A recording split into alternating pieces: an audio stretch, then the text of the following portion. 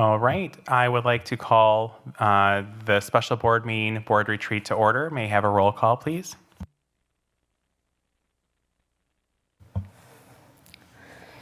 Anderson, Here. Jacobs, Here. Miller,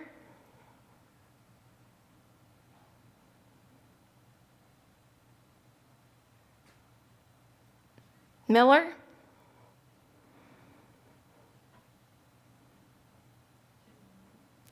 Delgado, Here. Larson, Here. Wong, Here. Levy. Here. All members, I believe, are present. I can see Miller on the screen. I have Anderson and Jacobs for sure participating virtually, and I believe Miller is trying to participate virtually as well. Okay, thank you. May I have approval of the agenda, please? So moved. Is there a second? Okay, we have a motion and a second to approve the agenda. All in favor, please say aye. Aye. Aye. Any opposed? All right, the agenda is approved, which brings us to item 2A, the school board member pledge. And for that, our interim superintendent, Sue Green, is going to lead the pledge. And so I would ask that all the other members stand up. We'll raise our right hands again.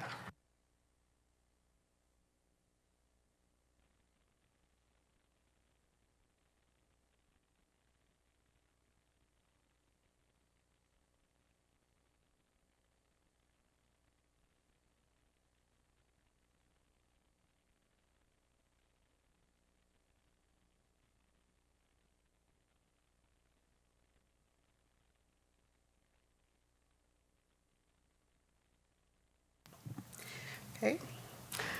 I solemnly pledge, if you could read with me, I solemnly pledge to continue the proud tradition of our schools, fully understanding and appreciating that the education of young people in this nation has been directed and governed for more than a century by citizens serving on the Board of Education. I acknowledge the right of every person to have the opportunity to receive an appropriate quality education. I will carry out my responsibilities with conscience and dignity and will place the welfare of students first in my work as a school board member of the community. I will be an advocate for education, devoting the time and effort necessary to become informed and knowledgeable about the education of students. I will work to help others understand the importance of education and the necessity for our community, state, and nation to have quality schools for all people. I will honor the position of parents, uphold the public trust with which I am charged. I will strive to achieve excellence in our schools, giving educators the respect and gratitude that is their due. I will seek change and improvement based upon research, proven practices of time. I will exhibit pride in our schools and will endeavor to help others feel a sense of pride in what our schools have accomplished in the past and understand what schools are capable of achieving in the future. I will exercise my responsibility to be a good steward for education, seeking efficient and worthwhile use of human and financial resources available to our schools. I will conduct myself as a member of the Board of Education in a manner that will serve as a personal and public model of appropriate behavior and democratic governance. I will not permit my personal biases and opinions to interfere with teaching and learning, nor allow considerations of nationality, race, party politics, or social standing to interfere with my duty and my actions. I will maintain utmost respect for human dignity and values, and I will uphold in consideration as the fundamental value in the student-educator-board-citizen relationship. I make this promise solemnly and freely for as long as I serve as a member of the Board of Education. Thank you.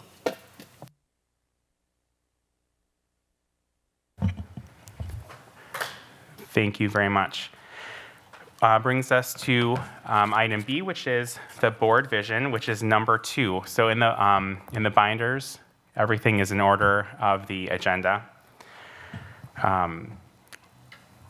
So the board vision currently is preparing and inspiring every student to succeed in life and contribute to an ever-changing world. And this vision was created by the board, the previous superintendent, during a retreat in September. We went through an exercise. Dr. Franco was her name, I believe, who came from California to lead the board through that exercise, and this was the vision that we had come up with. So I think it's important that for us to go forward as a board, we need to decide whether or not this is a vision that we want to continue. Is this our vision for the district? I understand that the vision needs to be broad, but I would like to have like some shaping of what does that mean, because this is very broad. Like, do we want to make sure that our kids are college and career ready? Do we, like, what does that success look like without being too detailed and specific in the vision? So the vision statement is very broad, and then what you're talking about falls more into a mission statement and then into like the strategic plan of those actionable steps. So this is kind of that first layer, and then those others will be subsequent.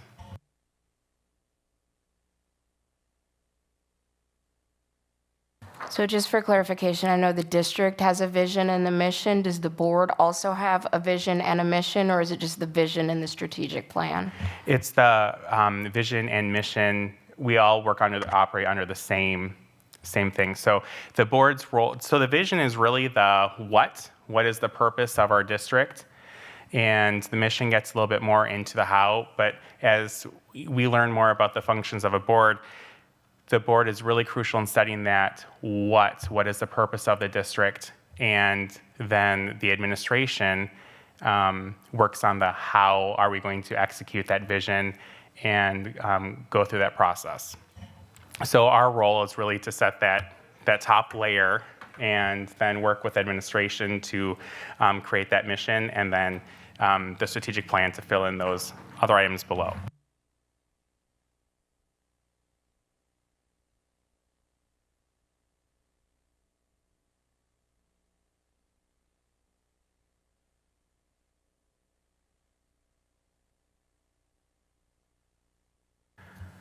Are there any other questions or comments about the vision? What do you guys think? If we're interested in changing the vision, I think it's best to bring in someone who specializes in that and not try to recreate one. But I'm really trying to see the interest. Is this vision still something that you're interested in, or would you like to go through the process of creating a new one? Amy? Or I would just say, as long as we're going to tackle specifics to enhancing our district in the strategic plan, I'm comfortable with the current vision. Thank you. Stephanie, is there anything you would like to say about the vision? Oh, hang on, Stephanie, I can't hear you.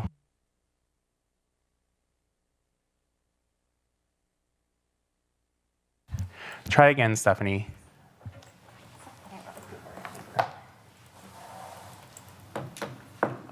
No, I can't hear you.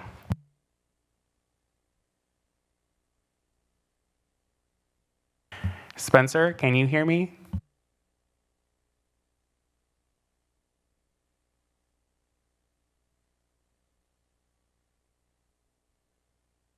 Okay, Spencer, I can see you're trying to talk, but I can't hear you. So hang on just one second.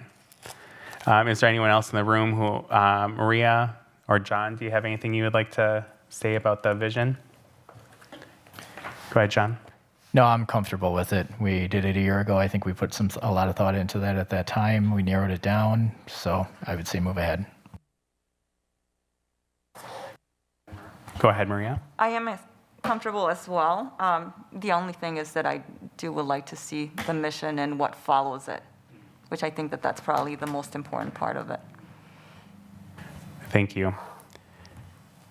Stephanie? You just muted your, oh, here, go. Can you hear me now? Yes, we can hear you now. I'm fine, thank you. Oh, okay,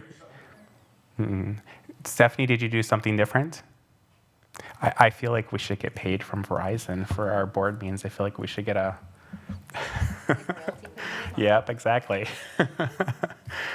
Okay, I'll second that. So Stephanie, you said you're fine with the vision. Spencer, how about you?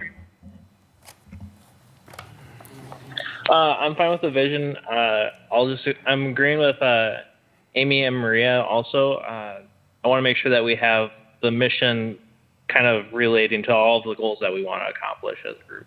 Okay, perfect. So this is the first step, and then we'll continue to build the rest underneath it. All right. Megan, did you have anything about the vision? Okay, perfect. Thank you. So that brings us to number 3 in the binder and on the agenda are the board norms. So uploaded to board docs were examples of norms of other districts, as well as a presentation that we received from WASB, Guy Levitt. And so the board norms really are kind of like a set of guidelines or a protocol in which the board does business. So in your binder, you have the current set of board norms that the board had been operating under.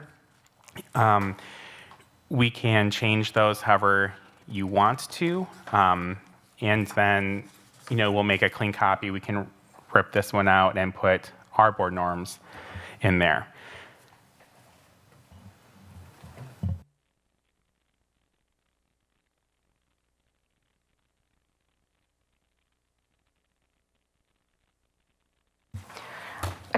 I have a few things. I don't know if you want to go by category or what's the most orderly Yep. way to Yep. address concern. Yep, so let's go ahead with board meeting and decision making. Did everybody have a chance to read those ahead of time? Okay. Is there any? Yeah, go ahead, Stephanie. Yeah. I did not receive them. Okay, so Stephanie, they are on board docs. So go to the board docs home screen. If you go to the library, Okay.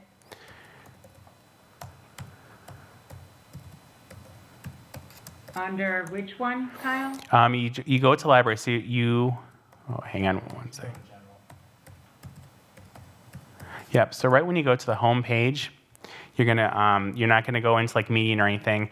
Over all the way over to the right, it says library. And if you click on that caret, you go to general, and over on the left-hand side will pop up the 2019-2020 board norms.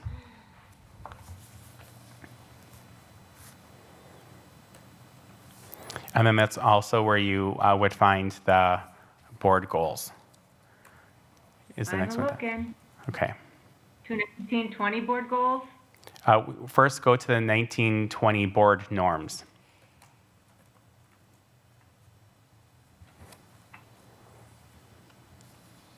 Okay, and then what's next? And then you should just click on the board norms, and then it should open up like in a separate window or a separate tab. Or it'll open up to the right, like an agenda item, and then you click on it again, and it opens up in another tab. I've got the board norms, thank you. Okay. All right. So do you guys want me to read through each one? Okay. Or I guess I'm thinking too about people at home. So, yeah. So our first section are board meetings and decision making. So number one, our first concern is for the welfare and education of the students of the school district of Beloit. And we are very strategic in putting that as our first one because that is our first and foremost focus and our purpose. Number two, we align agenda decisions, discussions, superintendent evaluations, district partnerships, budget allocations, etc., to the district's strategic plan. Number three, we arrive prepared and demonstrate engagement by thoroughly reviewing the board packet and other documents, arriving on time to meetings and work sessions, remaining on topic during discussions, and respectfully interacting with each other, the superintendent, staff, and all stakeholders. Number four, we strive for consensus-based decision-making, and when unable to reach consensus, disagree constructively.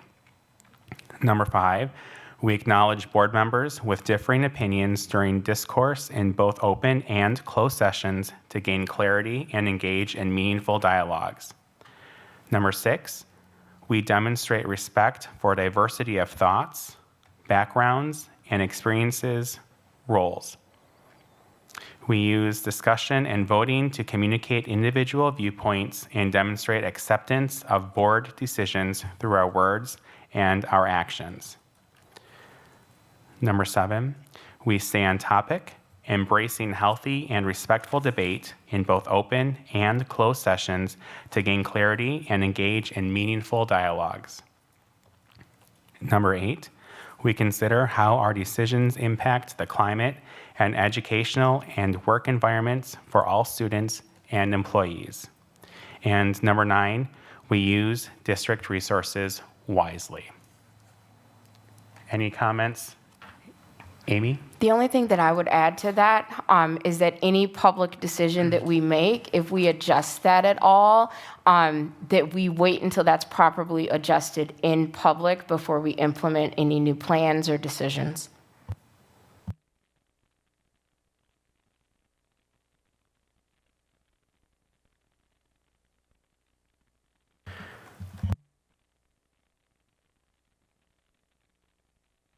So are you suggesting that as a separate agenda, like a number 10? Yes, please.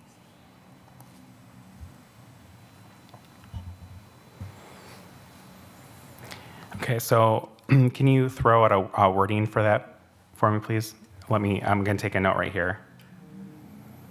Give me 10 seconds. Okay, sure.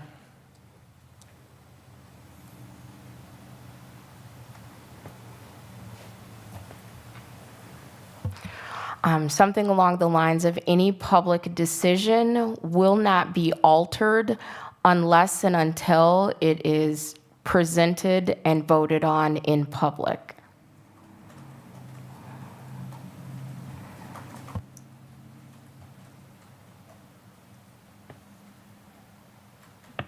Amy, can you give me an example of what you mean? Sure. So if we decide as a board to take a vote on a topic, and then later on we kind of reflect on discussion and say, oh, I want to do this a little differently. We can't just jump to doing things a little differently. Any decision that's made, it needs to be handled in public with a vote. Like what we decided on in public, it should be the understanding to our community and to us that is the decision that will hold, and any changes that are made to that need to be done publicly. Does that make sense? Yeah, I think so. We do that through Robert's rules then, correct? I just want to make sure that our practice is in line with policy. And I think having that clearly outlined as one of our board norms will help keep us accountable. Okay, thanks for the explanation. So I understand, and my concern is that there are certain responsibilities that that an officer may have, and I don't necessarily want to tie hands. I understand what you're saying, and I want to be able to word that in a way that, but I guess it's all up to the board if all of you think that, because I'm not the only board member. So my one concern would just be then that we are tying the hands of perhaps the board president or someone else from carrying out the role.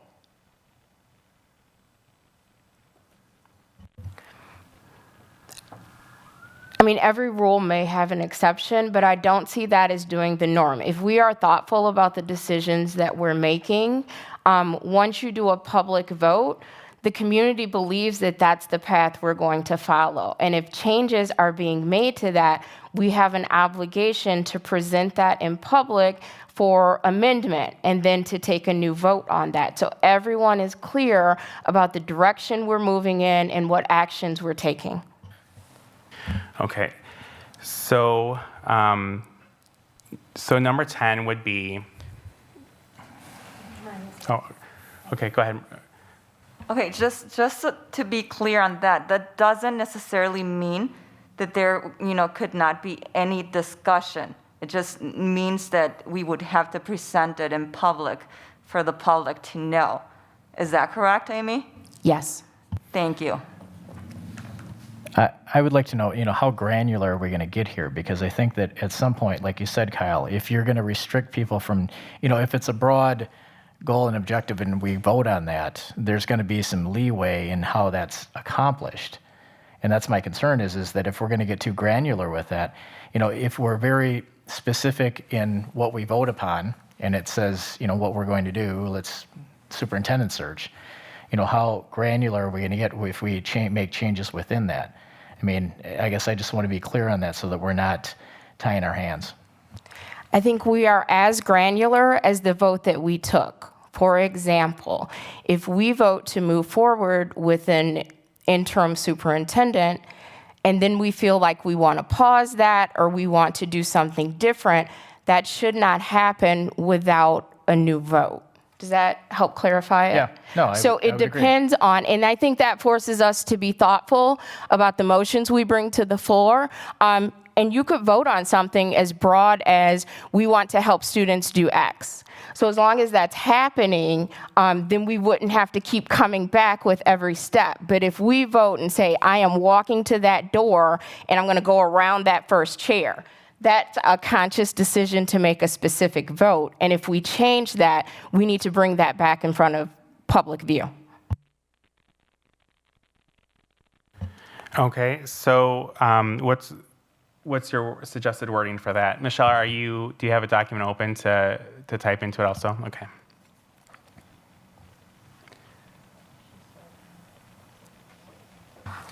Any deviation from a public vote needs to be brought to the floor for reconsideration in a public meeting.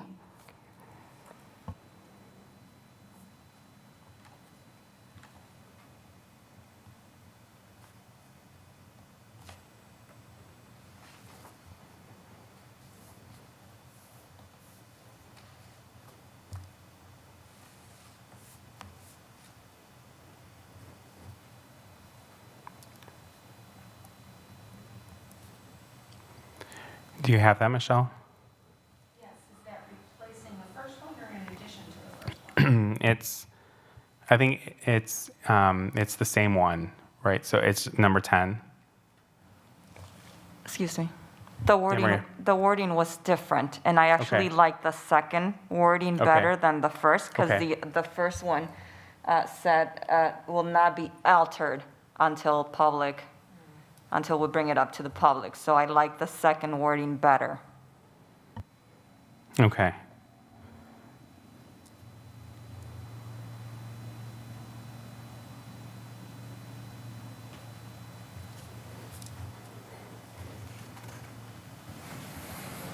Okay, so Any deviation from a public vote will be brought to the floor and voted on by the board in a public meeting.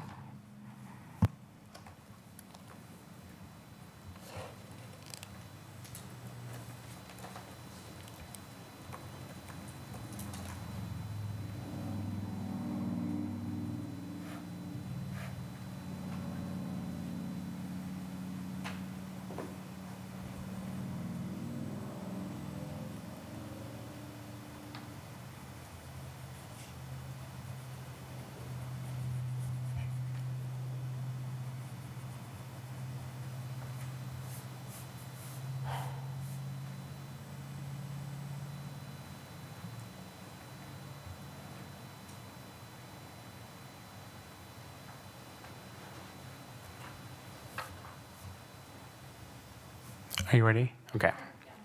Oh, no. I was looking to see if you're ready. Okay. Any other comments on that first section? Kyle, Yes, John. number 2, what are we supposed to do in light of the fact that we do not have a district strategic plan at this point? Are we going to replace that with short-term goals? Or obviously, I'm thinking that might be part of the discussion tonight.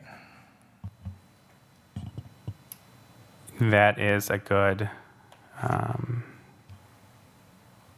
Okay, so your suggestion is to change number 2 to short-term goals because we won't have a strategic plan for this school year. Right. Okay.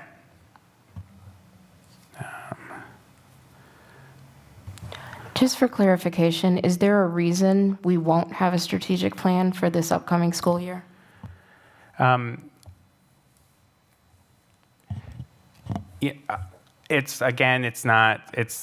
we may not have a strategic plan. It depends on further board discussions. As I was talking to Sue about kind of laying out what this coming year looks like as far as work at a board level, she had suggested that a superintendent is a crucial part of that strategic planning process. And so especially with having a new superintendent, that would be a great time for that superintendent to be involved in meeting community members and being a part of setting that plan and that vision for the district. So that's still something we're going to set short-term goals first and then look at that later at our process for that. So are we committed to having a strategic plan? It's just, it won't come together right now. Right. Okay. Yes. Thank you. Go ahead, Megan. So, yeah, and we'll get there. Sorry, I'm like masking here.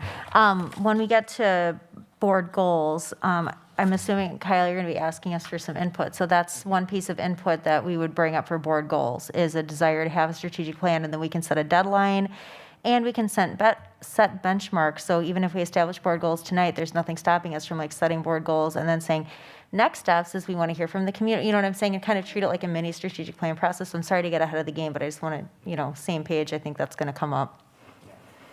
I think that was a good clarification. Anything else in that first section, Stephanie or Spencer?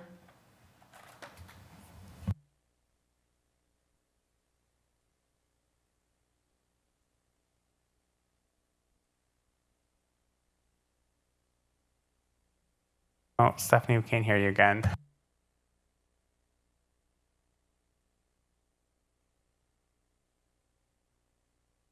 Do whatever you did before, Stephanie.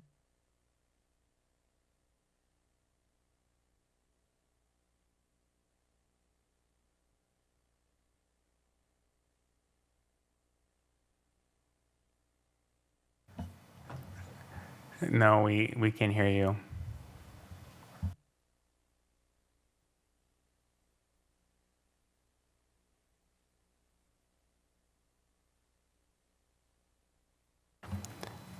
Well, I think Stephanie can hear us okay. We can't hear her. Right, Stephanie? Give me a thumbs up if you can hear me. She can hear. Okay, Spencer, can you talk to us? I don't think he wasn't able to before. No, he's trying, but it's not. Okay.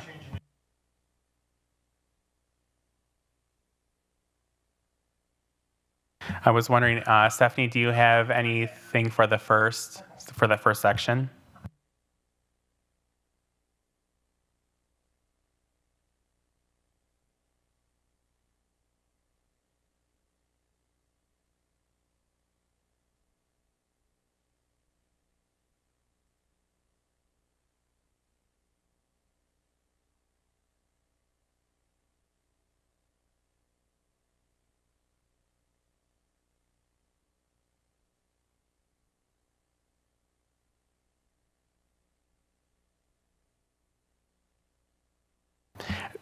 Stephanie, what if you try using your phone also? Maybe keep your thing on, but pick up your phone and talk into your phone, so dial the number also?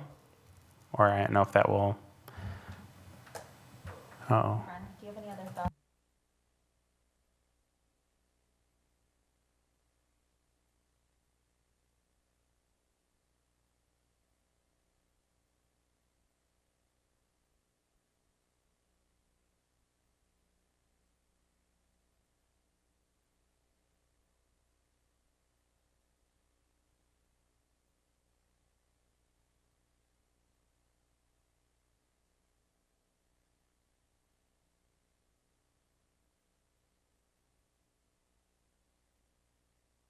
Yep, he's gonna call. Okay. We want Stephanie to do that too? Yeah. Hey, Stephanie, do you want to try calling in that same Google invite on your calendar? There should be a number. There should be the number with the pin. I'm sorry. Okay.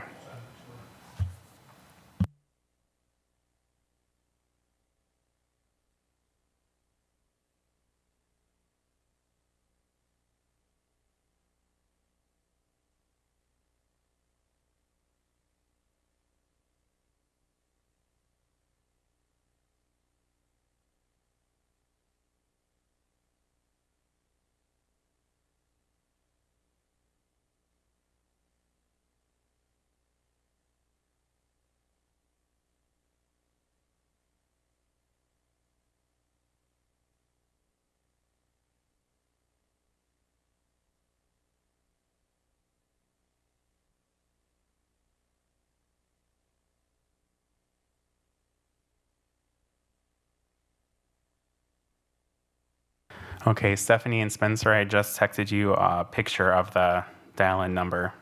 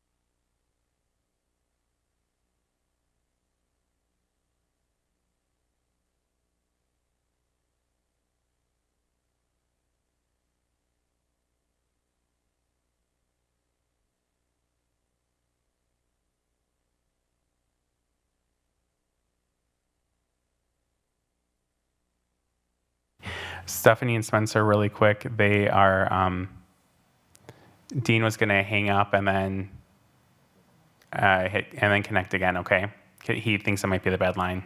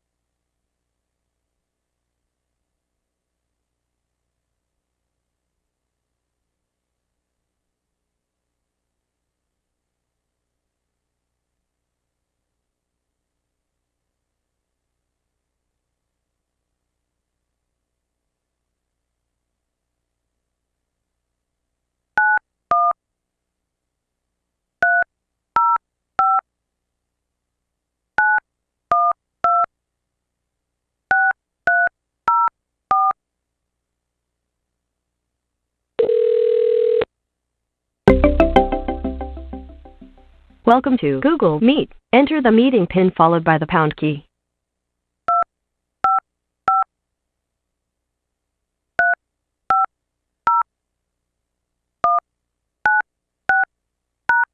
Thank you. You are joining a call with 3 other people. All right, Stephanie, are you here? Spencer, are you here? Yes, I am. Yay. Okay. Thank you. You're joining a call with 4 other people. Okay, Stephanie, keep your computer muted. Yeah, there you go. Can you hear me now? We can hear you. Oh, It's not working.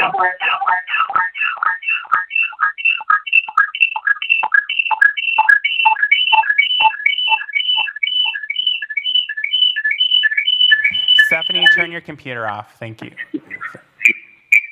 Turn your computer off, Stephanie. That's what Dean's telling us to do.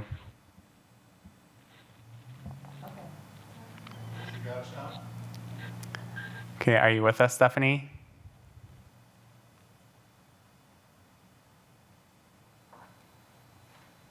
She froze, so she's turning it off. Okay. She said, I did now what?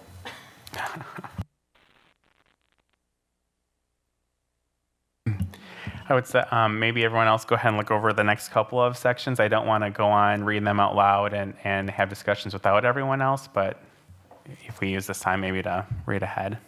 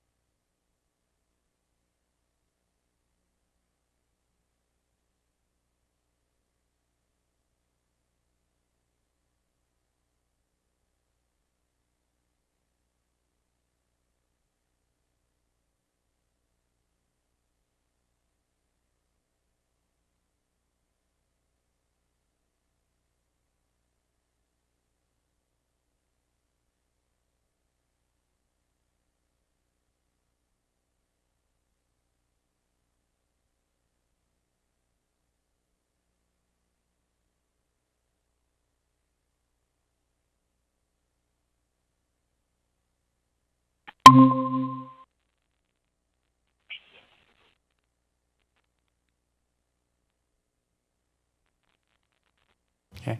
Stephanie, was that you? I'm here. Hi, Kay. I apologize to everyone at home for the technical delay. All right, so Stephanie, did you have anything you wanted to add in that first section, or any comments or anything? I'm good, thank you. Thank you. Spencer, how about you?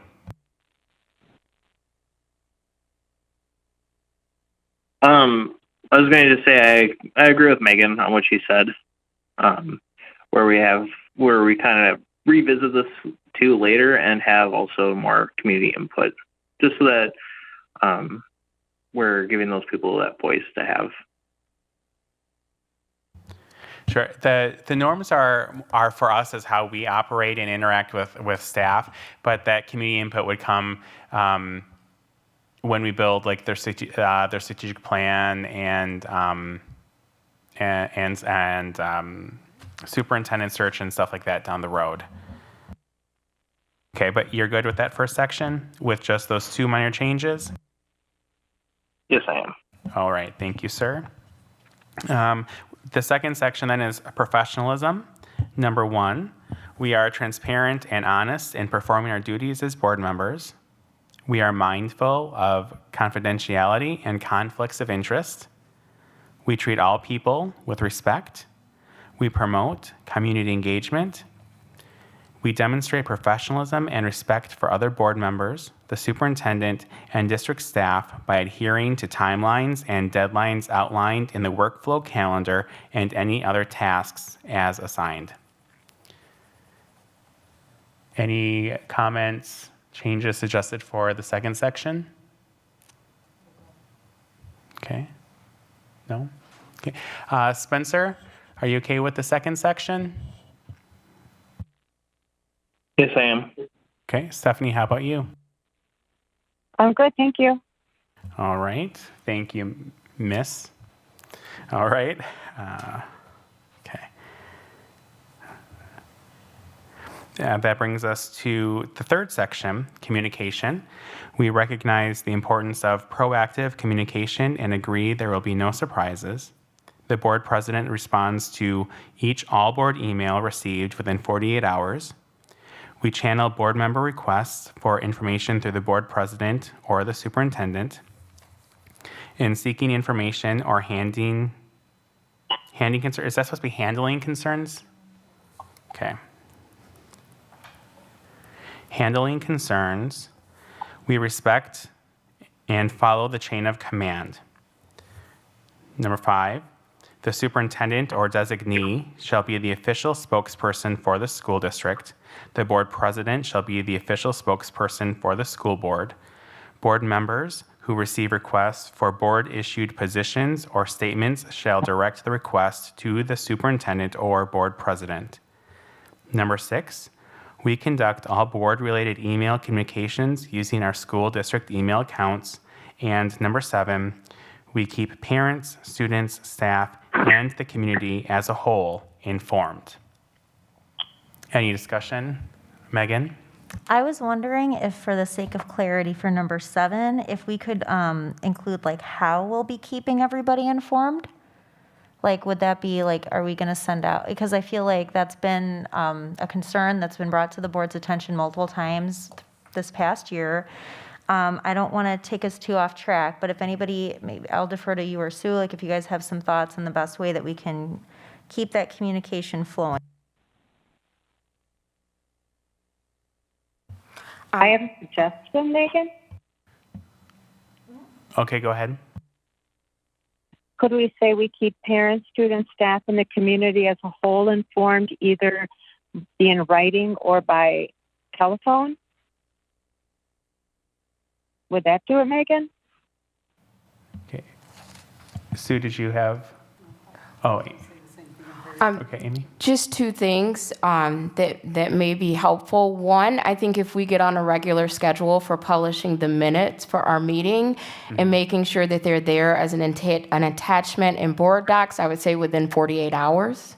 And then doing a tutorial that we put on our YouTube channel, like this is how you use board docs. So people don't have to make individual appointments. This is how you use board docs, putting out like a frequently asked questions, like where do I find agendas? Follow step 1, 2, and 3, this will get you there. So those 3 things. Minutes can't be posted officially until we approve them. So there has to be a cycle of us approving the minutes. They can't be posted without the board approval in case we need to change them. But I agree that that's always been our intention as a board is to, once the policies are on board docs, then to do a tutorial on YouTube like that. And so that, I think, let's put a pin in that for the board goals, because that's a very specific actionable step. So if we come back to Sue and John, I thought you had said something when Stephanie about like in writing and via phone. Electronically. Electronically. Yeah. Go ahead, Sue. Would you want to say, as a whole, informed routinely and in a timely manner through a variety of sources? Routinely and timely? In a timely manner. Can we maybe list what kind of sources? I think that would be important so they know that they have options, not just, electronically. Maybe you can say electronically by mail or maybe by the YouTube videos or, however we're posting these meetings. So, sorry. I was going to say, I'd be careful about being too specific on that because as we've seen, things are going to change. They can change very rapidly and you're going to be changing your norms, more frequently. I think electronically, you want to be relatively broad there. I understand where you're going with that and respect that completely, but I think that you have to be careful about being too specific there. I think one way we can solve both problems and adhere to board policy is if we say electronically through the posting of minutes, as soon as those minutes are approved within 48 hours, they should be attached to the meeting that they were for. And then also, our board policy 184 says that the official minutes shall be submitted to the Beloit Daily News for publication within 45 days. So we just need to make sure that we're doing the things that we say we're going to do. And I think posting those minutes 48 hours after they're approved would help in sticking with our policy and to keep the public informed. Okay, so how do we feel about, I kind of agree with what people are saying about being very, like what John was saying about being very specific. So I myself am kind of leaning towards Sue's suggestion.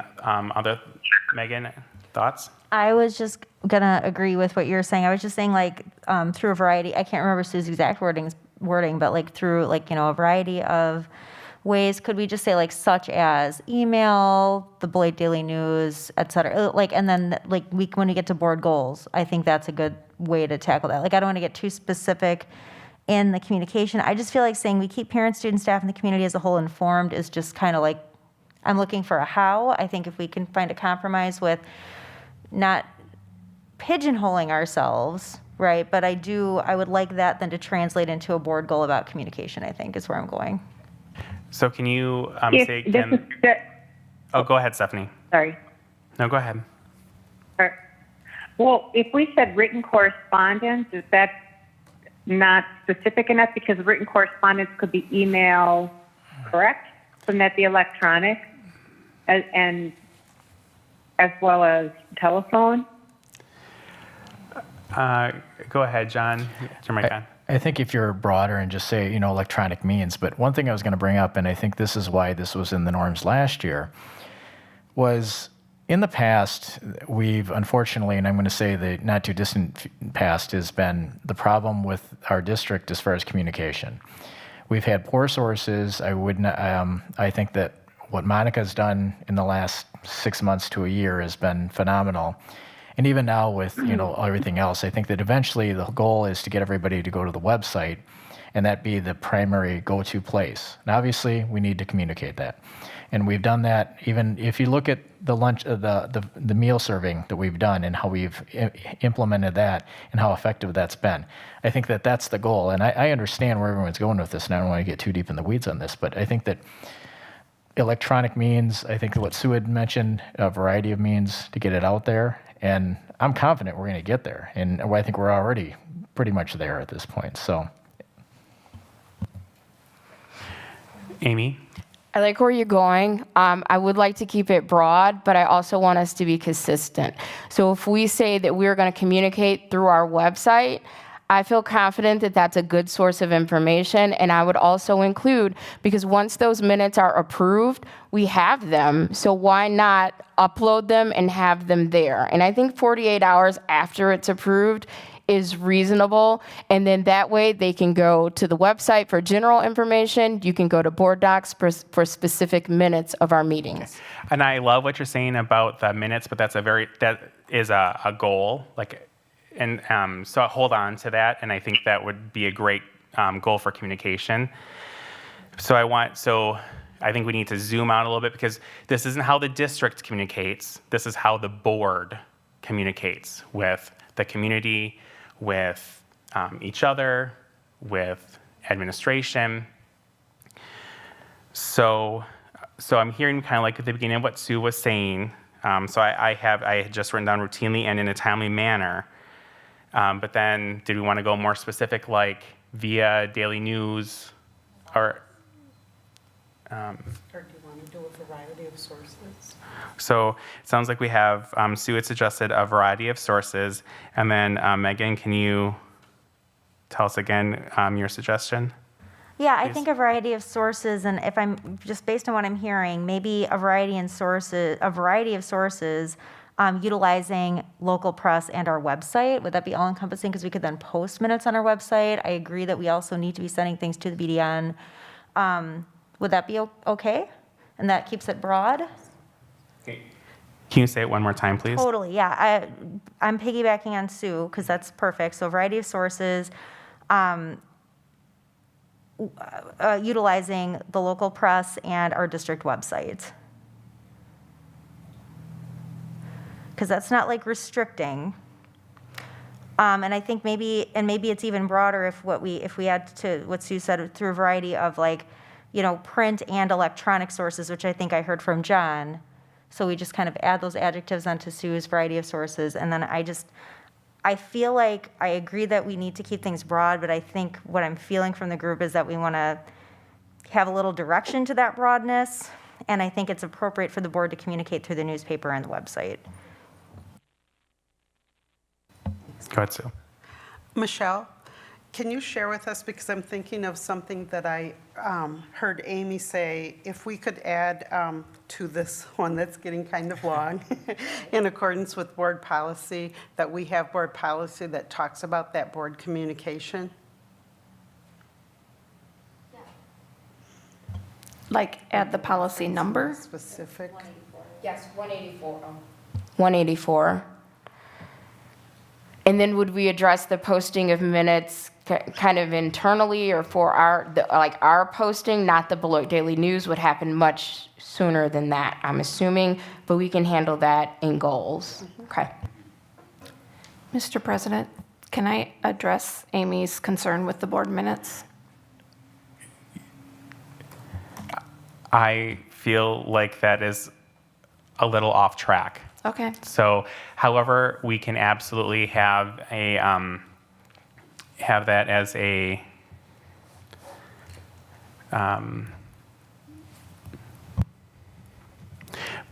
we can talk about that a little bit, I think, when we get to goals, because I think when we get to goals, we can talk about the obstacles we have to get there. So we'll just put a pin in it and come back to it. Okay. So the changes I'm hearing, and I'm taking notes as well as Michelle, so we can compare them when we create a final document, is that we keep parents, students, staff, and the community as a whole informed routinely and in a timely manner in a variety of ways utilizing the district website and Beloit Daily News. What was that? I would just broaden that, like local press. Oh, okay. Okay, perfect. Okay. Okay. How does everyone feel about the way that's worded now? I like that. Okay. I like it. Spencer, you're still with us? I was actually just about to unmute myself. I do like the wording of that. It does not sound too restrictive at all. All right, thank you. Anything else for number 2 or that second section, communication? Amy? Yeah, I like the clarity in number 3. So anyone who addresses the entire board, that you will respond within 48 hours. I think it would be appropriate to add each board member will respond to emails from the public within 48 hours. So if someone emails me, I need to be accountable to get back to that person within 48 hours. Do you think that should be kind of like added to number 2, or do you think it should? Well, I think it can be added to 3. Yep. Yeah. So number 2 says the board. Oh, I'm sorry. Yeah. So do you want to create its own number? Add it to 2. Okay. Kyle, can I ask a question regarding that? Go ahead. That specific area, because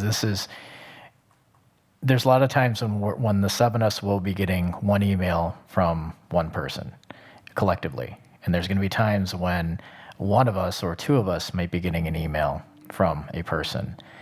What process should we have in place to make sure that we are consistent across the board? Because I think that we've talked about it before about should that email then it should be disseminated out to the other 5 in that case. And then the response should be given back in a timely fashion. So I just want to make sure that we're all clear on that so that nobody, Maria doesn't get an email next week and find out, oh, well, should I be responding to that? So, and should we have one voice from the board, or should it be multiple voices? And I think that's for us to decide. I have never interpreted that the board president has to respond to all email. If somebody only emails Amy, then Amy can answer that email without forwarding it to me, and then I respond. To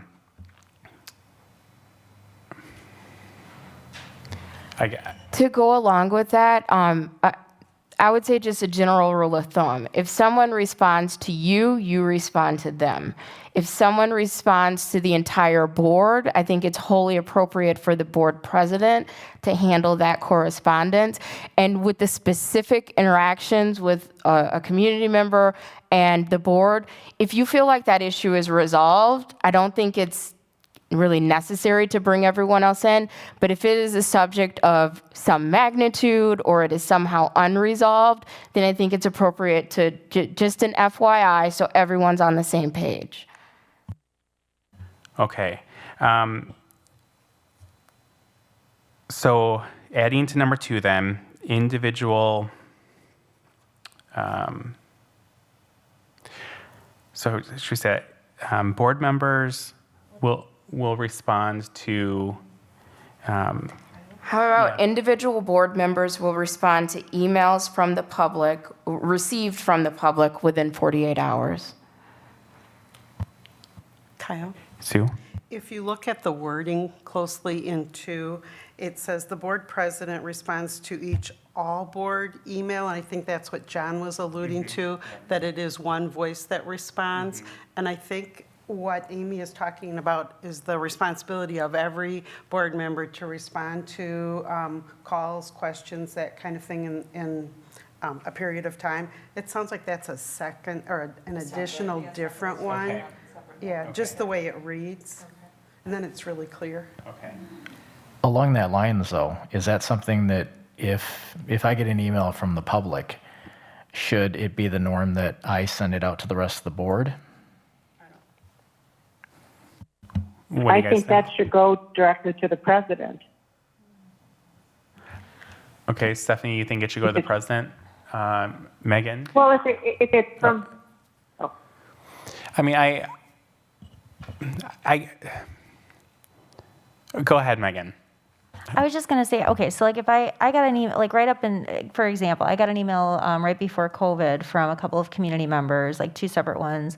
I think I forwarded the one that was like really extensive to the whole board with and I think I CC'd them on my response. But then here and there, like I'll get a note from somebody, like a neighbor, and just say, oh, hey, like, what do you think about this?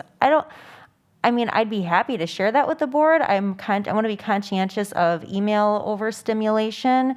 So in the past, what I've done, and if we want to change this going forward, I'm fine with that. But in the past, what I've done is I might send a note to the board, or I might bring up under future agenda items. I've heard from some folks that were interested in X, Y, or Z. But yeah, like the example where this person had like hyperlinked research and stuff, I'm like, cool, I want everybody to see this. This is important for the board. So I feel like at our discretion, and I think too, just to get to John's point and then go right ahead, sometimes people want to try and do gotchas. So what I try to do as well when it's just to me, but I don't know that it's really just to me and not individually to everybody, I say, speaking solely for myself, I almost every email, I start with speaking solely for myself and not on behalf of the board. I'll say, thank you so much for sharing. This is my takeaway and my perspective on this.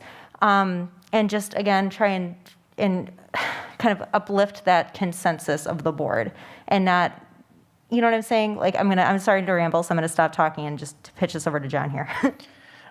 I was going to use John. the term, each board member on individual emails received by the public should use their best judgment as far as if it should be disseminated to the rest of the board.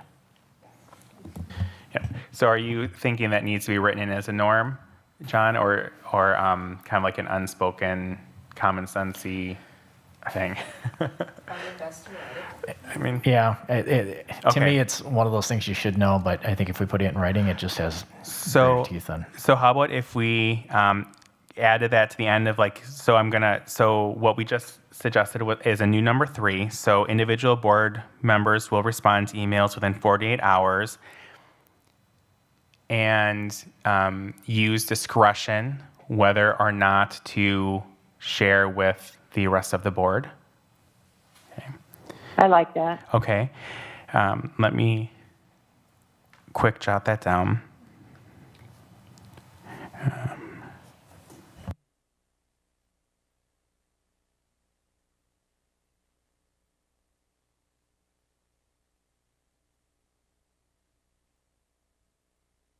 Okay.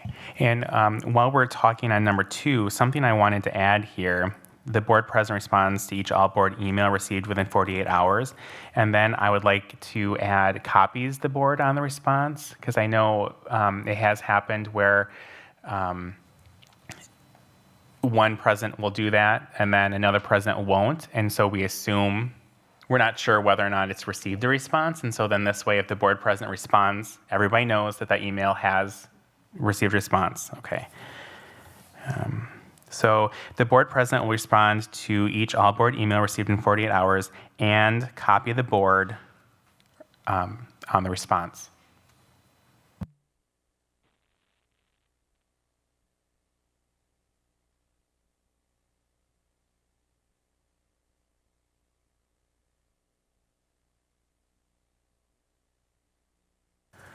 All right, is there anything else for this third section?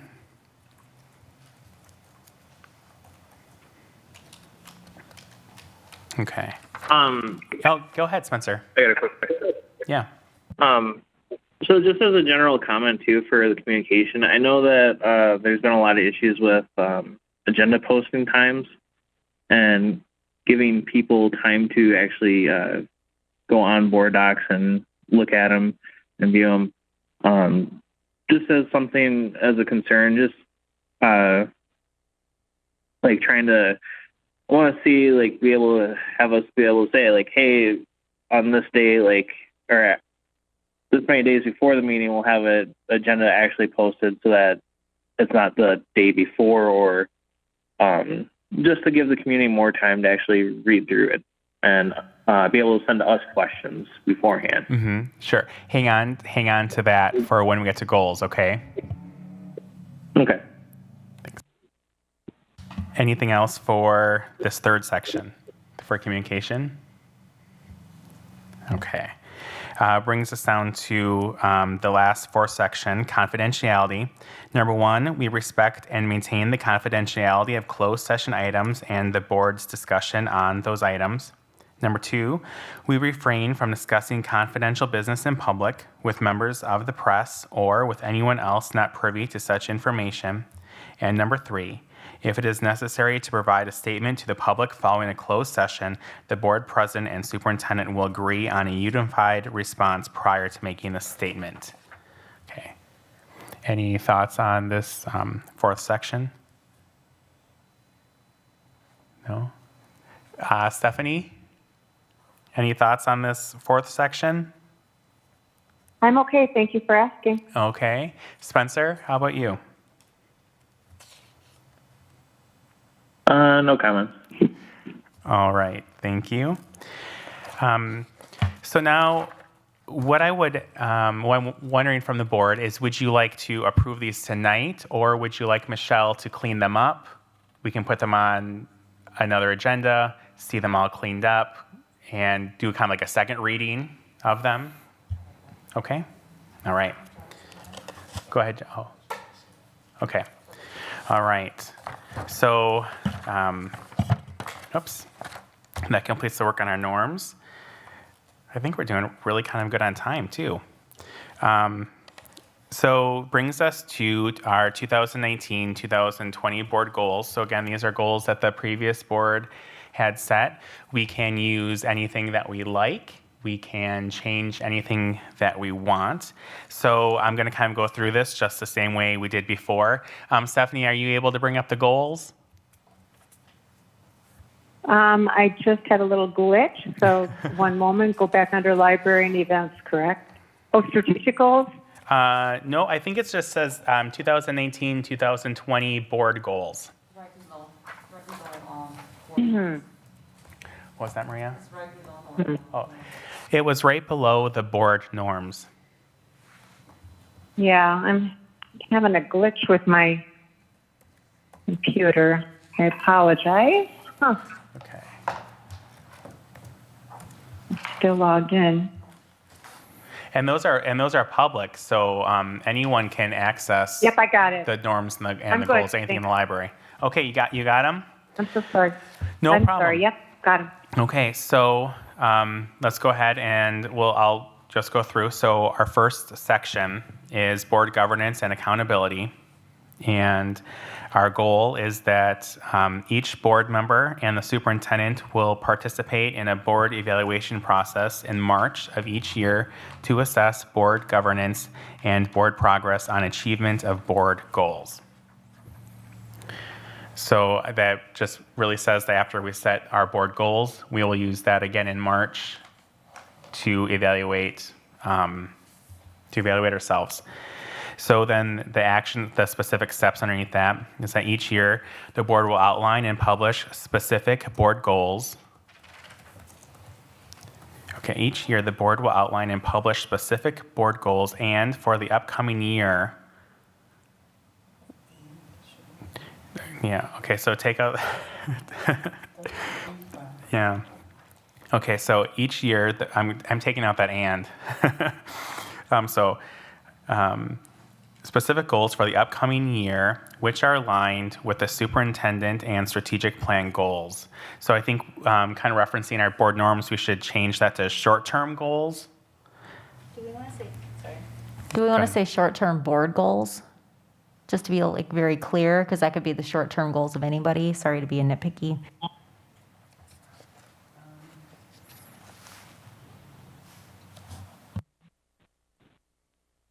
I guess I'm kind of thinking that a strategic plan is created as a whole community and with the administration. And so if we just say short-term goals, because I would hope that we wouldn't leave at least administration out on short-term goals. But these are specifically the board goals outside of the strategic plan, correct? Right, but it's saying that that our goals have to be kind of, so in place of, right now we don't physically have a strategic plan, so in the norms we had used that phrase short-term goals in place of strategic plan. So is that what we want to just include here in the same spot? Kind of meaning the same thing, so then it's consistent language? Well, I guess we should ask, logistically, what are we doing? Like, when we set our goals, are we polling our superintendent, the cabinet? Are they our goals, or are we including others in that process? These are our goals on how we would help execute that plan. So for an example of that is that really, if it's not a part of our, doesn't have a specific tie to our strategic plan, or it's not statutorily mandated of us to do, then should it really be on an agenda? So I think that that's what this is really kind of getting and covering at. Okay, John? I mean, if you look at the goals that we had this last year, I mean, they are very specific to the board. I mean, it says each board member and superintendent will participate in a board evaluation process. I think when we start talking about some goals, and this is something, I've given this a lot of thought over the last several months as far as what our goals should be and should they be aligned. And I think in talking to others as well, I think that's part of the problem I think that we've had is the board. There haven't been, first of all, we haven't had strategic plan. So I think that's one that I think everybody would say we definitely need to have that. But I don't know, I struggle with the whole idea that it's going to be just a board goal, because I think it does encompass the entire district, a lot of the stuff that we're going to talk about. And it will incorporate administration, and they're going to be a key part of that. So I don't know if I'd say it's, unless we're going to go down the road of we're going to evaluate the board process and all of that stuff. Megan, or Marie, go ahead. I understand what you're saying, John. But I think right now we're going specific with what the board duties and what our goals are, not necessarily district-wide, but what us as board members' duties are, or what we want to do. And when it says here, that it's aligned with the district boards, I mean, now we're looking more into general, like as a whole. But right now, I think it's specific to us individuals as board members. I think that's what it's saying, correct? Yeah, So now I'm rereading it, and what it's really trying to get at is that the board has its set of goals, and then the superintendent also has a set of goals that is used to evaluate the superintendent, but they should be aligned, right? And then there's like usually a strategic plan or a set of goals for the district as a whole. And so you shouldn't have the board having their goals here, the superintendent has goals that are totally in left field compared to that, and then the strategic plan or short-term goals over in right field, that they should all be focused, going the same direction to move the district forward. Would it be Go ahead, Megan. possible, and then I don't want to talk about it right now because I think we need to go through all of these, but I'm wondering if in lieu of a strategic plan, one of our board goals could be to do a mini, I wouldn't even call it a mini strategic plan because there's implications and connotations with that, but I wonder if one of our board goals could just be like, to say like, we as a board, we're going to set some, like a vision that we want to see in collaboration with admin, with faculty, and then subsequently with input from the community to like develop what this year will look like. Could we capture that under an action plan? I would like to do that, like, because like I think what we're doing now is like this is the goals for our board, but then one of the goals for our board can be to do that and to create an action plan. Does that make sense? And okay, two things. I think to tell that yes, this is the superintendent and the board specifically goals, because look who's at the table. And I think it's wholly appropriate for the district to have the goals, the board to have separate goals, the superintendent to have separate goals, but we're not working in silos. We all complement each other, but it's okay for us to have our own thing. All right. Does anybody else have anything to add? Stephanie. I'm fine, thanks. Okay. Spencer? I'm fine with that. Okay. So when we come to that, I don't think we came to a decision about that word. Like, do we want to say like short-term goals, or do we want to say an action plan? Was that what you said, Megan? I'm going to ask the group. So what do you think about, because, and here's something to think about too, is that we're setting our goals before anyone else is, and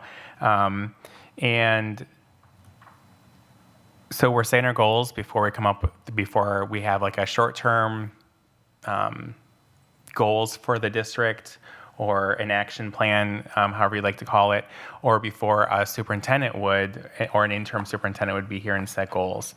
Because an interim should set goals, because that is a tool of evaluation for the individual. So then along with this will be specific strategies or action steps with the board. Specific strategies or action steps the board will adopt to obtain these goals. So I'm gathering some people aren't happy with, or that there's disagreement with the way it's written. So does anybody have a suggestion on how to change it? Because I'm hearing lots of different things. I'm kind of unclear on the message. I guess just like I'm fine with short-term goals being that language as long as there's a group consensus and clarity of understanding. So I don't want to personally speak for the whole board. I feel okay with just keeping it as short-term goals because like Amy pointed out, this is obviously, it says, board goals. We're sitting here with Sue. There's an implication that it's done in collaboration with our administration. So I'm fine with leaving it that way as long as the group has clarity on what that means. Any other thoughts? Does everybody agree with that? Yeah, I guess I would like to see, we have to be able to quantify goals. If you look at the goals from last year, you can't quantify it. There's nothing to quantify.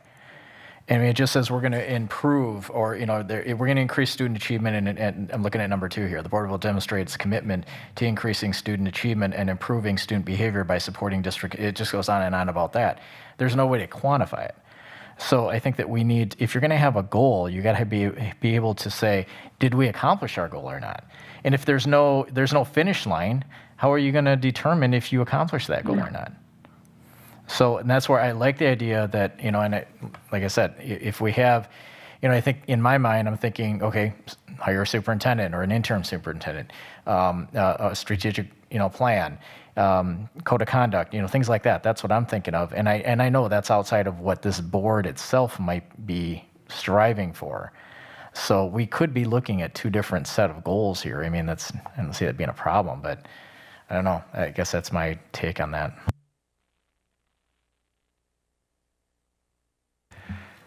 Michelle, can you help me think back, please? When we evaluated these in 2018 in March, or it might have been April, I think, did we score the goal itself, or did we rate the action step underneath? Because the goals are hard to necessarily say yes we did or we didn't and measure, but I think the action steps are very specific. I want to say that you rated both, but I think after you did it, people were having second thoughts about rating the goal, and people felt you should have just rated the action steps. Okay. Go ahead, Megan. I feel like, I don't want us to get too off on a tangent. I would be comfortable going through everything that was, I guess we can go one of two ways. Like, I'd be comfortable going through things that are written and making them essentially SMART goals and making them measurable and timely, et cetera.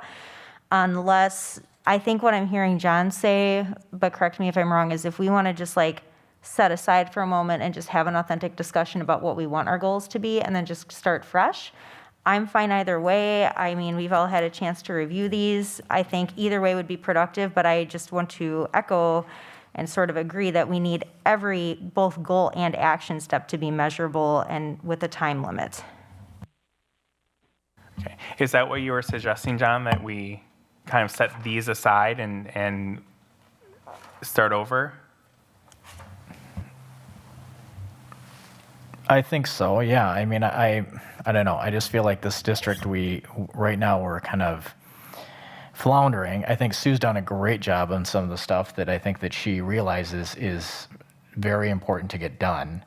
And, you know, I think that that's being addressed, but I think that, you know, we as the board should be providing, you know, vision and guidance, I think, for the district as a whole. And obviously this year, it's going to be a whole different story, and we don't know. So, but I do think that there's some key goals that we have to lay out there for the district, and to say this is what we are going to do, and then we can evaluate ourselves on those. Now, to say that the stuff that we did last time is not good, I mean, yes, we need to keep this in place. This is keep making us, you know, accountable for what we are supposed to be doing. So I don't know if that answers your question or not. I think that my bigger concern is more of the district goals as a whole and coming up with a game plan for that and keeping us focused on that. Kyle, could you just for clarity differentiate the difference between the board goals and the action steps and the strategic plan? Because I think that clarity might be helpful. So that's a good question, Amy. So the board goals really instruct the board, and as well as the administration and the community, how the board is going to, the role that they play in that. Now, we don't always have a role, because the strategic plan gets very into how, and our role, I'm sorry, not the how, the how. You know, the board really works to set the what, and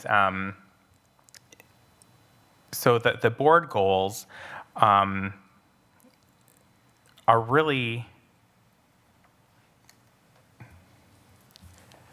how the things that we're going to accomplish. So this is a great, you know, this is a great spot for specifically our minutes will be voted on at the following meeting and be posted within the 48 hours. So so when you talk about those norms and those things we kind of wanted, this is where those things go. So the board goals are really for what are we as a board going to accomplish this year? What work do we have in front of us? but the presentations that I think, okay, I'm sorry. I'm trying to like, May I assist? sure. So if I'm hearing you correctly, you're saying that the board goals are how we establish our what.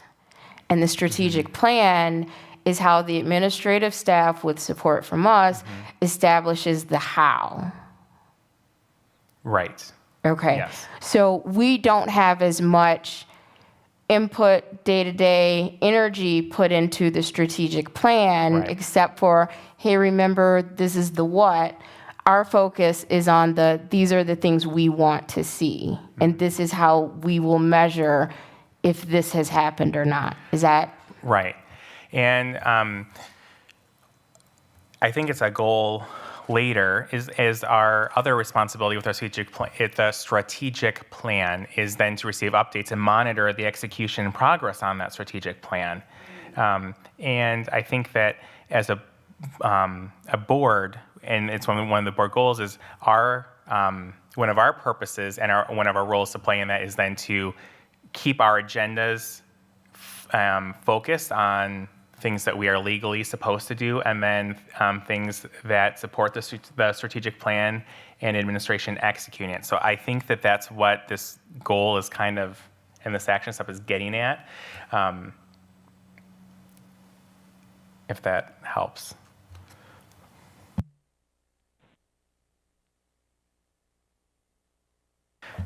So, I guess so. Go ahead, Megan. Then So to clarify, could we establish our board goals and then have one of our board goals be to establish like district goals in lieu of a strategic plan, so that it is a goal of our board? Like, we're not going to, although we probably, given enough coffee, could, we're probably not going to sit here tonight and hash out this is everything and how it's all going to go down for the rest of the year. But we can say in our board goals that by this date and in this way, we will establish district goals for the 2020-2021 school year in collaboration with the board, administration, input from teachers, input from the community stakeholders, or something like that. Okay. Any? Yeah. So I feel like we're kind of still at an impasse where there's a feeling to kind of start over, and direction and a desire to move forward and just kind of edit these. Go ahead, Stephanie. President? Thank you. Oh, absolutely, Stephanie. I feel Thank you. I feel like we're getting in the weeds. I think, and I just Googled, to refresh my memory, what a school board does. We set the vision and the goals, and we are to make sure that we're accountable. I just feel like we're getting too wordy. Yeah. That's just me personally. Yeah. I think what we've got is good. I think I guess that's just all I'm going to say at this point. I think that we can just talk this to death. And we just need to, I think we understand what the strategic plan should do. We understand what the board should do. We have goals and we have action steps to get to each goal. And the action steps are, looking over them, are measurable. So I think that we're fine and we should just move forward. That's just me personally. Okay. Any other thoughts, Amy? Just for clarity, if I'm understanding Stephanie correctly, is that we don't need a separate action plan. We just need to do the action steps in our board goals. Is that accurate, Stephanie? Yeah, that's what I'd say, unless somebody has a different idea. Yeah. What are you thinking, Amy? No, I agree with that. I don't want us to have 6 different plans and just making sure we're checking the boxes on all of them. If we give strong consideration to these are our 6 goals, and these are the action steps we're going to be accountable for, this is our what, this is what we expect, and then we turn it over with support and assistance where needed to the administration to decipher the how. And then we do the monitoring, the check-in to make sure we're all still on the same page. Yeah, But there, I agree. and Yeah. Sue, correct me if I'm wrong, but the short-term goals or action plans or strategic plan are separate from the board goals. The board goals are more of a yearly review. What are our, for example, we have an interim search we have to conduct and we have a superintendent search. Those aren't necessarily things that would be in the district plan, but they are things that's our job to do. And I think the confusion is coming is that all of those goals, the goals of the board, the goals of the superintendent, and then that strategic plan, action plan, should all be aligned because there's one vision. That's the purpose of the vision, is to focus everyone in that same direction. They don't have to be the same, but they should all be going in the same direction. So there is a need for different sets of goals and different plans. Yeah. I think, Kyle, I agree with what you're saying. If you look at this document, it is the board goals, and it does start with, number 1, board governance and accountability. And so if you read that first goal, I think the action step number 1 that we were kind of trying to reword, I think it still stands as it is, because I think that you do intend to have a superintendent for the next year who will have goals. You do intend to have the development of a strategic plan with goals. And I think it is well stated as it is. I think in addition to that, and all of them, and I think just there's a few things to change, like number 3, you are establishing your norms, so you could change that date from October to something. But I think if you look at these as they are written, they still are very appropriate to what you want to do. I think you may need to add something under action step 1 to clarify for the 2020-21 school year. Until a strategic plan is developed, the board needs to develop a set of what you've been talking about, short-term goals.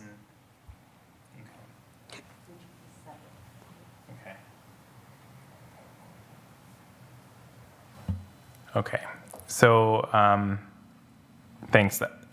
I think you zoomed us out, Sue, and I appreciate that. Yes, yep, just step back a minute. Okay. If you read it from that perspective, see if it fits with what you're thinking, because I can hear what you're thinking and saying there. Yeah.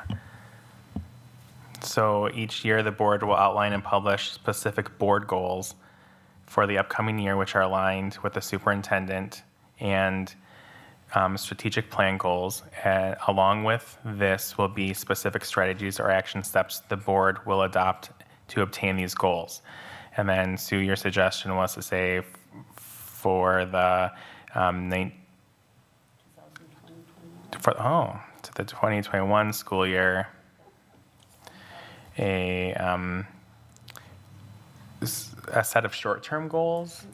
Until a strategic plan Okay. is developed, Okay. the board shall develop a set of short-term goals, Okay.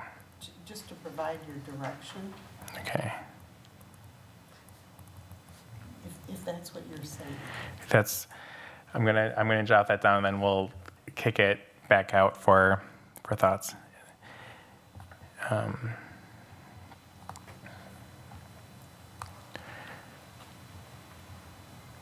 Okay.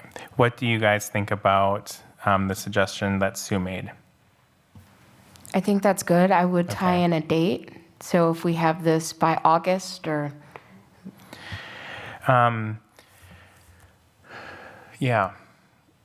So do you think that should be added to number 1, or do you think that should be a separate step? or specifically referring to the short-term goals, Yeah. that we should attach a date to that. And that's going to be an extension of number 1, correct? Okay. Yeah. Sue, what are your thoughts on how soon we should do that? Should we wait until and start working on that in July when we have an interim superintendent to be a part of that process? Or what do you think what is a reasonable deadline? because we may not have an interim superintendent July 1st. So, yeah. Yeah, and I think maybe Kyle, if you could help clarify what that purpose of those short-term goals are, what are they guiding the board to do right now? And that might help determine, is it, how soon, who needs to be involved? My vision would be that would be the board and at least the superintendent, or the superintendent, perhaps the cabinet, sitting down kind of like in another retreat setting and say, listen, this is what we need to do and want to do this year.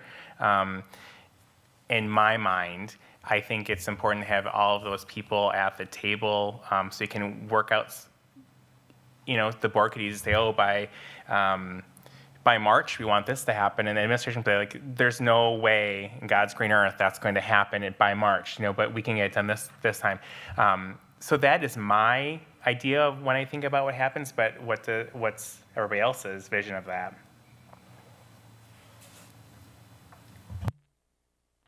Yeah, go ahead. I think when I've heard you kind of try to talk about this vision of the short-term goals, I know one of them is like the hiring of this next superintendent. And so that kind of helps you have a time frame. And I think if you talked about, well, what are some items that would be on this, it would give you a better time frame. Is this something you want developed, for, June, July?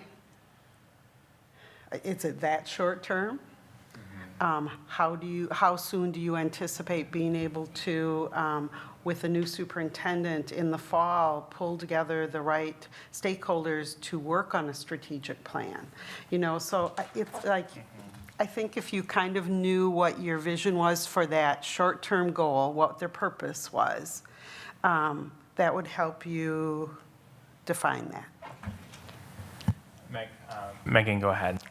Kyle, I've also heard you talk a couple times about how it's important when that we have a clear vision for the district as we onboard a superintendent. So it's not just like, all right, let's just see what happens. So while I would be open, of course, like once we hire somebody to sit down and do another retreat type situation, right? Say the word retreat a lot here.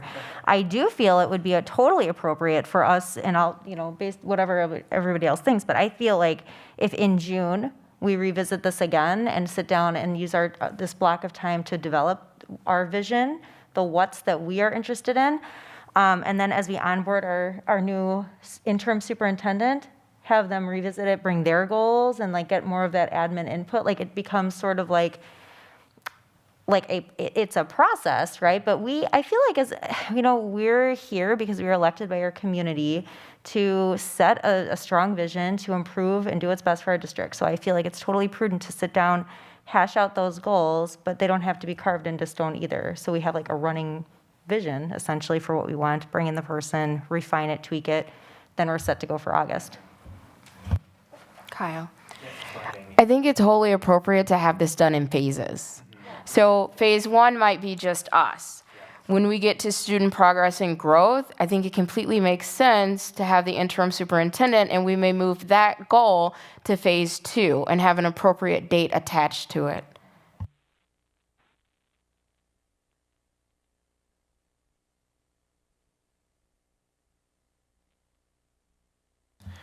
So if we're looking at kind of in an effort to move us forward without rushing, I think board governance and accountability, that we can handle with us. Two, and these could change, but student progress and growth, I think we should wait for the interim superintendent for that. Community engagement, it may overlay into both phases. Like we get our initial plan in, but we're always open to input and we can adjust as needed. And then superintendent support and engagement, that I'm not really married to what phase that goes in. If that's something that we want to decide before as I'm talking, it needs to be in phase one because we want to know how we're going to engage with and support the person before they get here. Yeah. Okay. Go ahead, John, I'm sorry. I have one question regarding this, though, because we're talking about the next superintendent, but we have to remember we're going to have a year before that happens. So we're going to take a hiatus for a year with this district, and I'm not saying that anybody's saying that, but I'm just a little concerned that, I look at the current administration, I look at what, Sue has made comments about, the strength that we have at this point and what I think that what she has in place and her goals. And I think collectively, we talk. I kind of like the idea that what Megan had mentioned about, whether we do have another meeting where we hash some of this stuff out so that we come up with some specific goals and objectives for the next year, so that we're not waiting 3-4 months and then saying, okay, well, let's start to plan now, and waiting for the next interim to come in. Because the next interim isn't going to have the same vision that our administrative team is, and that Sue has, and unless it happens to be Sue, of course. Maria, do you want something to add? I think we're making this like, you're overthinking it. It's way overthought. We're losing focus on what we really are trying to accomplish here. I think we're looking ahead of ourselves, and it's not necessarily a waste of time, but I think we do need to refocus again. The thought that you had, and that Sue assisted with, creating short-term goals, I think that's planned because of, where we're at right now, trying to get interim superintendent. And that's where our short-term goals come into play right now, and that's what we need to refocus on at this moment. Probably just the rewarding of that number one. And then I like the idea of maybe setting another time to retreat and think about, and that would actually give us time as to what those short-term goals will be for all of us, for that amount of, for that time. And then we can come back and, once we have that set, once this year passes and we actually get a superintendent that will stay with us for a very long time, wishful thinking, then we will start planning on our strategic plan. But right now, we need to refocus. That's my thought.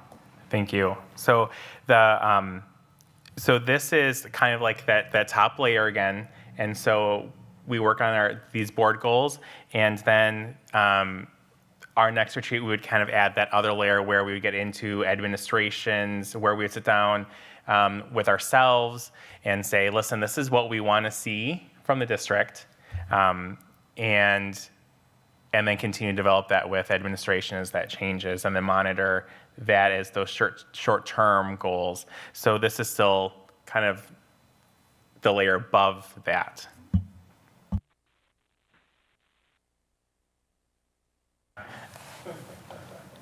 I like that idea, Kyle.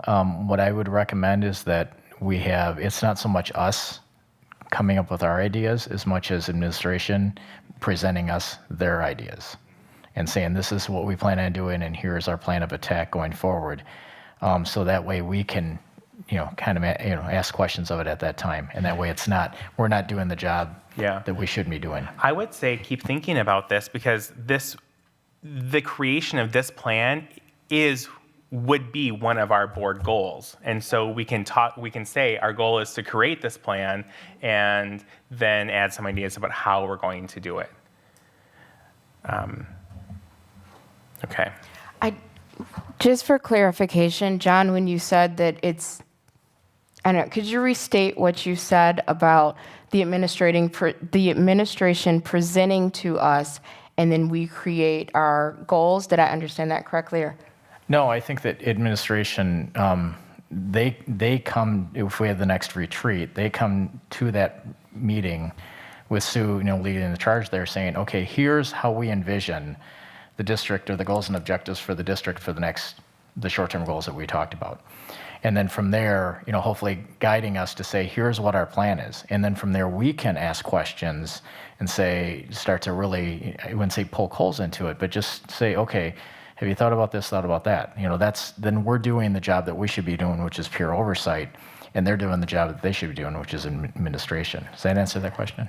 It does. I feel like that's step 2 and we're missing step 1, because what you described kind of sounds like we're supporting their goals instead of creating our own goals and then making sure that they're in line. Because if we're setting the what, we can't wait for them to tell us the how before we decide what the what is.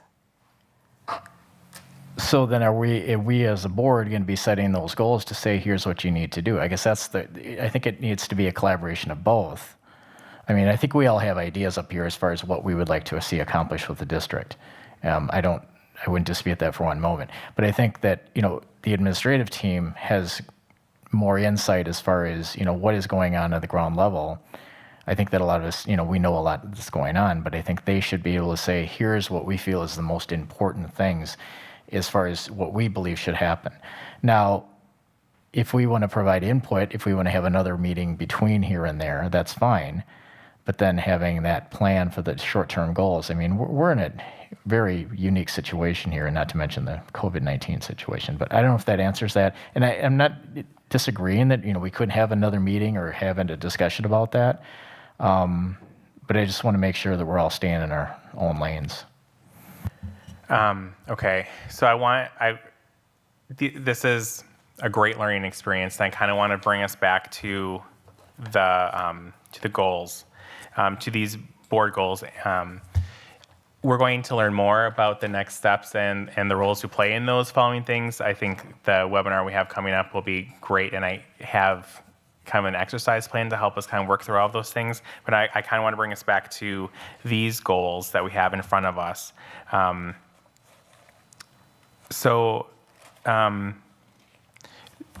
Were there any other suggestions for the board governance and accountability?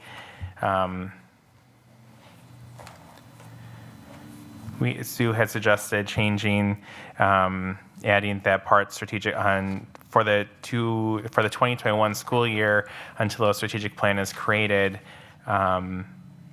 The board will adopt a set of short-term goals.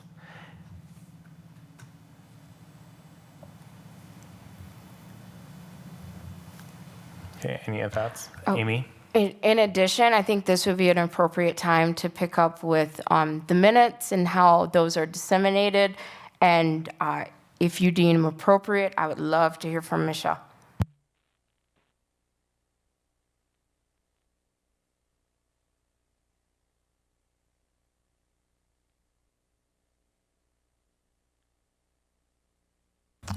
Yeah, we could create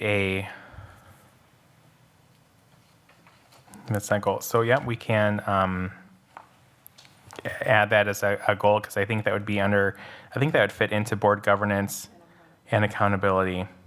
Yeah, I was just quick perusing the other sections to see if that goal if this was the best place for it. The only other question I have is maybe community engagement, but I'm not sure what you guys think. That's, in my mind, the only other place that might fit, but. I would agree with Amy that we should include the piece that I think she's getting at with accountability, but Okay. I think it would be wise to revisit like what that looks like from the community perspective, Sure. like whether it's a press release, you know what I mean? We can Yep. kind of get into the details there. Okay. I just did have I was just thinking about what you read. Did we want to say, I like when Sue said until the plan is developed, we need short-term goals. Could we just say like are we Yeah, going to set that's where we got a off, month yes. at least for when that will happen? That's my only request. Thank you, Megan, for bringing I forgot we had. So what do you guys think is a good deadline for that goal? I kind of am interested to see what you think, Sue, about. So a set of short-term goals that we would use in lieu of a strategic plan this year. When do you think is a reasonable deadline for that goal? I'm kind of making a little list of what you might put on that and thinking of what does it look like. You are talking about hiring an interim superintendent. You're talking about addressing, as John alluded to, issues related to school closure and how we address the start of the 2020-21 school year. It will be different regardless of what, the DPI tells us. We are going to enter a very different beginning of a school year. So I think that would include some short-term goals as far as communication issues. I like what John said about these short-term goals need to be combined input between board members and administration. I think if you looked at a time frame, you probably, and someone else said, it's something that you're going to continually add to until you feel you are at a point of readiness to move forward to some of the things on that list, like development of that strategic plan, the new superintendent coming in and establishing goals. So I think you'll slowly transition from your set of short-term goals until you get to what you have for board goals. So I would set some kind of a short-term timeframe of, June, July, and August, and that you could, put them out there so that you're in a readiness position for the start of the school year, and review them on a, every board meeting. Do you guys think like by September 1, is that a reasonable deadline? That makes me a little uncomfortable if we don't have check-ins before that. Check-ins, like reviewing every board meeting. Correct, like reviewing every board member. Okay, so we have 6 goals. And I think the things that we have talked about will fit under one of these 6 goals. So we don't have to sit here and call like, oh, let's do 3 more goals, et cetera.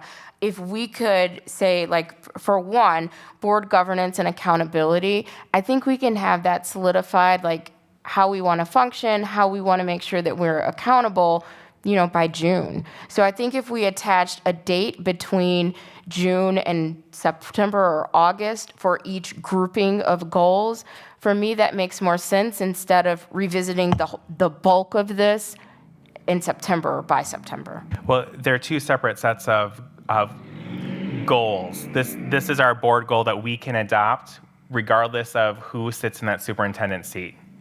So this is how we, until this board turns over, this is what we're going to work on accomplishing. Then the short-term set of goals that we're talking about then is made in collaboration with administration to then set out those. How do we know that as a district we were successful this year? So just for clarification, the short-term goals are going to be outside of this document and the action steps. Yes. Yeah. Just like if you think about it, the strategic plan is outside of the board goals. So it's the same. It's the same. It's a separate document. Yeah, it's a separate document that administration uses to execute the what, or yes, it's the how of the what. Thank you. Yeah. So they are 2 separate things. So it would be totally appropriate for us to even student progress and growth, because if you look at our action steps, they're not very specific. It's just really saying that we're going to receive reports and monitor the execution of that short-term plan when it's created, but it doesn't get specific. So this is how we're going to hold ourselves accountable for that piece. And so they're 2 separate things. So we could adopt this, if we go through, make some changes, put a clean copy, we can adopt it by the end of May. And then that would put us in position then to start on that other work with that short-term plan. In general, I'm just a fan of less is more, and to avoid rework as possible. What are the benefits of creating a separate document and not addressing what you may envision for that separate document in our action steps? Because the board doesn't execute the strategic plan. Administration executes it. But this isn't the strategic plan. These are our board goals. So we would not put, so for example, if we said that a goal in the strategic plan may be that all students will go from 45% proficient in reading based on MAP to 50%. And then we'll list actionable steps. That's not something the board executes. That's something so that has no place in the board goals. So that's why there's 2. This is what we do. This isn't what administration does. This is what we do. But then the strategic plan gets into what administration does and the rest of the organization. So just so we're on the same page, And I believe it can work either way. But we're talking about three different things, as I understand it. We're talking about our board goals, we're talking about a short-term plan for board goals, and a strategic plan. So I completely get strategic plan is separate. That's not our lion, not our circus. But I don't understand why we need to have board goals with action steps and then a separate action plan. Go ahead, Sue. Yeah, I just wanted to clarify. You do have your board goals, and that's what you're addressing right now. Because we do not have a strategic plan that people are saying is viable to use at this time, that's the reason for creating, because if you follow your action step that's here, you are working off of board goals in accordance with the superintendent's goals, in accordance with the strategic plan. And right now, without having a new superintendent, without having a current strategic plan, you are saying, and that's that additional piece, you need to develop a set of short-term goals to move forward with those big pieces that you need to have in place for this upcoming school year. So it's not something you would have, maybe next year. Hopefully you will have, you'll have all the pieces there. This is, as John said, a really unique time of not having a strategic plan that apparently people were not that comfortable with, and not wanting to use that as your guiding set of, actions. And you don't have a superintendent yet for this next school year. So you do need something to guide you and get you through and have a focus and say, well, these are the things we really want to accomplish in this short period of time. And it's really like the end of May, June, July, August, as you bring on your next superintendent. You've got to have something that guides you, because right now you don't have those frameworks. That's what I'm hearing. So can we agree not on the details of the plan, but on the headers, so we can assign a date and then we can begin to do the work to accomplish it? So, so again, what I envision, and is that the creation of that plan would be a separate step, saying that that short term would be created by September 1, and that's what Sue had suggested. So if we approve the board goals, the creation of that plan is a part of action step number 1.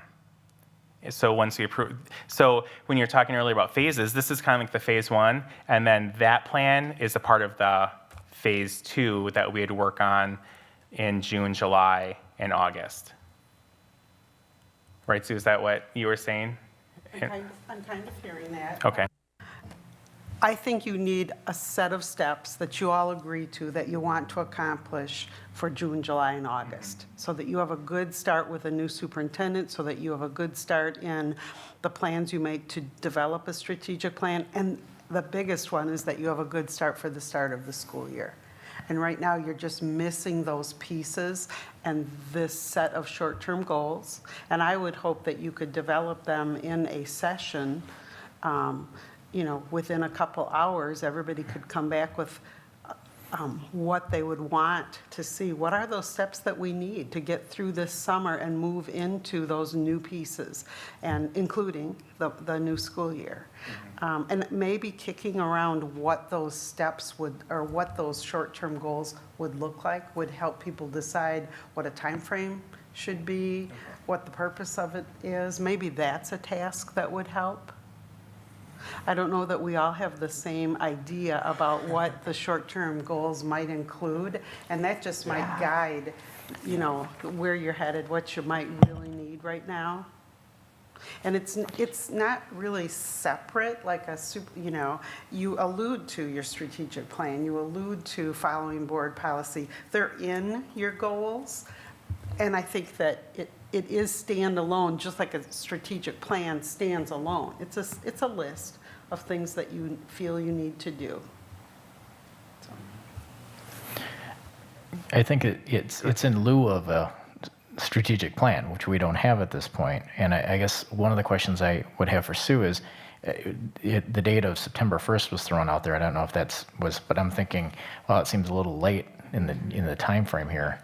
Sue, you were gonna- No, I'm thinking whether you can get to it yet tonight or at your Right. next meeting. Okay. So that you have a set of steps that will guide you as a board through these next few months. When you get to September, hopefully you have been able to accomplish all of these steps. I think September 1st is an end date. I think maybe June 1st is a start date for this this kind of it's kind of an interim plan here. Yeah. No, that's okay. You answered my question. I guess I just wanted to make that clear because I heard the September 1st date. Now, with that in mind, Sue, do you think that it's fair that, and I kind of look at the interim superintendent coming in, they won't be a part of this process, which is fine, because they're not going to have the history or the knowledge of the district.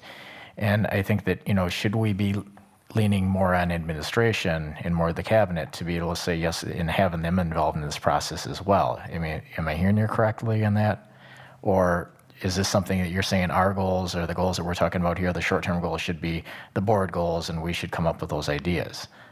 Or is that in conjunction with what you have to say and your comments and your team? I think it's probably a combination because I know you've talked about one of your immediate short-term goals is to hire a good interim superintendent. So, that's going to be the actions of the board. I think there are some other things that are going to end up on that kind of a short-term list that you'll need administration to do some guiding on what are some things that we really are working on right now. I think that having Kyle's suggestion of having some short-term goals will put that new superintendent in a much more comfortable position coming in to here's what we've been dealing with. These are the things we've worked on this summer to get things ready for you to take the lead, for you to help us open the school year, for you to help us move forward with developing a good and strong and guiding strategic plan. It's just steps to take that will support that new person coming in. And I know our administrative team will help with that, and the board members will help with what needs to be on that plan. So is it, so if we were to say, heading on to number one, for the 2021 school year, until a strategic plan is created, the board will adopt a set of short-term goals. And that was kind of where we were confused, like September. No, I think it should be like May, like within a week or within we need to get those short-term goals because one of those goals is going to be hiring.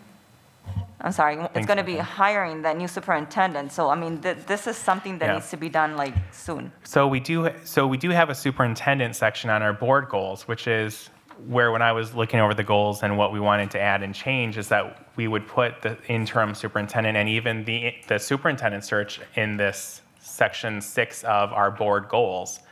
And so I think with putting that there, then I guess the way my mind thinks was working on this set of goals for the board, and then coming back within the next couple of weeks, then to work on those so that we didn't fuzz them together, and so keep them clear. So I'm kind of like, I don't know. So is it say a set of short-term goals?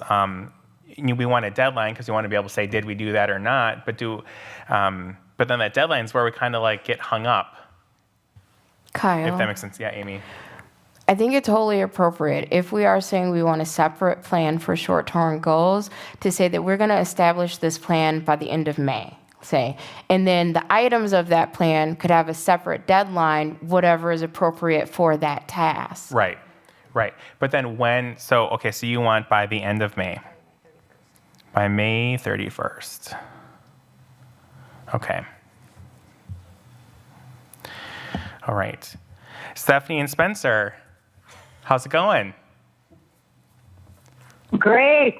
Okay. Any thoughts? Just listening and absorbing. Okay.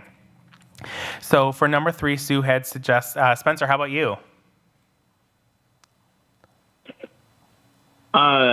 Definitely doing a lot of listening. I do think we do need to set a set date on when we need to get these goals done. Okay. Like I like the idea of phases because as we progress, things could change, which will cause our goals to also change because we all know that conditions are currently changing quite rapidly right now. Exactly.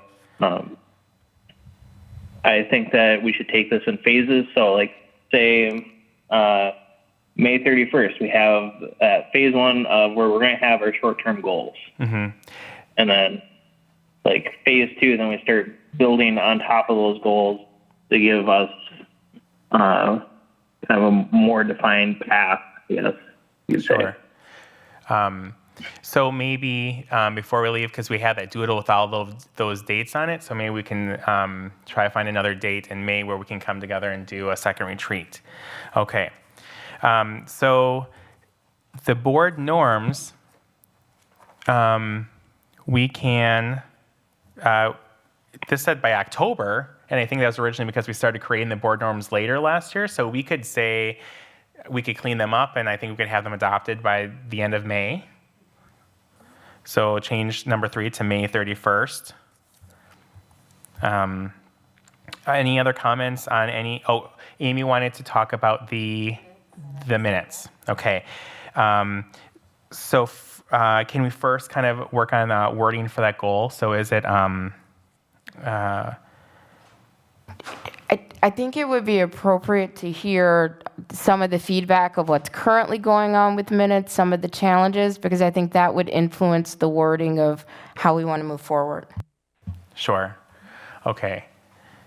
And if I do, I'm sorry to interrupt, but I forgot to tell, there is pizza and soda in the other room, so feel free to go eat and nourish yourselves. Yes, I will take a diet, whatever, please. Thank you, Megan. Will you guys save me a slice of pizza? Absolutely. I like that, Spencer. Yeah, I'd like one too. Please deliver to my home. Okay, so back to, we're talking about creating an action step for minutes, so let's talk about that.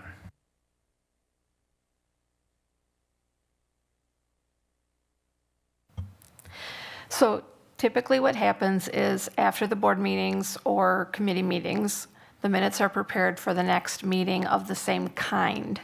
And then those minutes are put on that agenda. So the oversight committee approves the oversight minutes, planning approves planning. What started happening was in the past, the board business meeting on the 4th Tuesday of the month would approve all board meeting minutes of all types, special board, regular board, the televised board. And instead, because we were having so many special board meetings, or we started having the regular board meetings on the second Tuesday instead of calling them special board meetings because they were a regular thing, and special board meetings are typically supposed to be special and like not on a regular basis on a regular day.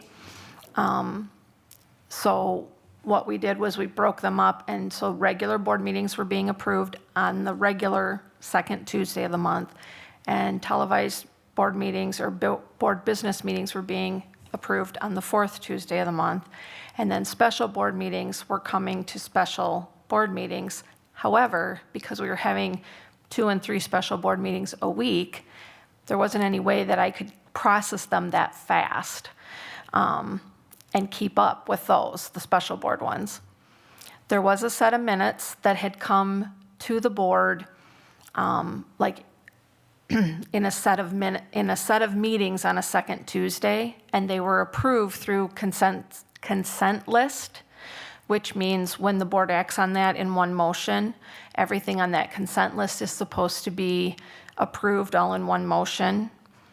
And then when the board minutes get approved at a meeting, the way they're set up in board docs, when I type in that motion that you make and somebody seconds, and then everybody says all in favor, and the motion carries, that automatically, when those minutes get approved or when that motion happens for those minutes, they're supposed to be released automatically in board docs. And that particular night, there was a whole bunch of minutes that were approved, including past minutes. And for whatever reason, either board docs glitched or the way I had set it up didn't work.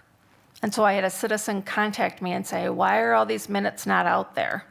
So I started going back and looking, and I had found several minutes that had not been appropriately released. And so I've been going back and trying to figure out all the ones that have actually gone and gotten board approval and been released, like from January to March, when this glitch happened, to figure out what happened. And I can't figure out exactly what happened and why they didn't release. But most of the time, they automatically get released as soon as the board votes on them and approves them. Just to make sure that I'm understanding you correctly, when you say release, so let's say the regular board meetings got approved at the next board meeting. So once you hit a button, if you go back to the agenda for that previous meeting, just like it shows agenda, minutes, and then there's like the little icon with the clock on it that says minutes, that should auto-populate, correct? Yes, so when somebody would go to that minutes and click on it, it should open up and they should be able to see the minutes. Perfect. So my next question is, does Board Docs have some type of tech support? So we can just make sure that, because it seems like once the minutes are approved, nothing else needs to happen to them in order to get them published. And if we can get this glitch fixed, then it won't be 48 hours after the minutes are approved. It'll be theoretically, as soon as the minutes are approved, they'll post. Okay. Yes, Megan. Sorry if this has already been covered, and I apologize for stepping out. On the city website, they list like the agenda and then the minutes, like with the date for like each committee or whatever. I'm wondering, like, I was just looking at our website, and we've got this nice thing here when you click on the Board of Education site, like halfway down where it says board videos, and then it seems to be categorized annually by meeting. Would it be possible just to like hyperlink there? Or is that doing too, like, I'm wondering about the accessibility, and I agree that we need to do more outreach and educate people about how to use board docs. Would it be a ridiculous amount of work to put something just right on that front page while we help the community better understand how to use board docs? Because if it's like ridiculous amount of work, like forget about it. But it's just, yeah, I'm just curious. It would be a lot of work, which is what I used to do, the old way that we used to operate. If you look down the left-hand side, you can see where all the prior meetings and minutes and agendas are, and they were all separate documents going down each side, so they all had to be separately uploaded. That's how the board website works. Whereas in board docs, it's all tied together. So the agenda and the minutes and everything are all connected. And so that's why it's supposed to be more efficient and effective, because there's less things that I have to actually physically touch and do. The program does more of it for me.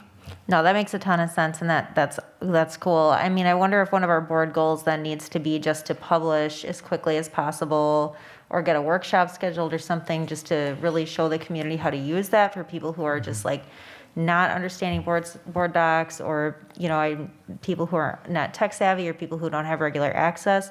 I think I don't want to lay more work on anybody, but I do think we have an obligation to go above and beyond to be accessible and and inclusive to our whole community. So, well, and I do have a webinar set up, or a time to do like a face-to-face Google Meets webinar with the League of Women Voters, who have been reaching out with some of their concerns about it. And so I've set up a time through them to actually show them and meet with them. Prior to COVID, I was actually going to go to one of their meetings and show them how to use it and move and maneuver around a little bit more. I've also started redoing our regular board website to make things a little more user-friendly and easier to find. Instead of me having to go in and put in 6 different spots in the paragraph that says, here's where you can find everything on YouTube, I just took where Dean has been putting it on the website every single time we have a board meeting. It was farther down on the page and on the right-hand side. I just moved his part up to the top, so it's right there. And then I didn't have to go back in and put it out there 6 other ways. It's just right there for people to click on. And he labels it with the name of the meeting and the date and everything, so people should be able to find it fairly easily now to click on it and be right there for the YouTube video. Okay, John? I'd also make a suggestion on where if you go into our website and it says our district and you go down there and it goes to the Board of Education, I'm always big on clicks and reducing the number of clicks. Would it be possible just whether you have YouTube on there or board docs versus having to go into the Board of Education and then you have to click again to click onto board docs? To me, that would make a lot of sense. It'd just make it easier for the public to navigate. My goal originally was to have where it said Board of Education, was to have that click go right to board docs.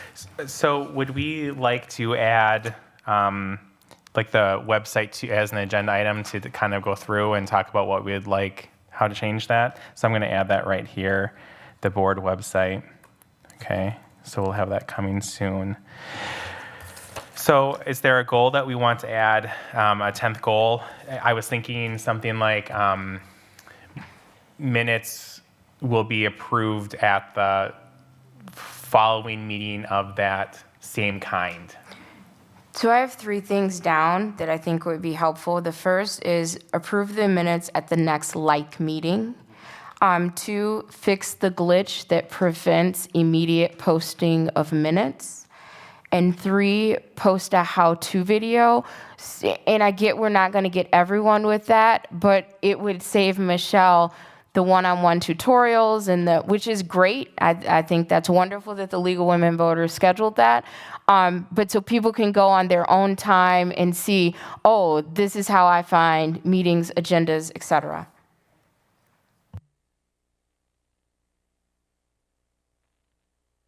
Okay, I think it is kind of tied to minutes, but I think that one might be a good one for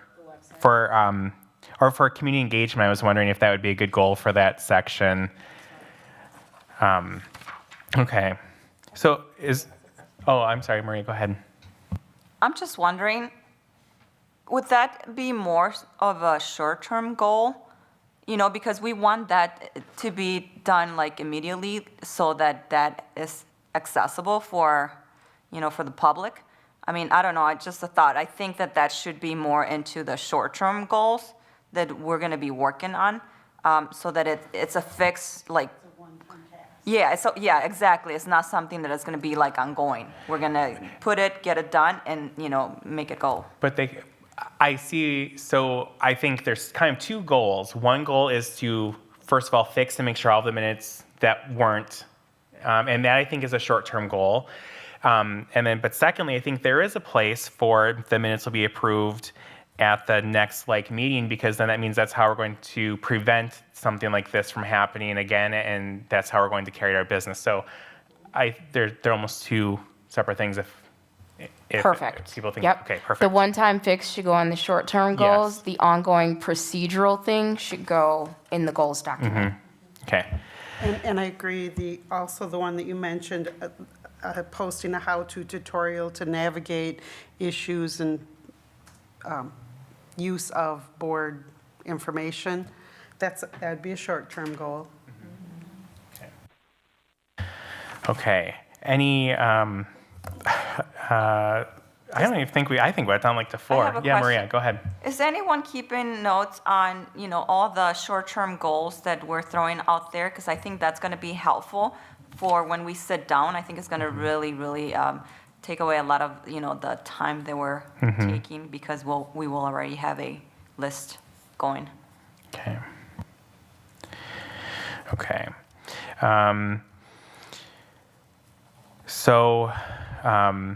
Number 4, new board members will attend seminars or workshops to gain a better understanding of board governance, and board member attendance at state and national conferences will be encouraged by the board.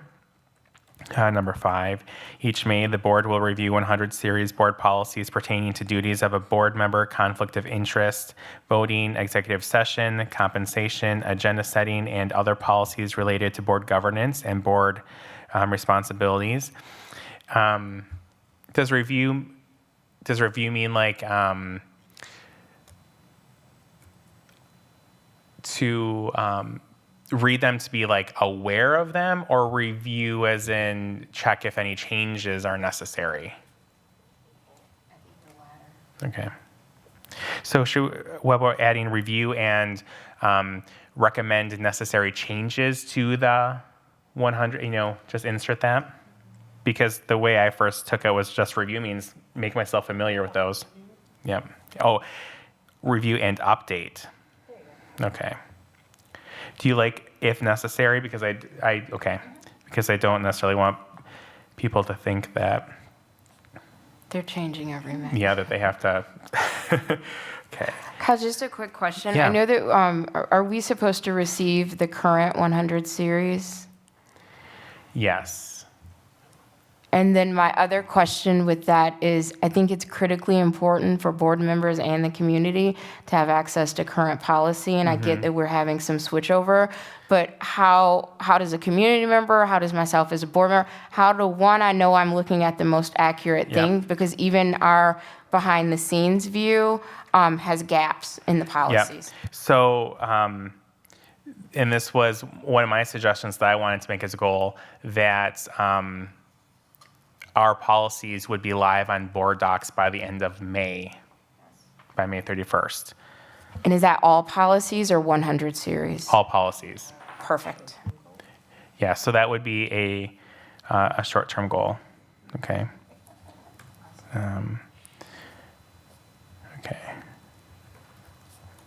Okay. A board calendar will be maintained by the board president and superintendent to guide the agenda setting. And go ahead, John. I was going to say, I'm fine with that, but almost all these goals, yet we have to go through and look at the months, because this year is going to be completely thrown off with what we are experiencing. Sure. So that would be my recommendation, is that we go through this. Obviously, everyone that has a May or an August or whatever, I think we have to evaluate that. So. Okay. Quick question. Which is also- going to change the calendar. Sorry. Sure. No, yeah, it is going Yeah. to change calendar. So actually, yeah, like this, almost every action step, and not almost everyone, there are a few of these action steps I feel like that need just like a date or a day or a month or a time. So before we get too much further, I was looking at action step number 2, 6. Could we just indicate that action step 7 will be then marked on that calendar? I don't know if that's too redundant. And then like number 8, could we say like, what did I make a note here? The board will discuss superintendent eval process or the provide feedback. So like, are there recommended number of check-ins, for example? I just feel like we need more quantity and more specificity, like at least in goals 2, Okay. 6, and 8. So a board self-evaluation tool will be adopted, selected, or developed by the board. Okay. Like by or during or something. Okay.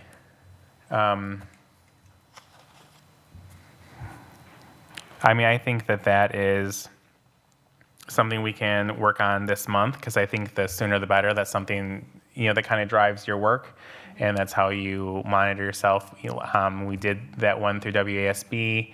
The goals is another tool that we use. But again, you have, just like when you're evaluating somebody, you have to know what you're using in the beginning. So do you want to say? Could we just say like in May at the end of number 2? Okay. So in May. Okay. And so then what was the next one, Megan? Well, so then like to the point that John was just making, number 6, a board calendar will be maintained by the board president and superintendent to guide agenda setting. Should it be updated? Should it be reviewed? Like, what does that like look like? You know what I mean? It's like, when does that happen? Especially with the turnover between Sue and the interim that we hire. Just looking for a little guidance there. Michelle and Sue, you may want to, because I've just started working with that calendar. So if you guys want to speak to it a little bit more, but it's really something that is, if we say something will be done by a certain time in our board goals, then that gets put onto the calendar remind us that it's coming.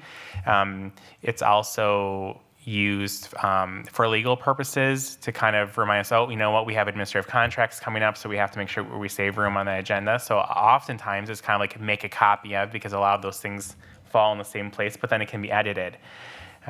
Michelle and Sue, anything else you want to add to that? Or I can add that when we originally made the calendar, I went through board policies that had deadlines of when things had to be presented and approved by the board and put those on there. And then we also took it through cabinet when we had like a larger cabinet, and everybody who dealt with different areas, like special ed that had rules and regulations, they went through and looked at it and said, here's things that I have to present and have to do each year for the board. And that was added to it. So it went through not only like the board and the board policies as well as administration, and we kind of filled it out completely, because it used to be very small in just what the board knew they wanted to see. And then we went through and added all of the deadlines for things that had to be done. And so if somebody comes across something, or there's a new rule or law that comes out that says, you know, starting X date, the board has to now review XYZ, we add it. And so it just kind of gets added each year, or each time something new comes up that has to go to the board at a certain time each year, we try to add that to the calendar. go ahead, John. Michelle, how, I know where the calendar is, and I don't know if everybody knows. I think that, but is that public? I mean, is that something that, I know it's public because it's on board docs, but is there a way to maybe add that to, is there another calendar to make it so that it's more front and center, so that each month we can see, and I don't know if it'd be something we could add on, I don't want to create more work, but add on someplace whereby everybody is aware that, okay, this month we have to get this, this, and this done. It's featured, so when you go to the home page, which is like the featured page of board docs, if you go down, well, for me, I have to scroll down a little bit to find like the documents, but your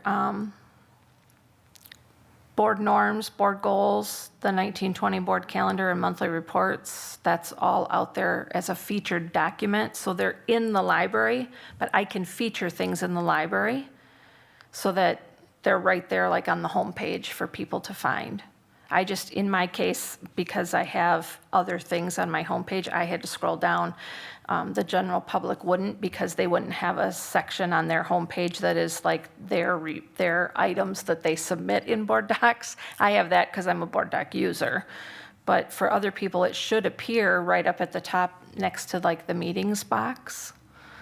It should be documents, and then they should be able to see that list. That right now there's about 9 things out there that are featured. Because all the committees are featured, those policies. I do have to update the policy committee of the whole, I see, because we don't have that anymore. We have a specific policy and personnel committee. But if people feel that those don't need to be featured anymore because they've been running now for a year, then I wouldn't have to feature those anymore, because those are those policies that explain those committees. So I could take those off, and then other things could be there more front and center for people. I think this would be a good discussion to have during that website agenda item, and we can talk about how we want that to look and make that user-friendly. I think, Megan, I know we do want deadlines. I mean, I know, should we, I was thinking for 6, like reviewed annually, which you kind of have to in order to copy it. But I also don't want to, you need to have some flexibility with moving things around on it. I think if we kept it, and like Michelle, your explanation is really, really helpful. So if we just said like a board calendar will maintained, et cetera, to guide agenda setting according to policy deadlines and input from administration annually or something like that, that leaves it broad. It shows us where those deadlines are coming from, like as new board members come on and we're like, where do these things come from, right? So. According to policy, law, and administration of input and administrative input. Keeping that word annually in there is fine. I think that gives us the flexibility, but then at least there's a when term in there. What if we say an annual board calendar will be maintained? Is that okay? Okay. And then was there one more, Megan? Is everybody good with 6? Okay, Stephanie and Spencer still there? Still here. Okay. And you were talking about number 8, was it? Yeah, I mean, what do you guys all think about that? Because, like, I still feel like a newbie with all of the stuff that happened with the superintendent this year. I feel like it wasn't like a normal year. So I'm looking at number 8. The board will discuss the superintendent evaluation process with the superintendent throughout the year to provide feedback and promote accountability. Sue, what do you think is an appropriate, like, when you talk about feedback, because that was something that came up this past year, was how often is it appropriate to revisit that? What do you think? I think quarterly would be appropriate. So that's all I was looking for. That yeah, if we could just include the word quarterly then. Well, I was actually looking at number 8 because there is another similar goal under superintendent that says the board will provide ongoing evaluation and feedback as well as a formal evaluation. And I think that maybe that's where we should maybe eliminate number 8 from here and then build on to that number 5 under the superintendent. Because then we can put when we're going to set that, when we're going to agree upon a tool and stuff like that. So my suggestion would be to remove it from number 1 completely. Okay. Okay. Any other thoughts? On any of the ones Yeah, in number any 1? of this, yep, on any of this first. I would recommend that on number 9, board members will attend a governance workshop. I would put it on there within 2 months of taking office. Not the year. If the year's over with, it's kind of useless at that point. Okay, thoughts on that? Anybody else? How do you, we're having a lot of good discussions, and so I don't want to say that or make it feel like that's not appreciated, but I also do want to be respectful of time and kind of accomplish what we had planned. So I'm wondering if we go ahead and make suggested changes and kind of like nod our heads over, and then we kind of clean it up, and then we can always bring it back, look it over, and then have further discussions about things. So, yeah.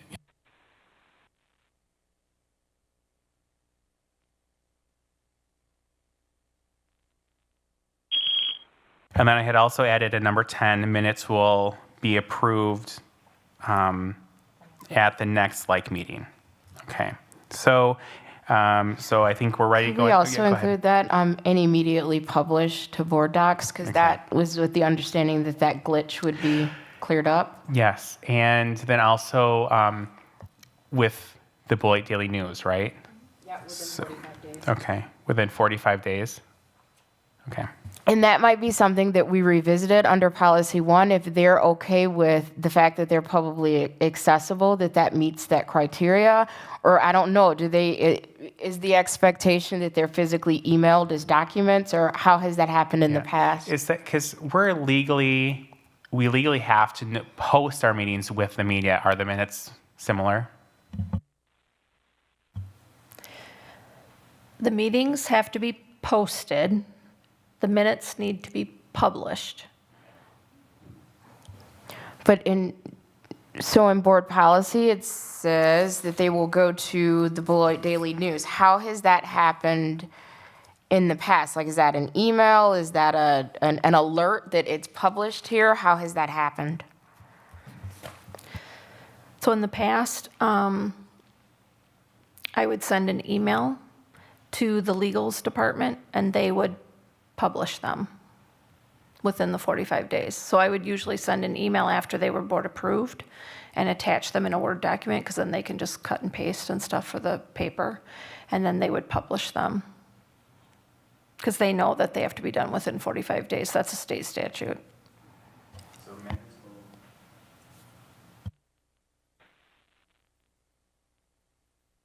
So minutes will be approved at the next meeting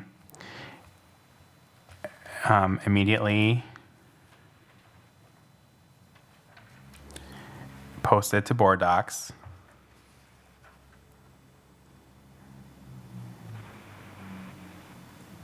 And and sent to published in Beloit Daily News within 45 days. Is that a good verbiage for that goal?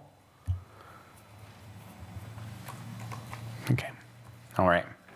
So I think we're ready to go on to section 2, student progress and growth. So the goal is that the board will demonstrate its commitment to increasing student achievement and improving student behavior by supporting district initiatives, allocating appropriate resources, updating policies, and providing the superintendent and community feedback as to whether the progress shown reflects the board's vision for student progress and growth.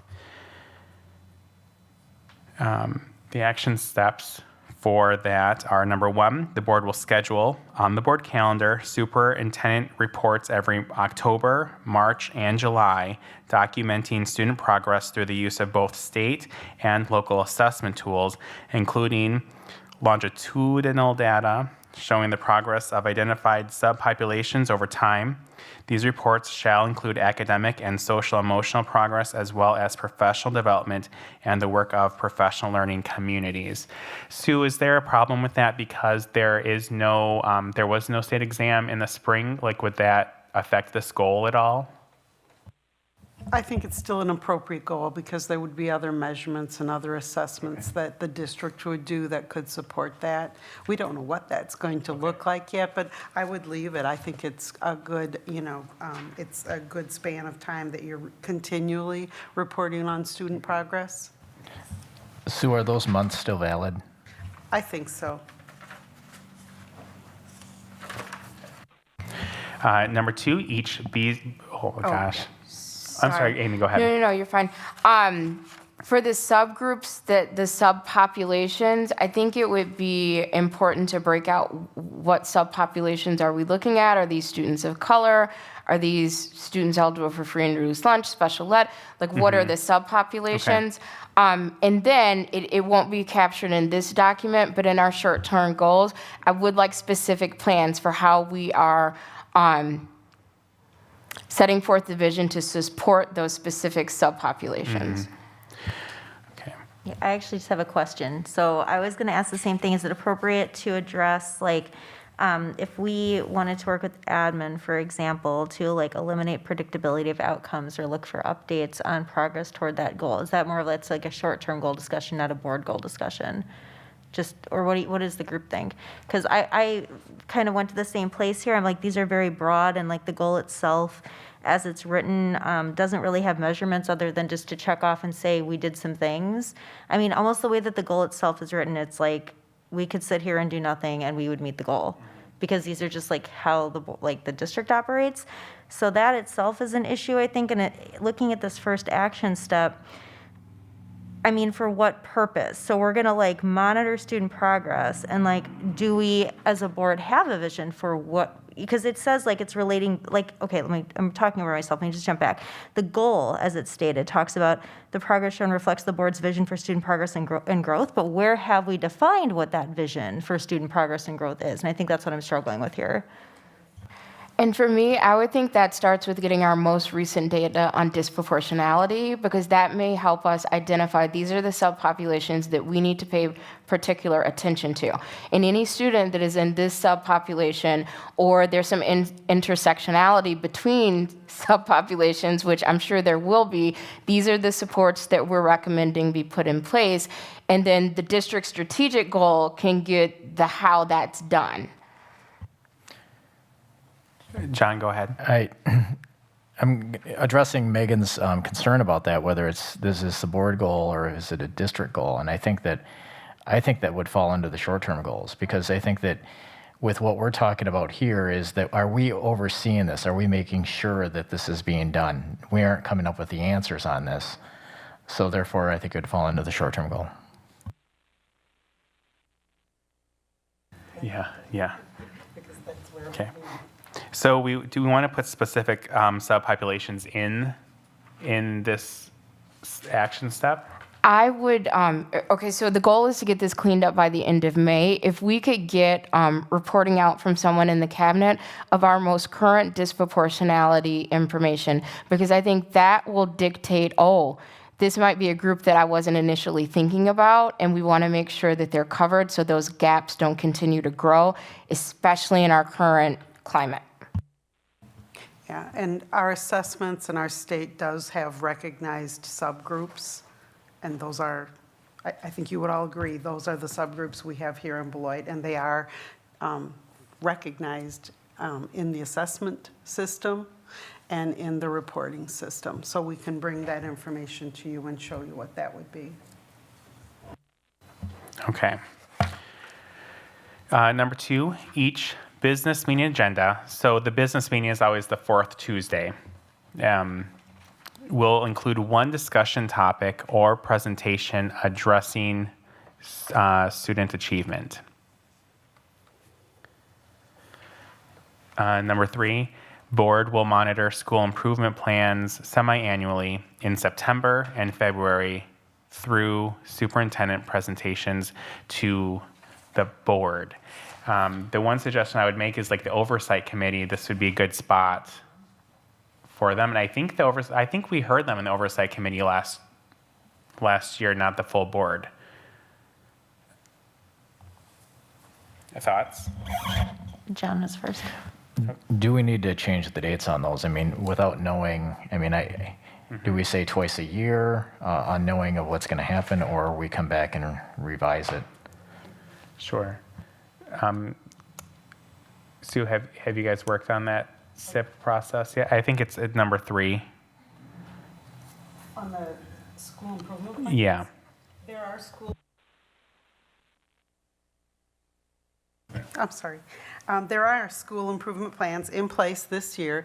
They are reviewed throughout the year between the administrators, the school building, the building level reviews and updates their progress. So we will be looking at those with building principals at the end of the school year. So the board could certainly receive a report on what we look like as a district on those school improvement plans, what growth has been made, what information can be shared from those. And I think that you would want to continue to do that. It would be toward the end of September because they do need that beginning of the year to write and develop those plans. I think a mid-year date, whether it's someplace or in around the semester, is a good time. And then again, we would be reviewing those the end of the school year with staff. So, and we will do it this year even though we have school closure. So I would think the board would also want to hear back that end of the year. I don't know if that's a June presentation, so a September, late September, mid-year, January or February, and then a June presentation on progress that is being made. I think twice a year is not enough. Okay. It's kind of a beginning of the year, No. middle, and end. Go ahead, Stephanie. Sue? Thank you. Sue, correct me if I'm wrong, but we just need to be aware that they are going to look different, obviously, because the kids have not been in school. I'm assuming that MAP testing was scheduled for March, which of course we didn't get to, correct? Correct. And you're also setting this up for the 2020-21 school year. So I'm sorry, Sue, the last part went out. Your goal is also for the 2020-21 school year, and I was just saying, I think 3 times a year is more appropriate. And I also think that the cabinet could bring forth what this year's school improvement plans looked like, the progress that was made, because there are a lot of areas there, and we didn't go into school closure until mid-March. So I think that it still would be a good thing to look at what progress was made this school year and provide that kind of update. I agree. Yeah, absolutely. We didn't have our major statewide testing in the spring either. I mean, we are going to be missing this year, the entire state is going to be missing significant pieces of data, but I think there's still a lot to report for end of the year. And I would like to see a 3-time report for, this coming school year. Yes, thank you. And this goal is challenging because it's a very valuable action step. However, we may want to, if we're going to have a committee do it, we have 13 right? 13 different schools. So that's 13 different site plans you're having presented to you, and that's one long night. Because principals love to go on and talk about all the great things happening in their schools. So I don't know if maybe you want to break up into a couple of months range so that you can still conduct other business, or a special meeting is held that month just to accommodate the workload for those months. But I don't know if that's something that we need to address here in this goal, but it's something we want to be cognizant of with that calendar. Go ahead, Sue. You could have a summary of what all of your buildings look like, at least on those 3 times, and then build in a calendar that would bring in each school and the principal and their leadership team to report out. Okay. So I just want to jump in. I agree with that. And if you look back to the actual goal, though, it says that part of our responsibility in this goal is to provide the superintendent and community feedback as to whether progress shown reflects the board's vision. So is that like a report then that oversight committee would put together? Because I feel like that should be shared out at least at a board meeting. Like whatever that business meeting is at the end of whatever month those conclude, it's fine that, with me anyway, that it's all handled in oversight committee. But I do feel like for the visibility and accountability to this goal, we should say, these took place and these are reviewed and we've made, satisfactory progress as measured this way, or we have improvements to make as measured, you know what I'm saying? And just like really bring the community into what those measurements look like, because I think like to your point, sitting through a very long special meeting or a series of meetings is not super transparent, I think. So, so it sounds like, Megan, you would rather them come to the board rather than to a committee.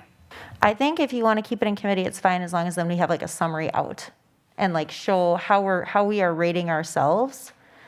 I'd be completely fine with it coming to the, I'm cool either way. I just think as long as, I think the ultimate product though has to be a summary to the community, not only of what we heard, but how we feel we're making progress, because that's what it says in the goal. Community feedback as to whether the progress shown reflects the board's vision for student progress and growth. So can I ask you, this just popped in my mind, is that, at our business meetings, the chair of the committee does give a summary of what happened. So is that meeting your needs? I think that would be fine as long, and maybe that's something that we work out with admin throughout the years. Like once we have that vision for adequate student growth, like how are we measuring that? Like we give ourselves this ranking, like here's this adjective and here's the criteria used to determine that adjective. You know what I mean? Okay. Yeah, and to add to that, I think that's a good idea, Megan, and along with each time that you are bringing, the 3 times a year and especially the first 2, to say what progress has been made, and if there are some subgroups that aren't making adequate progress, to discuss what are the plans, what are the interventions and things that are being put in place to change the direction and change the outcome. And I think that'd be a really good accountability piece. Cal, could we jump back to number 2? Just a quick question.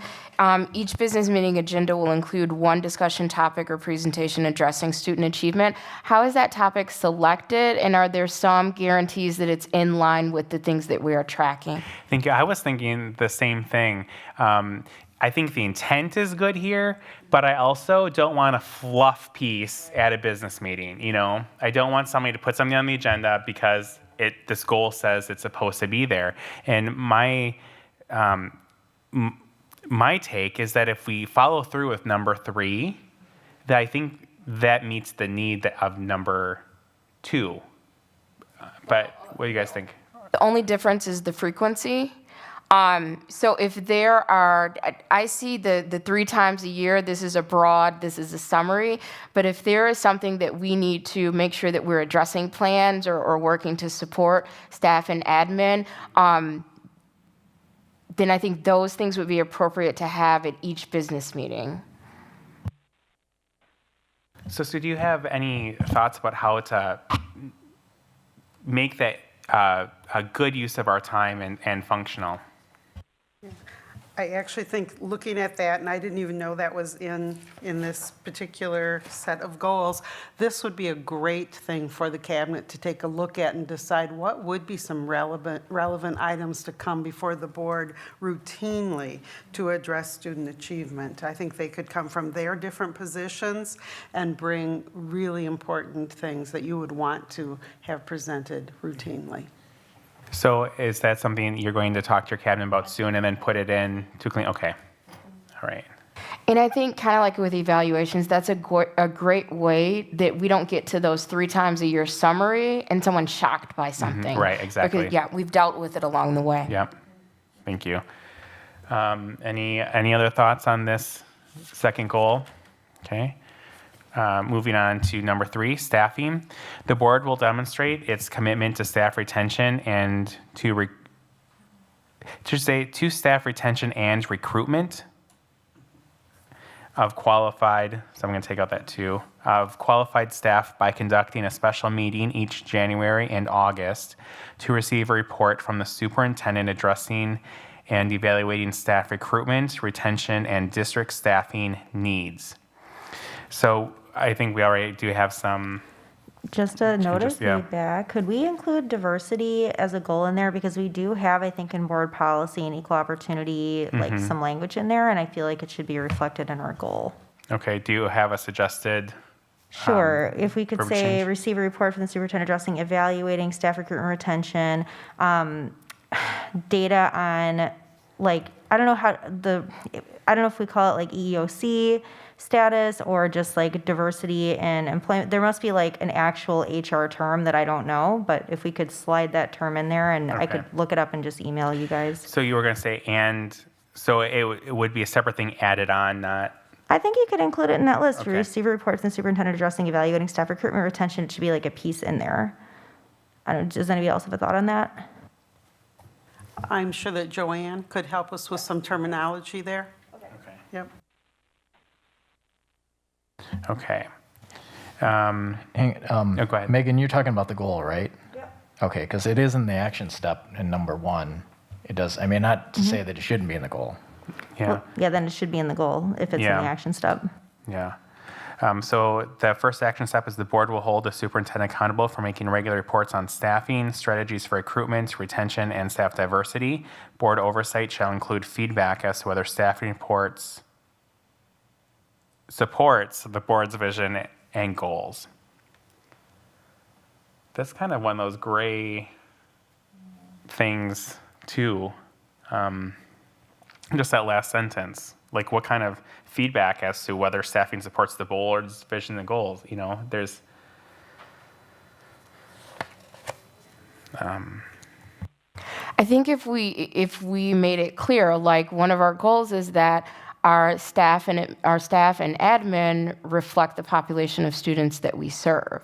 So being intentional about recruiting and retaining students that reflect the diversity that we see in the desk. So is that, that sounds like something we would put as a short-term goal, something that we would work on over the year? Because I think I envision that as a part of a strategic plan. Okay, so, okay. Now, the board will review exit interview data on departing staff members presented by the interviewing entity each August. So I know that Tracy Shirk is actually presenting that to us in July. So I'm going to change that month to July. And the board will review climate surveys each January and June. And that is in line with Tracy's timeline for now.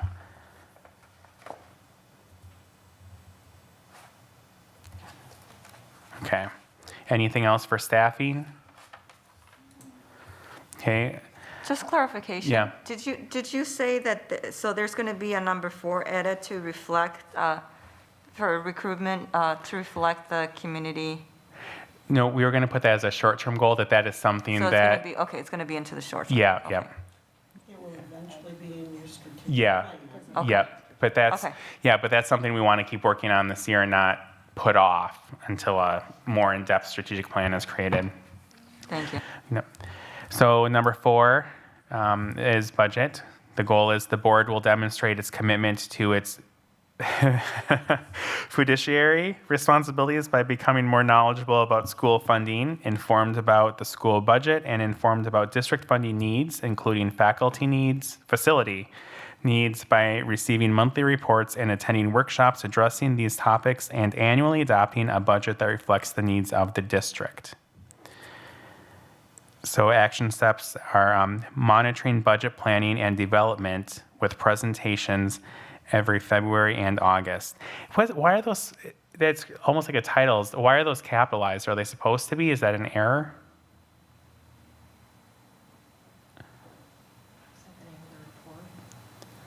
Yeah, I'm not sure. Okay. All right. I think, did Joanne say that, I feel like at one of the meetings, Joanne talked about that she had a special like budget planning short-term committee that she put together. Is that reflected in our action steps, or should it be? Well, she does, but you are the body that would monitor that planning. Got it. Okay, so it's covered then. Okay. But in light of the situation, do these months need to be changed? I mean, if we're waiting till August to figure out a budget for the next year, I don't know. So you're gonna. I was going to say, let me get clarification on those dates. Mr. President, if I may, I think what that goal was stating was that you'll get a presentation in February, which I don't know why I can't say that tonight, that typically is like kind of the forecast of what Joanne usually thinks it's going to look like, and then August is starting to make it more firm until October when it is. But I'll let Joanne say that. Hello, sorry. Hi. Had to come from the other room, I apologize. Yes, those reports, I have the committee reports and everything throughout the year during this whole process. These are just my presentations. I'm required to, don't want to say required, but I do give these reports to you to show the status. Then when you get that in February and you get that in August, then you would of course be having the September and October where we have the preliminary and then the actual budget approval. So these are just kind of my check-in reports to show where we are, give you a status update of what we're doing and how. Those are our benchmarks that we have to. I hope to be giving you more current, more often, reports on that. Does that make sense? Just one quick question. I'm assuming we're budgeting always for the year ahead and never current, but just briefly, what is that time frame? Like, we would have the budget for the 2021 school year in place by when? It has to be approved for the tax levy to be set by the November 1st. So the budget adoption cannot be fully completed until the October certification by DPI of our aid numbers. So you will never get a budget to approve at the board level till after that certification. It's usually the last Monday of the month of October. We have had a little variance on that this year. We did it, I think, a week earlier. So I try to do it as soon as I can get those numbers. But as we saw last year, those numbers changed kind of drastically at that last minute of the certification. So it takes a little time. But you should be getting updates. We start making assumptions. I actually start the budget planning for 2021 in technically March. I will tell you, I'm a little behind the ball right now because something happened in March that kind of threw us all for a loop. So we are getting the committee together right now. I've got a couple volunteers, and we're going to probably be setting up our first meeting in about 2 weeks. And then just out of curiosity, who are the not specifically the names, but what role, who are the volunteers without giving their names? Okay, we get a variety of groups. Typically, the committee has only had administration. BEA has always given us one. at least one or two. We have a para representative, we have a secretarial representative. It's usually been staff and administration. This year, I have not confirmed our community, but I do have one person that I had asked informally, and I will reach out to that person again and see if they truly are. It makes it a little more difficult for us right now in the current environment, but my intention this year, and I had the conversation with the individual, they were willing to do that, and I'm hoping they will continue that. Joanne, if I may, it's Stephanie. A couple of questions. When you refer to aid, state aid, are you referring to the third Friday count in the fall? Yes, and DPI Okay. certifications of our counts. Yeah. And then would it be inappropriate for me as treasurer to sit in on that committee? When I talked about the committee, we did say that if the board wanted to send one representative, they could. We did not want to have more than one for open meetings. And sometimes the board representative on there, I don't want to say, I want to say this politely, but it inhibits some of the work group because we do want people to have a open, honest conversation, and that's why I come back and report to the board, but a member is always welcome to attend. I just want to be cognizant of making sure that people feel able to work in that environment and not feel, we don't want to make it top-heavy with administration, we don't want it top-heavy with the board. I truly want this to be an open, transparent conversation where we can work, because there are going to be some decisions that have to be made. And that is why I opened it up to a community member this year, because we've never had community input on our budget. I want people to understand the process. Okay. I think that's a great idea. So number 2 says budget updates projections will be presented to the board every August, February, May. Is that still, you think, doable this year? Honestly, right now, I do not think it's going to be possible for me to give you that by May. It would be very, very rough, and as far as a look, and I don't want to necessarily cause undue concern or stress at this point when I'm looking at a budget, because there's so much unknown. We are actively talking within the business officials and the state on what funding will look like next year, because tax revenue from sales tax due to the close, everything is very uncertain right now. And I mean, I can, if you would like, but I don't think that I would be able to give you a realistic look right now. And I am working on current budget because the board has asked for input of what we've been spending and not spending due to the closure. So I have been more focused on that than the 2021 at this point, to be honest. And I actually, looking at this, I think number 2, because it really serves 2 different purposes, it almost seems like it should be 2 separate goals or 2 separate steps. Because one, in August, we're really kind of starting to plan. That's more of a planning, a preview of what the budget could look like. But in February and May, it's more of an oversight of how has the budget played out. So I don't know what you guys think about kind of splitting those up, because when you were talking about May, I'm like, oh, well, that's just about planning for the following year. But then I'm like, no. So what do you guys think? Just splitting them up? Okay. I think it's okay as is, as long as everybody's aware that that's how it works, obviously. Okay. Or you could just change the wording of the month and say February, and I know, Joanne, it's not going to happen this month, but February, May, and August. Okay. Well, I mean, and when you say that it's not going to happen in May, I kind of feel like the update on the budget because of COVID meets that need. To me, that's checking the box.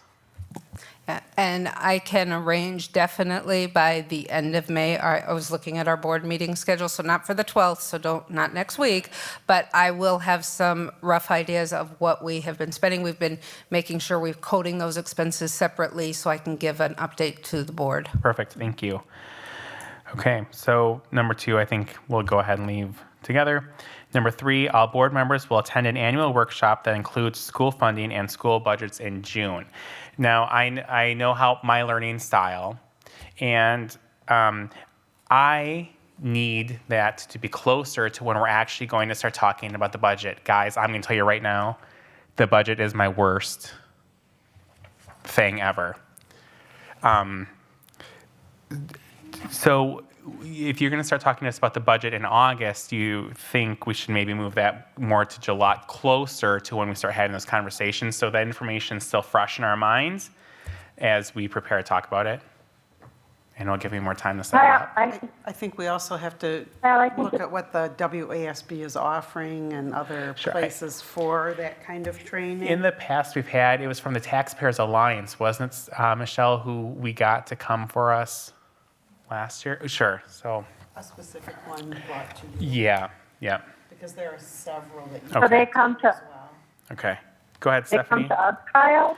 Yeah, They come to us? yeah, we've had a couple of different people. One person from the Taxpayers Alliance, and then I think somebody else, Pam, had tried getting to come in and walk us through really how our school's financed, kind of laying some of that preliminary understanding for the budgeting process.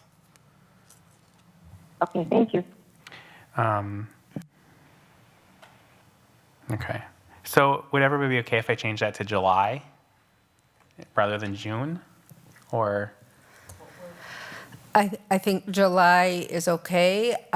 You'd be looking at that review, I'm going to tell you, that is usually the end of August. Okay. So I would almost bet that you would be safer to get someone to come in the beginning of August, because July is the first month of the new fiscal year, and people are closing the end year and opening the new year, which it may be difficult to have somebody give you that presentation.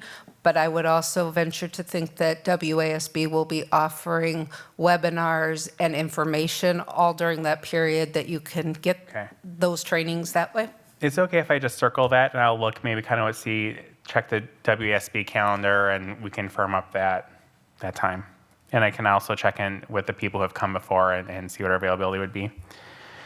So number 4, the board will schedule a report on facility needs each January and August and budget for such needs. And Sean did bring that to you in January. That is a presentation that we co-present in January. Okay. And part of that budgeting. That August was a lot of RLEE, which was going to be part of our tax process. So you do get those at those times of year. And then this is the easiest one. The annual budget will be adopted at a special meeting in October on an evening that has no other board business. And that was because my first year on the board, they tried cramming this budget hearing on a day where we had all these other meetings, and the budget is an important piece. We wanted to have its due time for consideration. And that is why it's usually always scheduled for a Monday night. Yep. Just so you know. Yep. Go ahead, Megan. While Joanne is here, I just had a question looking ahead to community engagement. I think in particular this year, with potential budget issues that might happen due to COVID and all the unknowns and uncertainty, do we feel like it might be an appropriate community engagement goal to do some intentional education to our community about how the budget works, do you see where I'm getting at here? What do you think, Joanne? Would that be an appropriate goal? We actually do that. I don't know if it's a board goal that you guys would be doing that, but the district, I have, in the past, we've gone to Kiwanis and Rotary, I believe, to give updates on school finance, and League of Women Voters has come to me. We ended up canceling that engagement because they wanted to put it off. I was intending to help them with their bylaws that they hadn't written for quite a while, so we wanted to do some revisions. So I'm looking forward to that engagement. But we do, that sounds really bad, we do we do have some engagements that are usually pretty standard that we do. I would always be open to meeting with other groups if they wanted to set something up. No, that sounds wonderful. I'm just wondering if we could just make that, could we just do that at a televised like board workshop kind of thing? And I don't want to take away, do your thing. That sounds awesome. But could we, for people who don't fall into those groups who might be interested, could we like in addition, or is that putting too much on your plate? I mean, how do you feel about doing that as like a board workshop? I think that's fine. I think that's what Taxpayer Alliance has been doing, and we usually televise it. So anyone, it's not just for the board education of how school finances, and he goes into that very broad, not into the depths, but he explains the revenue limit caps and the tax cap versus general aid. We could definitely promote that more to our community to learn more about how school finance works. Yeah. And I think I was actually just going to suggest, Megan, hearing that maybe we, at the end of number 3, all board members will attend an annual same thing saying about like televising or broadcasting that workshop. So all board members will attend a televised. Yep. Thank you. I appreciate it. Okay. I have annoyingly one more offshoot of that. So considering like if I am a community member, I have no idea, I watch this thing and now I have a whole bunch of questions. Would it be appropriate for us again, jumping ahead to our community engagement goal, maybe schedule like a listening session for people to ask questions for that specific topic? Or do you feel like, I'm just worried about all the uncertainty of this year. People might have a much more vested interest and have questions that they wouldn't typically have in a regular year. I think I want to think about that a little bit more, and maybe we can create a forum or a platform that they can send questions and we can answer that. I'm thinking more just right off the top of my head, more like we do our RFP questions and things where we put out a bid and say this is what we want. So they've seen what we want. Now they can ask questions, and then those answers are posted on the website so that anybody who had those questions can see those answers. And that would also give me an ability to have it translated for our community. I think that would probably, I don't want to have individual conversations or an open session where somebody can't get their question answered and make it, if one person has a question, many will have it. So I don't mind listening sessions at all, but I think that allows us to be, I don't want to shoot off the top of my head in those things. So I added that to our board website agenda item. Amy? Just a question, and I'm not sure where this would most appropriately fit, but if you foresee, because of budget shortfalls, et cetera, because like you said, sales tax, et cetera, items that would impact the day-to-day life of our students and families. So is that a reduction in after-school programming or the budget for those, or before school, or things that field trips, et cetera? I think those are the things that parents and guardians and students are most concerned about. Not that school finance isn't riveting, but what things are going to change in my life, in my child's life, because of these financial implications, I think would be a great way to frame a conversation like that. I would agree completely, and we can start crafting that. I think that's part of what the committee, the committee that we'll be working on as we start looking as things we want to add, what are we going to give up, what does this affect? And I think we did actually start that this year with the year's pre-notice of the after-school care and things that we're doing. So we're trying to address those immediate needs and giving plenty of notice and time and explanation, working with the community partners. Okay. Excuse me, Mr. President? Yes, Stephanie. Go ahead. Sorry. Nope, no problem. But, now it seems to be resolved. There was a ton of static. Okay. Can you say it seems to be okay now? Thank you. Okay, thanks for letting us know, Stephanie. Let us know if it happens again. Okay, thanks. Yep. Okay, so brings us to 5, community engagement. Thank you. The board will demonstrate its appreciation of community engagement by initiating and perpetuating communications to and feedback from area legislatures, local municipal government, the Chamber of Commerce, other business entities and organizations, services, clubs, post-secondary institutions, and citizen and interest groups, as well as local and area media. Can we just add parents to that list? And I think maybe put parents first. Thank you. Yep. Action steps. The board will meet with city council and state legislatures once together and once separately each year. Having lived through this, I have a problem with this goal. I love the idea that we can do that.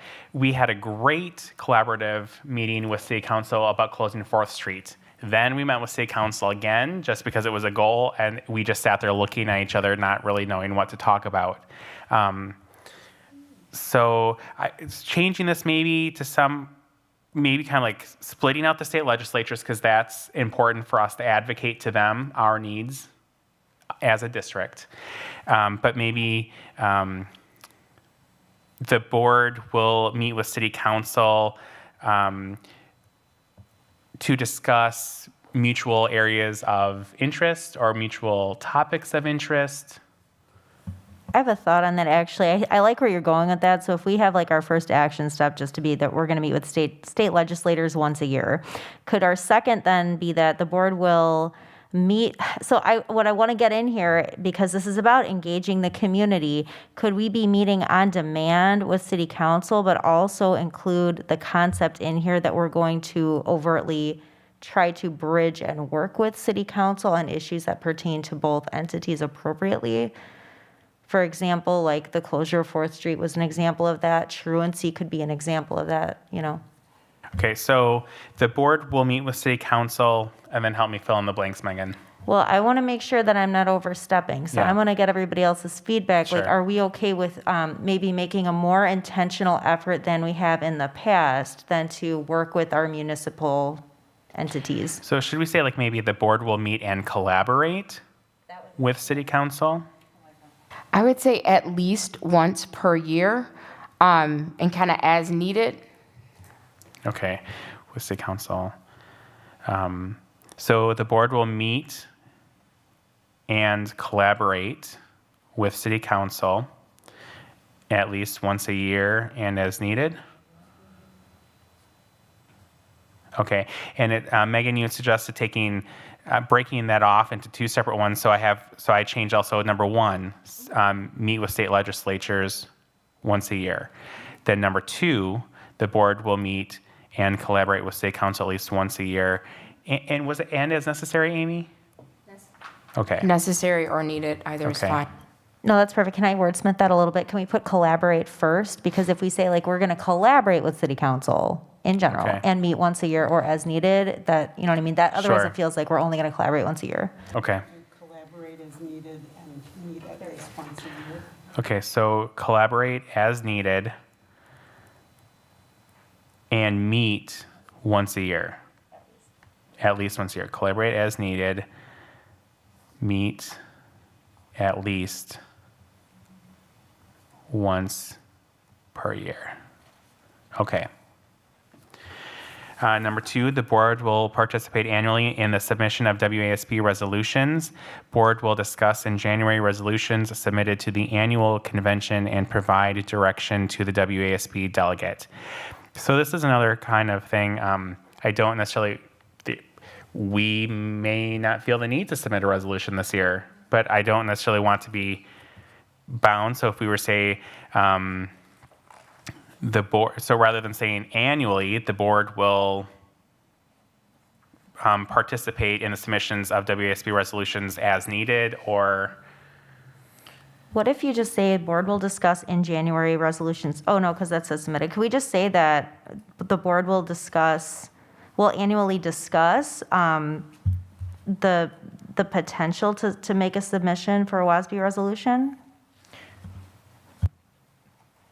Kyle, those go ahead. need to be submitted by, isn't it September 15th? it's September, Yeah. October-ish. Yeah. Yeah, so the resolutions have to be submitted early, And, September yeah, 15th. and then also, would it be good for board members? I mean, I have a copy of this last year's, just to kind of peruse through and get an idea of what the resolutions are and what they entail, because if you're new, you really probably don't have an idea. I mean, I can bring a copy of that. Yeah, and actually I think that would be a really good, I think talking about that WASB resolutions, because it's and what that means and the purpose of it would be a great agenda item as we prepare to think about whether or not we need to submit a resolution and that process. So, so I think that'd be great, John. Thank you. Okay, I'll get that copy. I think it would be appropriate if we said the board will participate annually in the WASB resolution process, because even if we're Okay. not submitting a resolution, we will be voting on resolutions that other districts have submitted. So, and this is again kind of almost in my mind needs to be broken up into two things, because the second part, the second sentence is exactly what you said, Amy, where we will send a delegate really to the convention. So the board will discuss in January resolution submitted to, oh no, I'm wrong. Okay, so they're kind of different because so what we would do, the second sentence, I misunderstood the first time I read it, is that we would as a board read the resolutions, and then we would talk with our delegate about which ones we as a board would like them to support at the convention.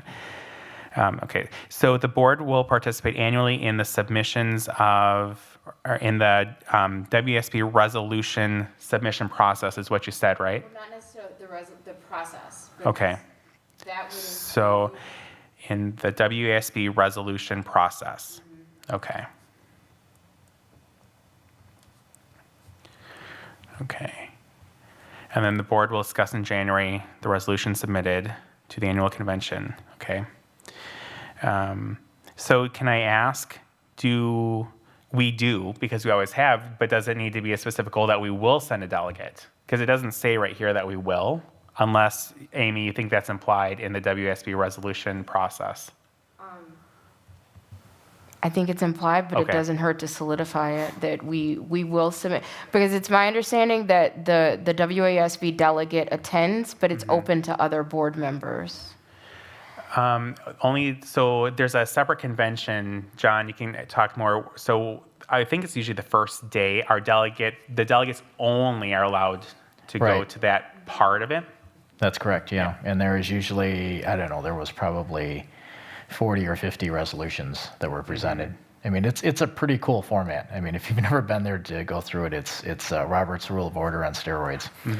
So if you get a chance, I highly recommend be a part of it. I think you're going to be the delegate this year. You'd enjoy it.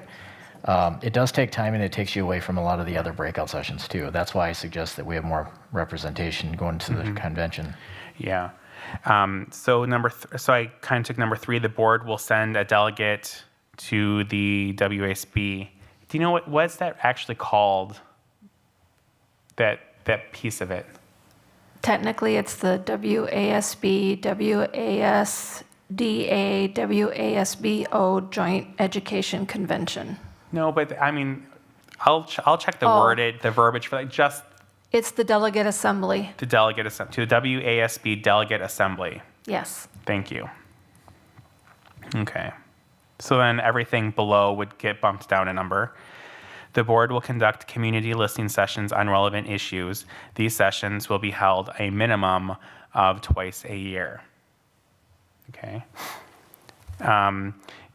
My concern again with this one is just COVID. So How about like as is safe, or like as, my wordsmithing is dead today, but you guys see what I'm getting at? Like, Yeah. these sessions will be held a minimum of twice per year, safety permitting, or just something like that? I would think you would just leave it the way you would want it under normal conditions. Okay. And then you live through and adjust as needed when we're under, such an unusual emergency situation. Okay. But, I would say be hopeful and, proceed into 2021 Okay. thinking everything will be back to normal, and you would want that twice a year. Okay. Could we have some discussion about what would trigger a board listening session? Like, can community members come up with a petition, and if you get so many whatever, then that means that we're having a listening session? Traditionally, it's been so a board listening session has to have a specific topic, because otherwise it could violate open meeting laws. Because I've seen boards have listening sessions maybe because, for example, like a referendum, or if we had a lot of questions or a lot of comments regarding the budget, maybe, because I'm sure this budget will look like, we would have a listening session then to allow people to ask their questions. So it's kind of like us having kind of foresight, saying what do we think our community would want to talk to us about? But then, so there's that proactive piece, and then there's also that responsive piece, if that helps. But it has to be kind of like with a specific topic in mind. Can I ask a clarifying question? Could it be like, could one of those topics be like, if we reopen in fall, like in a traditional sense, for example, could we do like a listening session? Like, would it be appropriate, like addressing parent and guardian concerns about reopening in the age of COVID or something like that? Would that be an example? Absolutely. Another listening session would be board docs. Say, you know what, there's questions about board docs, come tell us about the problems, we need to know what problems the community is having in accessing the documentation and everything that they need. So if we could word that, so I'm thinking kind of two categories, like anything that's brand new and we need feedback to appropriately move forward, or anything that's like a persisting concern that has not yet been resolved. I would think would be two categories where it would be appropriate to say, this might be a good point to have a listening session. Do we want to like just suggest some, do we have policy language around community listening sessions? Because I feel like that might be a good, Amy, what you're saying is there's a lot to it. And I want to address it. And I wonder, I'm not saying not to include that in here now. Is this something that maybe we should bring up at a policy discussion at some point? Give me a minute. Yeah, sure.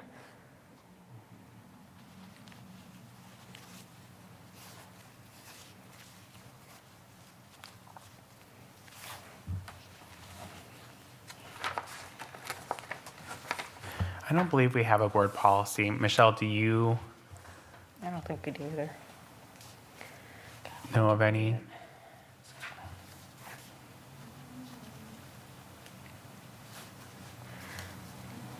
Okay. Okay. All right. Okay. So how would we want to change that then? How could we say this? In order to be proactive, the board will conduct community listening sessions on relevant issues. I hate to kind of say reactive in the beginning because reactive almost has like a negative connotation to it. So if we said in order to be proactive, the board will conduct community listening sessions on relevant issues. These sessions will be held a minimum of twice a year. Does that sound okay, or? I won't speak for Amy. That sounds okay to me, but I do think that since I've been on the board, there's always been sort of some ambiguity and not like a lack of clarity on what the purpose and protocol is appropriately for community listening sessions, and I think it's something we should explore at a later time as well. So maybe we should just leave that goal alone. And in the meantime, I'll add to my list. I can check the policy guide and see if other districts have policy regarding community listening sessions. Maybe getting a definition would help us determine definition or purpose. Okay. All right. So I will look into that. Okay. Board members will provide an appropriate response to or recognition of all communication from citizens and appropriately direct concerns or questions to the superintendent. So this one, I'm thinking we already have a very similar one in that first section, but maybe the one part that's missing is appropriately direct concerns or questions to the superintendent. So maybe if we take that chunk and move it, let's see, let me find it. It was,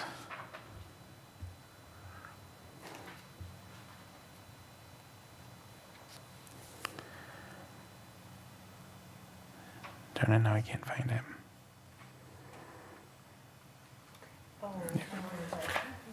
Or, oh, it was a norm. I was thinking, okay, thank you. I was like, now I'm blending everything together. Okay. All right, so then that one's good. 5, the board will recognize new staff and outstanding accomplishments of students and staff monthly. And 6, quarterly board members will review interactions with individuals listed in the goal. Quarterly board members review. Okay. I don't understand that one, Sue. It sounded like you had a. I'm just Understand? saying, yes, is the list.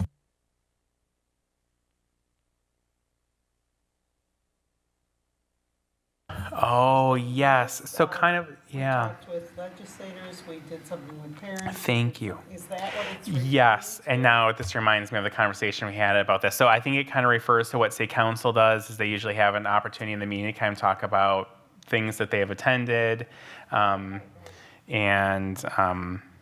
is it more quarterly updates? yeah, so like board member, so John would say, I attended this function, attended that one,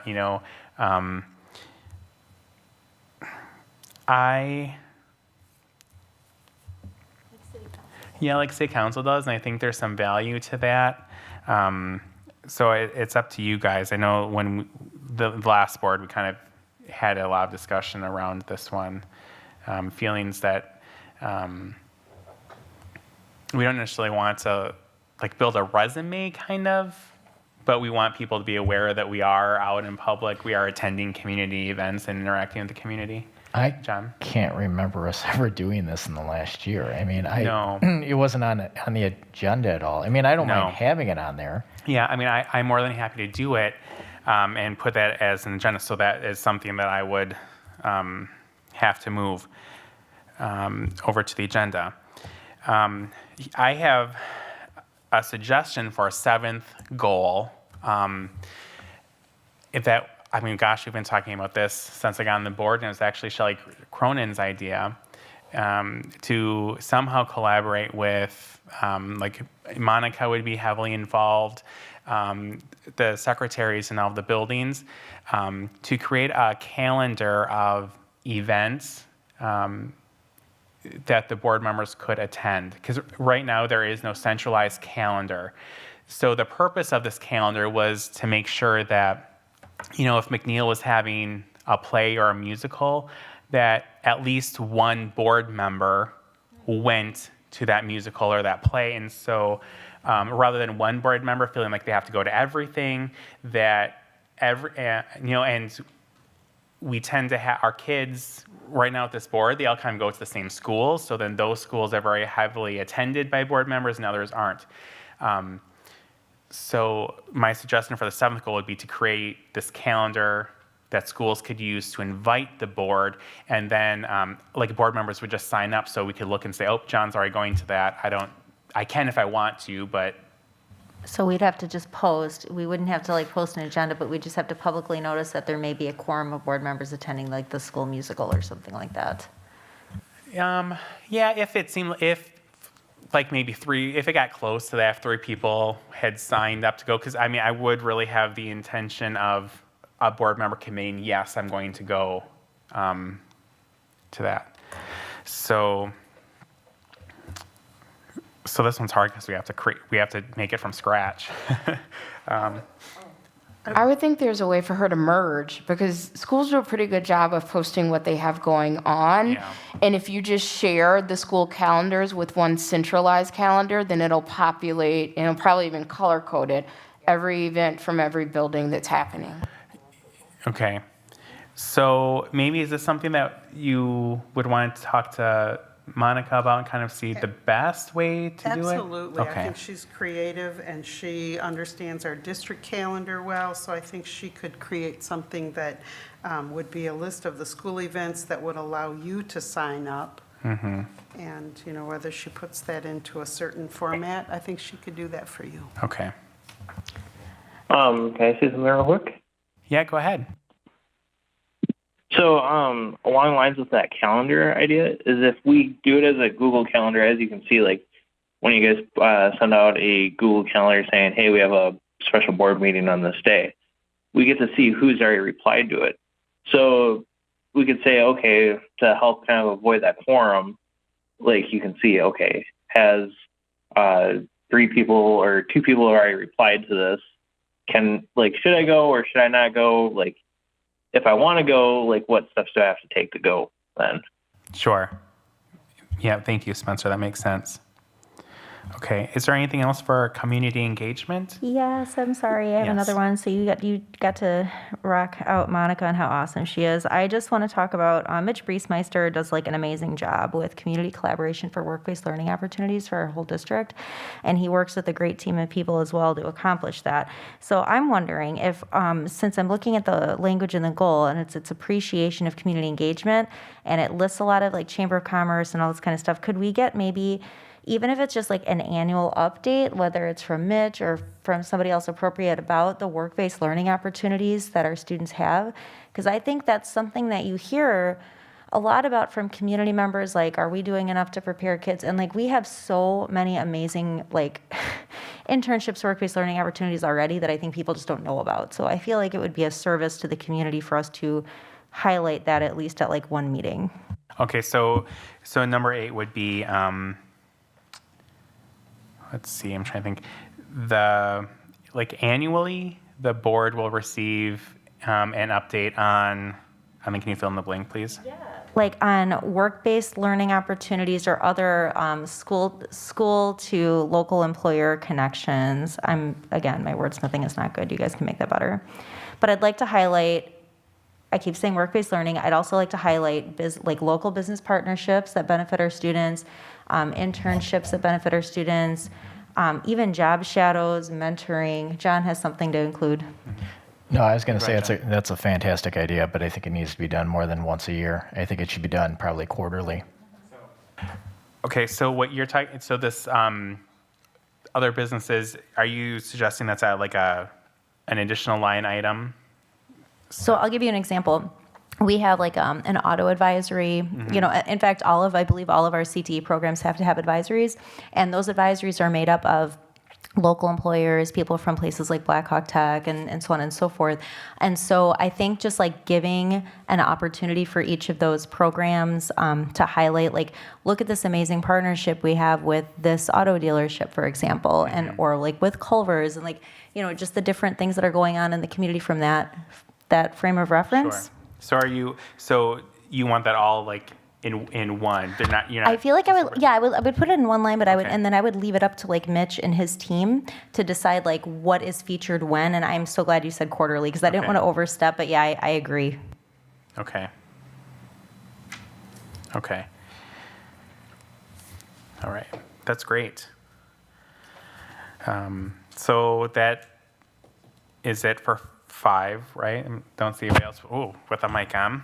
Number 6, superintendent support and engagement. Oh, Michelle, you have the 18-19 goals with the superintendent search, please. So these goals were, of course, we had hired a superintendent when we created these goals, and so this was more focused on onboarding that superintendent and evaluating the superintendent. Michelle is passing out the goals from the previous year so that we can see the goals we had for the superintendent search itself. So then again, we don't necessarily have to recreate the wheel.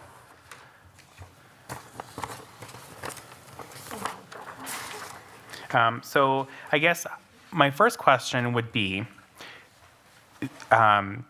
for our board goals, the 6, the superintendent support engage, the interim superintendent is a short-term goal, right? So the interim superintendent is not even going to be on our board goals. Is that what everybody's thinking? Could you repeat that, please? So like the interim superintendent, that search and finding that person is one of our short-term goals.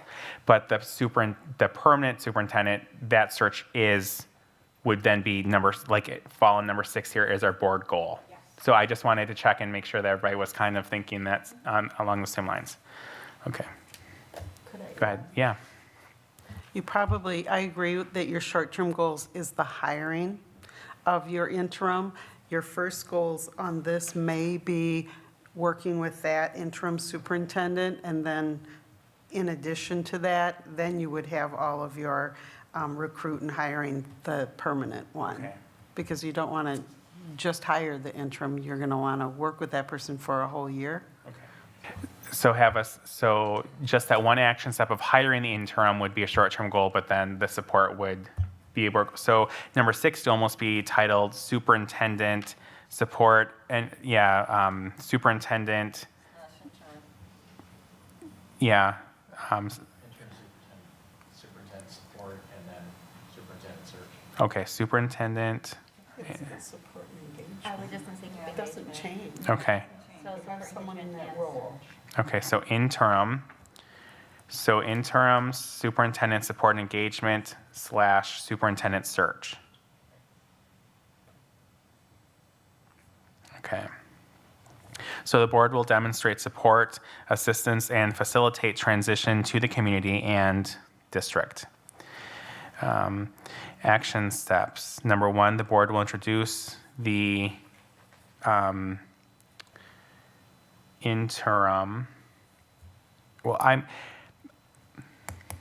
wondering if we just want to leave it as superintendent, because there is, when we're done with the search, we'll still be in a kind of like our year, like, so we may be introducing the superintendent to the community at that point too. So I don't necessarily know. I would just say interim superintendent / superintendent. Okay. And a question, it doesn't have to be resolved now, but just something to think about. Are we putting any stipulations around, is the interim superintendent eligible to apply to be the permanent superintendent? Or do we want for those to be 2 distinctive roles, people, et cetera? The board did not, when the board took action, did not say that the interim could not apply. I mean, and really, we don't have to address this until January when we start the superintendent search, but, well, I take that back. I think They may have that question coming in. Yep, and I know it is, and so we're gonna, Dan will be with us on the 12th, so that would be good. We can talk to him about that on the 12th. Okay. Okay. Okay. So the board will introduce the interim superintendent / superintendent to the district throughout the year and provide opportunities to engage with staff and community. Number 2, board members will have one-on-one meetings with the superintendent 6 times a year.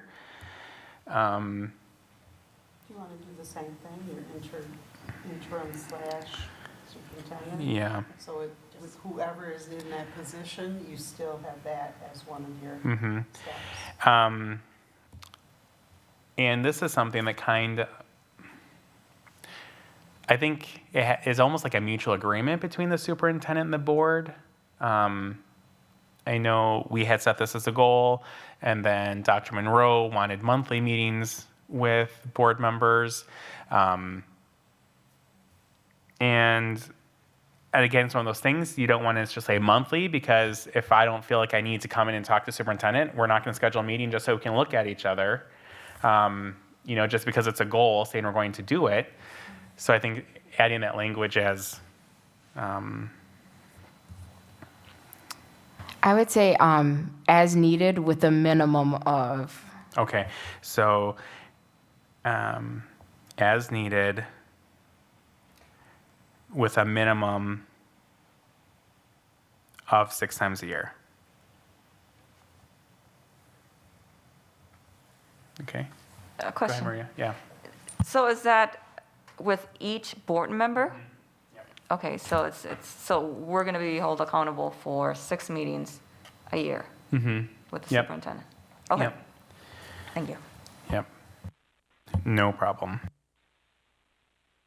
So I know something that John was speaking to last time was concern about onboarding, and I'm looking at number 3, and I'm wondering if we can tweak it to say that the board and superintendent will have a retreat each year, and how about like, or something like, and, or like when the new superintendent is on board or as part of the onboarding process? Since our goal is to hire somebody this next year, does that make sense? Say that again, Megan, I'm sorry. No, it's okay, it's late. So I'm just wondering, I'm looking at number 3, and I'm wondering if we can tweak it to include having like this type of retreat as part of the onboarding process. Like once we hire somebody permanent. Because also like when we hire a new interim, I think we spoke at length earlier about how we're gonna wanna sit down with that person and look at goals, et cetera, et cetera. That would probably be best done in like, we're not gonna do that at a board meeting, you know, it can be public, but it's more of a retreat type deal. You Okay. know? So how about the board and, so we'll put that interim / in there again. The board and interim / superintendent will have a retreat as a part of, how would you say, like, the onboarding process. And then I would also like to say, as needed. I would put a date for the onboarding. Okay, Can I ask a question before we go on? yeah. Do we have an onboarding process in place, in writing, to follow? No, Okay, do we need to make that up? well, that's another,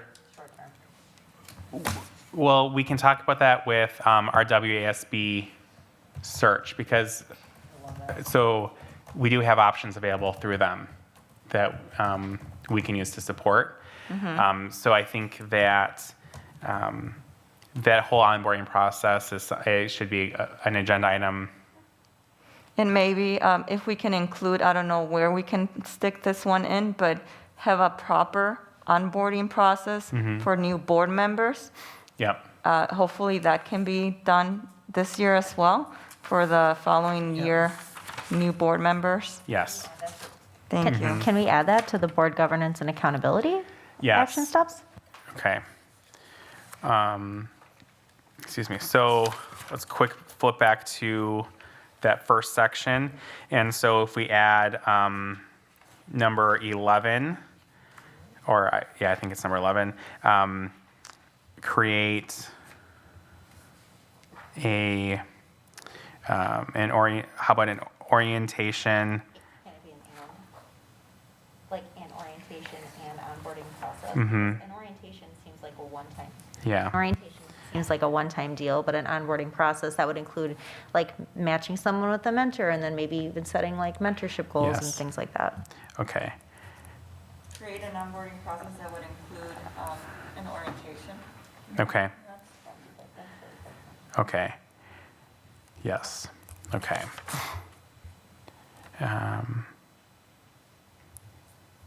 Okay, that's great. Okay, so number 4, the board will engage the superintendent in planning. We'll put that interim / in there first also. In planning and discussion of superintendent goals. And so we'll word that just to make sure that both the interim superintendent and the superintendent are included in that goal.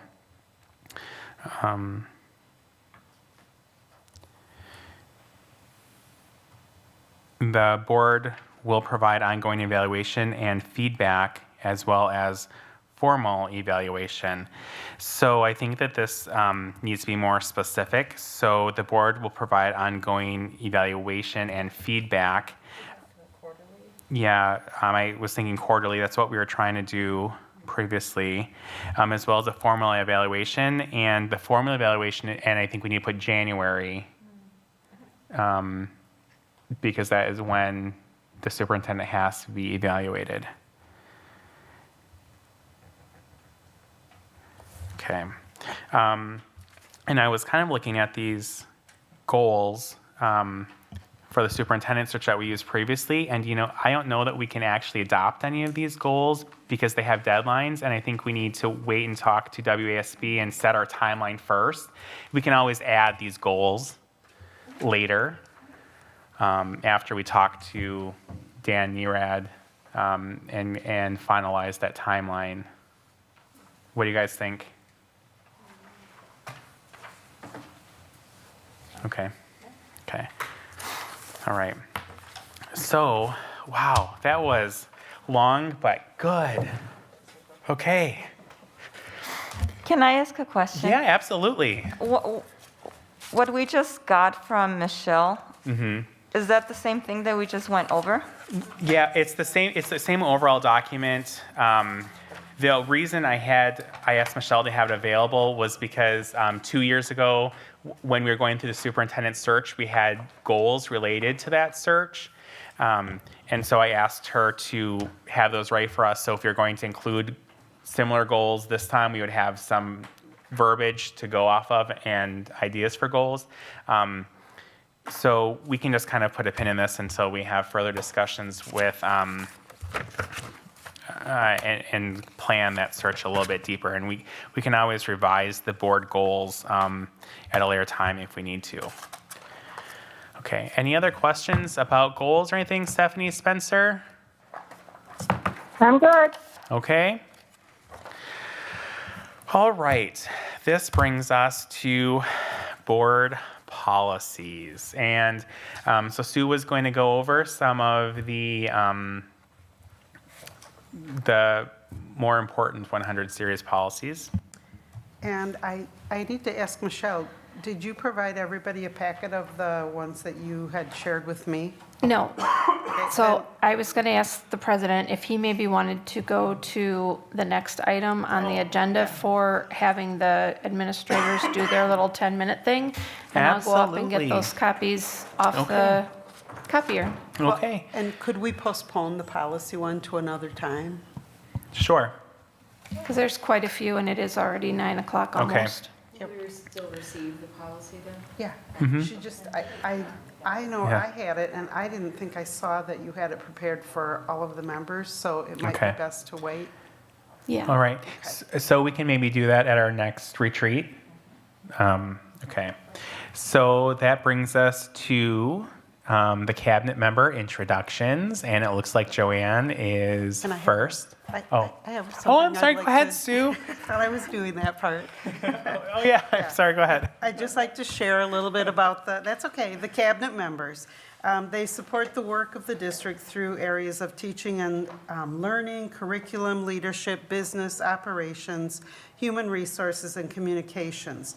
The cabinet reports directly to the superintendent. They oversee departments at the central office as well as the district at all buildings. The cabinet meets weekly. Currently, we're meeting twice a week, 2 to 3 hour meetings with the superintendent. The superintendent is responsible for their direction, their function, accountability, and their evaluations. We are very fortunate to have a very talented and dedicated group of cabinet members. They each bring significant strengths to their positions to support the school district of Beloit. I personally couldn't ask for a better hardworking team of cabinet members, along with Michelle Shope. The endless hours that they put in, especially during this time of crisis in the state of Wisconsin and across the nation. Because we are respecting and regarding the numbers of people that can meet, they have been patiently waiting in the other room and listening electronically to this meeting. So I've asked them to prepare about a 10-minute presentation on what their role is, how they support the district. And we're going to go, I love them all, so we're going to go in alphabetical order so it doesn't look like I'm doing any kind of favoritism. So we'll start with Joanne Armstrong, Executive Director of Business, HR, and Operations. Hello. Again, and I will tell you, when I heard it was alphabetical, I said, can't we go by first name? And then we had the aha moment that even by first name, I'm still first. And we actually stay in the exact same order, first name or last name. So that was kind of interesting to see. So thank you, Sue, for those very nice and kind words. I appreciate your support and respect during this time that has been challenging. So honestly, I don't necessarily think that I'm going to be a full 10 minutes, but I could definitely talk for hours on what I do and how I am trying to manage all of our business resources here. I know you made reference during your meeting about the board calendar and the reports that come out. So I would encourage people to look at that and see. I do cover many of the reports, including HR style reports, which are our non-renewals for both administrators and teaching staff. I help with sports renewals, contracts, so any of our business relations, our equity and diversity report. We prepare that every year. I present budgets and financial reports. So there's plenty of information there. But I made kind of a different list to kind of explain some of the areas and the staff that I have to support me in those areas. So I'm going to start with the ones that I am near and dear, as I was previously in the Director of Finance role.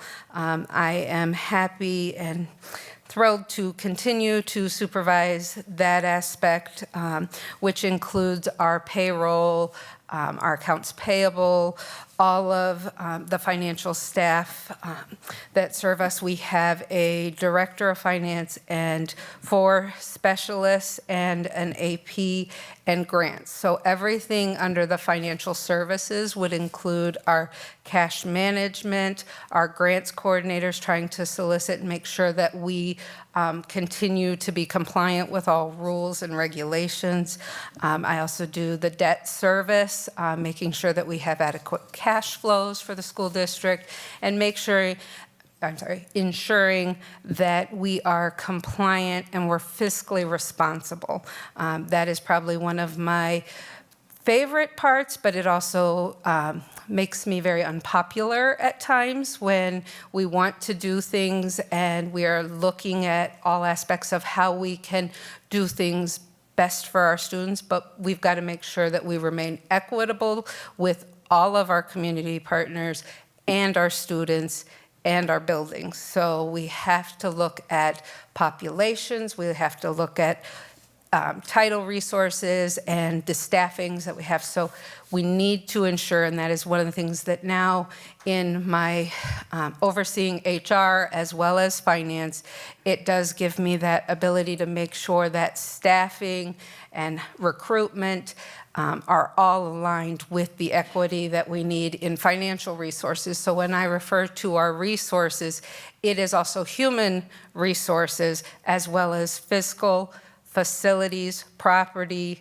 We have multitudes of resources that we are utilizing within the district. I also am in charge of developing the budget and adopting that budget, as we've already kind of talked about that. That is a very labor-intensive process.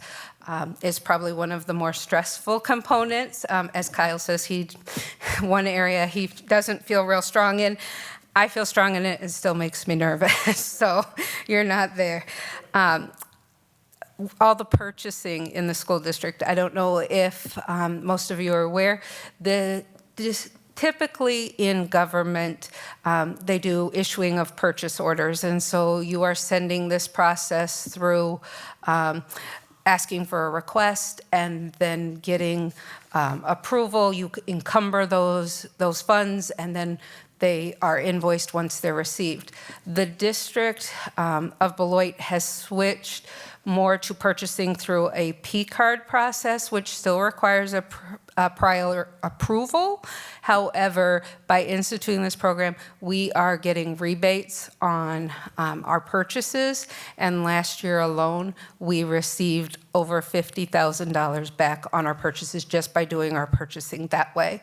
So that is one of the ways that we are able to save and budget additional money by things that we do every day. I've also created accounts with Amazon Business where we are are getting preferred pricing. We get rebates from Amazon Smiles that is going into our school district foundation account that will go back to serve all of our students and enable us to do those. So I'm constantly looking for partnerships that we can develop with the community and with business partners to benefit the schools.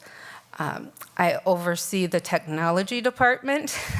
As we continue to work through our technologies, we have a partner in TC Networks. So we work together on the district goals and initiatives within TC Networks. I am proud to say of all the student tech lines that we have been able to do and serve those students and families, especially now in this distance learning. I want to thank Dean for all his work being here at every meeting. He is making sure that we try to get through all these bugs and processes as we move to this distance environment. Take a breath. Building services is another area. A lot of times we just call it facilities, but it truly is more than just our facilities. We have district staff that includes HVAC technicians, a plumber, electrician, and a facility and energy manager that makes sure that we are utilizing as many credits and energy efficiencies that we can do. We coordinate those staff of Airmark facilities, which is about 70 to 75 positions that oversee everything from custodial to maintenance to buildings and grounds. So we continue to work that relationship as well. Oversee transportation. So Durham is our transportation provider, which right now they are doing a fabulous job helping with the distribution of food for our lunch and meal services that we're doing right now. They are very dedicated. They miss our students terribly, and I hear all the time they're so happy to be out there, and I do appreciate that relationship with them. Airmark Food Service, we've of course heard a lot of them lately. They are doing a phenomenal job feeding our students and our community. And I try to remind everyone, we've gotten a couple questions about how we're serving so many meals when our enrollment is only X number.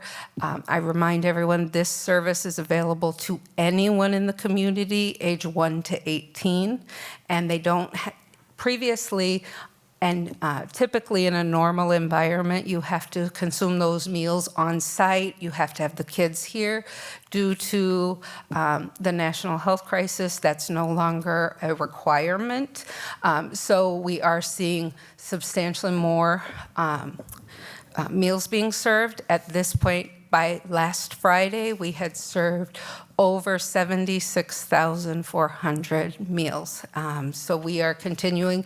Our goal at this point is we will continue food service throughout the summer. We have been approved for the summer food service, and I have worked with Airmark very closely, and they are prepared to continue our meal service for us at our current locations, which are convenient for our families, being community elementary schools. They have that ability to get to those sites. Our delivery service is available. I want to make sure everybody knows this. For those families that can't come, have transportation barriers, they can't come there. We also want to encourage anyone who has been exposed or has a family member that has been exposed to please call the hotline and have delivery. They do not need to come to the building. We will do a drop off on their front porch. We want to avoid that contact with our population. There is the number on our website for the delivery service. I don't want to quote the number, but I think it's 361-3016, but don't quote me. I probably shouldn't have just said that, but it is on the website, and I didn't bring it with me. I apologize. On top of that, those are the areas that I am, but I am also the school district records custodian for open records request, which is a very time-consuming job at times, and we do have quite a few that had come out. I'm happy to say that we do not have quite as many. I have, I think, one outstanding at this point that I will give reports on, but I do coordinate with the board. You will get open records emails from me. It will come from an open records email, and I take that part of my job very seriously, so I appreciate everybody remembering about their records are public records when you are conducting business or having conversations regarding business.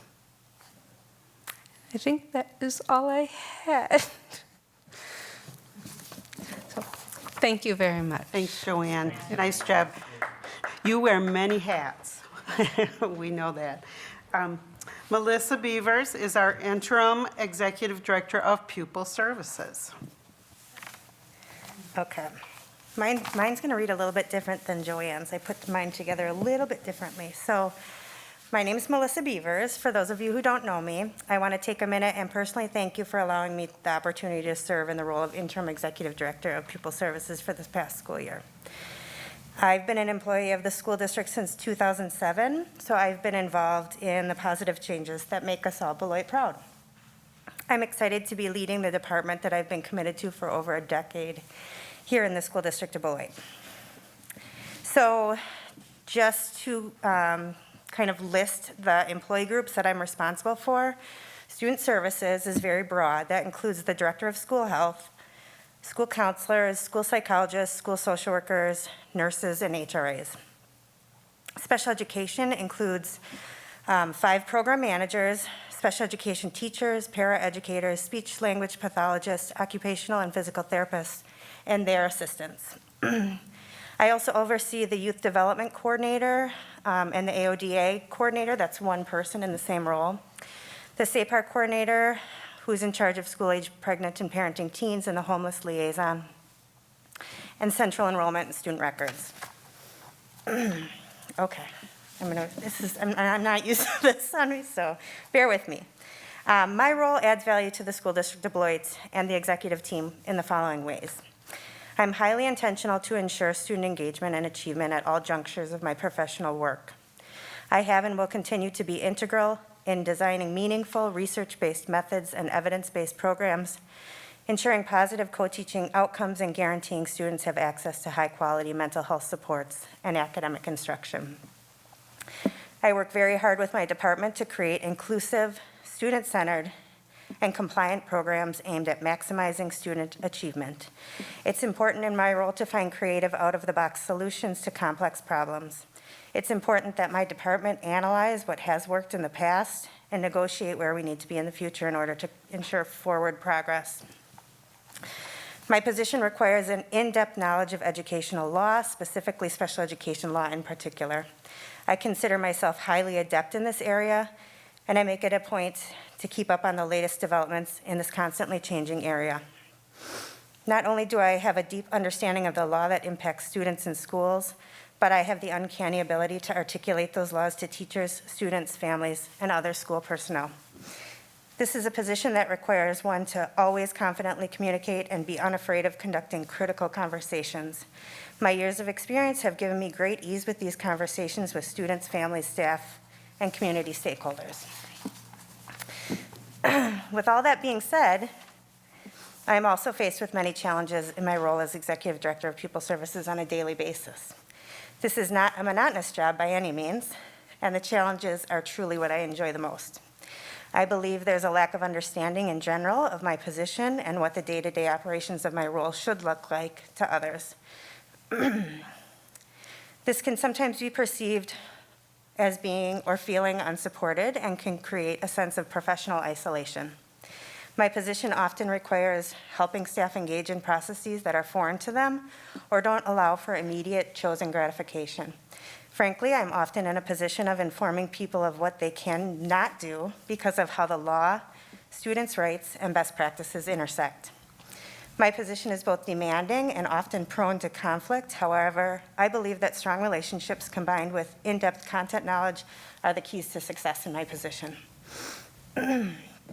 Another difficult challenge is balancing the legal obligations of providing a free and appropriate public education to all students, while at the same time thinking outside of the box to support our most challenging and our most fragile students. Each day I serve as a mediator supporting parents, a creator of inclusive programming, a provider of evidence that shows student growth, an educator and coach of staff, and a sheriff for accountability. The professional responsibilities I am tasked with are incredibly challenging. Witnessing the trauma that plagues many of our students while advocating for students and families in difficult situations is often daunting. It is all the more complicated by the fact that this work is not for everyone, and it can be a lonely engagement when others are uncomfortable with the emotional commitment it takes to bring about positive change. It is precisely the feeling of insurmountable odds that keeps me focused, goal-oriented, and coming back for more. Throughout my career and positions, you will find scores of people that will tell you of my commitment to achieving meaningful results for my students, families, fellow colleagues, and me as a professional, as a developing professional. Over time, I have learned to celebrate even the smallest of accomplishments. Sometimes individual student growth isn't going to be as noticeable or at the same pace as others. However, progress is still being made, and it's important to celebrate all of the wins, even the little ones. Countless things are rewarding about my job. The obvious would be witnessing the learning process firsthand. However, I can name so many more, and some may be the same that I have just listed above as challenges. Advocating for students and families, engaging with the community, removing barriers, educating and guiding colleagues, solving problems, learning new things, collaborating with other educators, and developing relationships with students, parents, and community members. I strive for excellence in my job. I have a fabulous but small team that work diligently to support the mission and vision of the school district, and who are committed to ensuring that all of the students are encouraged and achieve their fullest potential. This makes me proud and brings me great peace. I again want to thank you for giving me this opportunity to serve in the role that I've worked really hard for. I'm looking forward to working together with all of you to support the students, families, staff, and community of Beloit. Thank you. Nice job, Missy. Thank you. And I will share, I understand Missy's role well. I speak her language as I held that position here in Beloit for several years. It is. Okay, next we have Monica. Monica Christopa is the Chief of Communications and Marketing. Hi, and when I'm talking with my mask, my glasses seem to steam up a bit, so I'm going to try to not breathe so heavily. I actually have 5 areas, actually I think 6 areas of responsibility under marketing and communications, and that is communications, marketing and brand management, public relations and events, community outreach, which I heard your discussion, and I'll talk a little bit about our district-wide calendar that does exist, and volunteers and alumni relations. I have one person who works with me on my staff, Maria Acevedo. Many of you have had the pleasure to meet her and work with her. Very happy to have her on my team.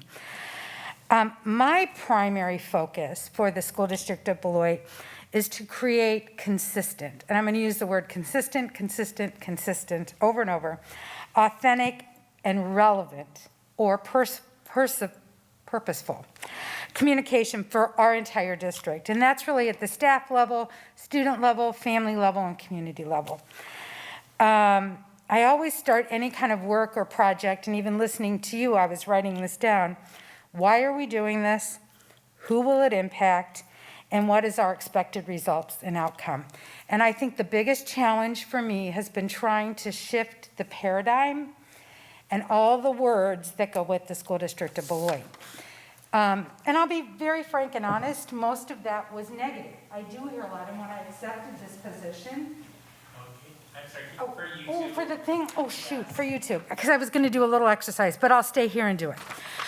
So for the primary focus is for me to try to help shift a paradigm, a belief system about our school district that's based mostly on perception, but not on fact.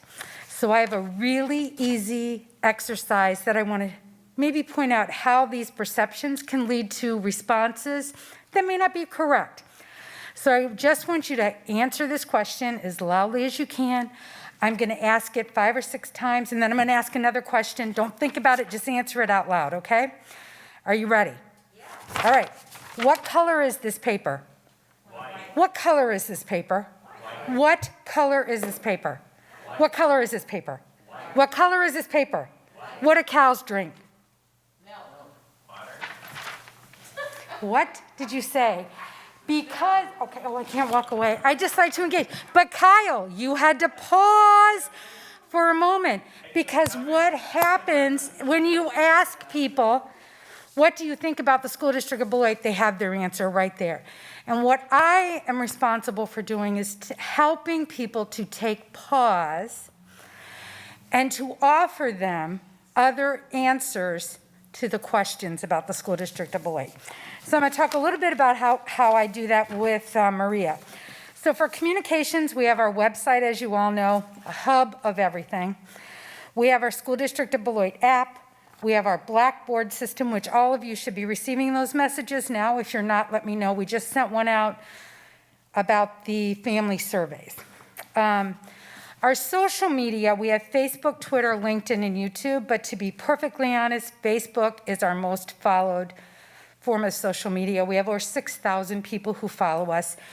And again, if they don't have Facebook, they can access it on our website.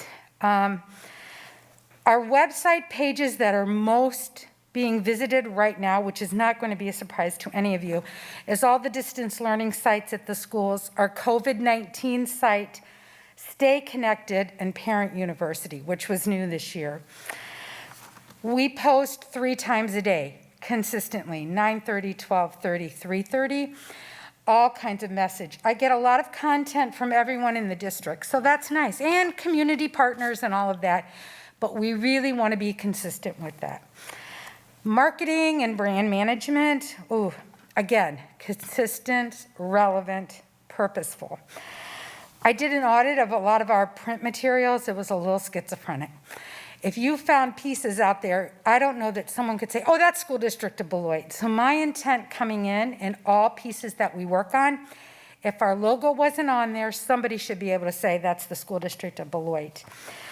We have done an HR recruiting piece, a collegiate academy piece, Even Start piece, and the 2 pieces I'm working on now are our 4K program and SAPAR. I have a whole list of others that probably would have been done had we not doing all this distance learning and working. So public relations involves media relations. I might just let that one sit on the table for a while. I've done my best. We do get a lot of regional support. I do lots of story pitches, probably 2 or 3 a week. And Sue's shaking her head. She knows she works with me on ideas. And it just depends on what it just depends. I'm not the decision maker. 2 events that we hosted this year that went really well were the Veterans Breakfast and the ML King Essay Contest. And we will do those again. But also, and Sue's helping, thank you so much, on the staff convocation, Michelle's working on that. Typically occurs in the spring and the fall, and then an event for our retirees. Those will happen, just virtually. And then a staff quarterly newsletter about all communications. Community outreach, well, there's lots and lots of ways. I'm going to talk just from the marketing perspective, but know that Missy's group, Peg's group, Joanne's group, everybody in the district does some community relation. We worked very closely with Rick Barter, both Maria with Spanish and then me in English on the ACT prep. And we already are meeting and planning, and if any of you know Rick, he's in touch with me a lot about this. So it's very, very good. Rick, there's a shout out to you. Latino service providers, Todos Unidos, Tulio and Maria, again, really are enmeshed with those groups. They look at them for leadership. And I'd like to say with the city of Beloit, Maria's been translating most, if not all, of their materials during COVID-19. And I'll give Sue a little credit for that too, because she graciously said, yes, city, what do you need? Let us help you get that information out there. Beloit Area Community Health Center with their Seal a Smile program, they come in and do dental exams free of charge for all of our students.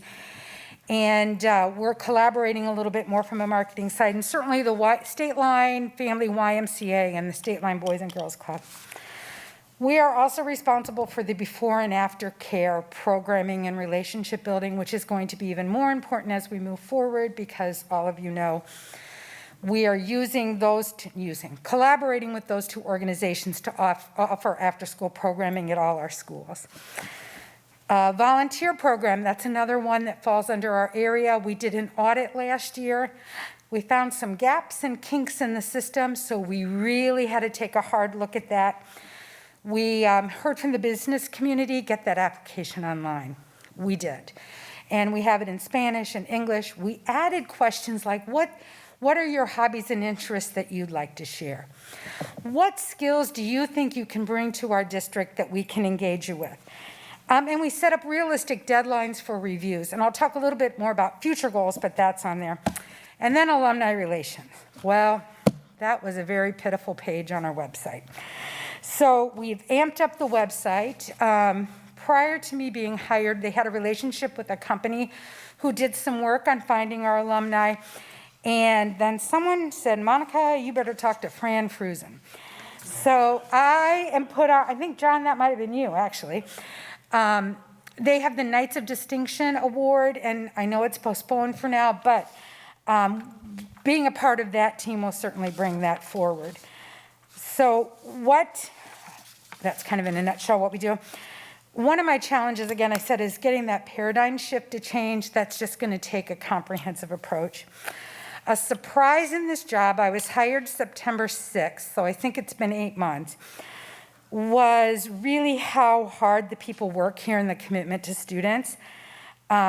People often hear me say we are sprinting a marathon, and I mean that. And I just really love how many people are vested in really the success of our students. Future plans that got a little waylaid because of this, doing a podcast and video chats. In a previous life, I taught podcasts to middle schoolers, which is a lot like herding cats or kittens. So I figure if I can do that, I can bring a podcast, and we'll do those in Spanish and English. I really want to start a blog where people can subscribe to that. So we are in charge of the news we're sharing. I may think there's 3 or 4 great story pitches, but maybe the media only chooses one. This way we can release those all the time. Being more proactive with our volunteer program. I've talked to a number of you about that, and really going out and searching opportunities out for people to be in our schools. Connectedness to our alumni, and a community stakeholder newsletter. So that's kind of the big plans. I want to just share one story about a paradigm shift, that something happened, and that's how I know it is possible.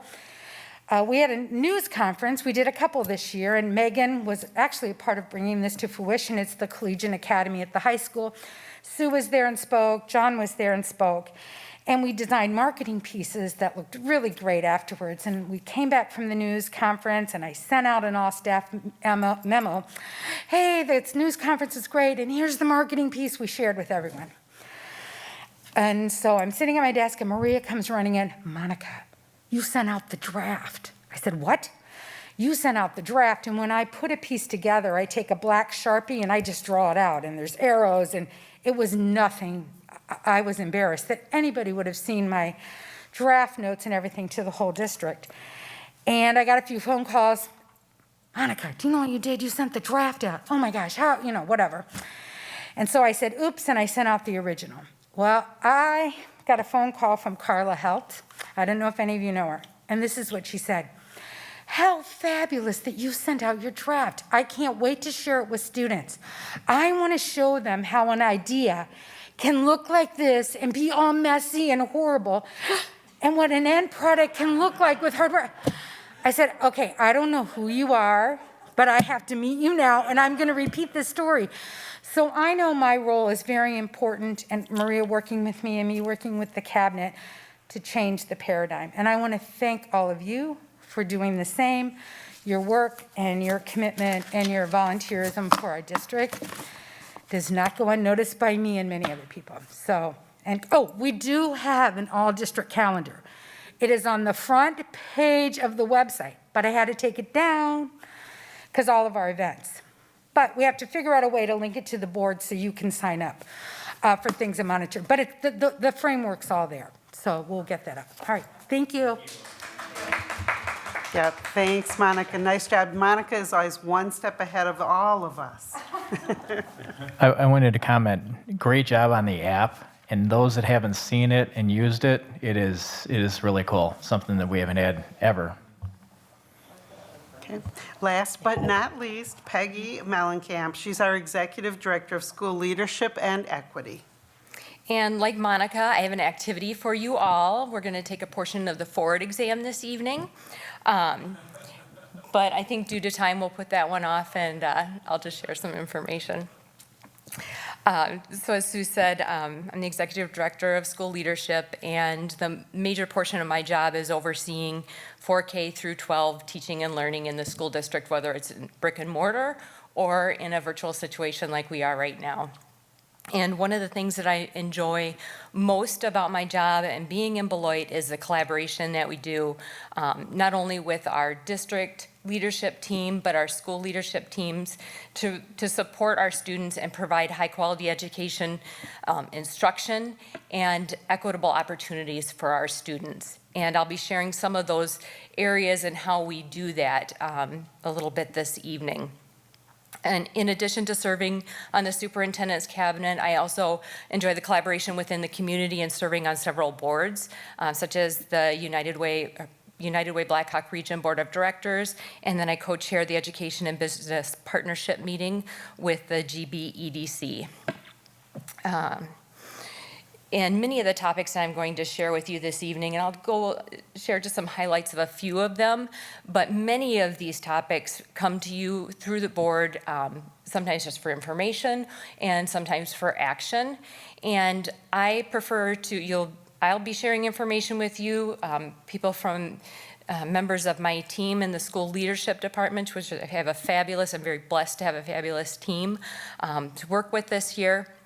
But then I also like to invite in our principals and our teachers to share as much as possible, because that's where the rubber hits the road. That's where the real work is being done. And they're able to provide the insight of how the decisions that we are collectively and collaboratively making are impacting our students and our staff and families.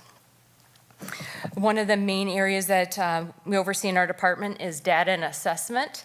And that goes from, we just been working today and tomorrow with our elementary and intermediate leadership teams to set our yearly assessment calendar. And it's when you started talking about some of those short-term goals that you have for this next year, we really wanted to look closely at what information do we need when we start the school year to identify gaps early and how we're going to address them. So we realize that we need to have further conversations about that and maybe make some different decisions that we have in the past of how we assess our students coming in. So you'll receive more information about that. Our state and district assessments, those are the common ones each year that when we receive that releases from the state, we come and we share that information. We do break it down. We disaggregate the data and kind of give you that broad overview. Many times at the board meeting, there's just not enough time to really dig in. So if you're interested in doing some of those data retreats where we can really have a better understanding and go more in depth, we definitely are open to doing something like that. Our team does a lot of data analysis to support the school improvement plans, the strategic plan, formative assessment, as well as the state level assessment.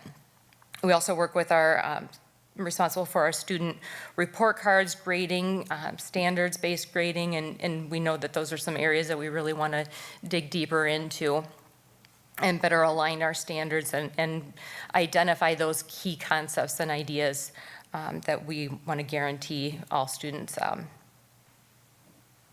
are exposed to each year and align those. Teaching and learning in the fall of each year would present to you and share with you our instructional goals and plans for each school year, and we arrive at those goals by looking at our data and identifying some of those gaps. And one of the things coming into this year is really wanting to narrow our goal and our focus. Sometimes in years past you see the big picture of where you need to go and how much needs to be done, and we set a lot of goals and it's hard to really focus and achieve them all. So we really wanted to narrow that and try to go more in depth in those areas so we'd have a greater impact and really apply those best practices that would help us achieve that. So I'd like to continue that practice, and we carried that through into the school improvement plans as well, asking school leadership teams to identify those 2 or 3 key strategies for each of their 3 goal areas.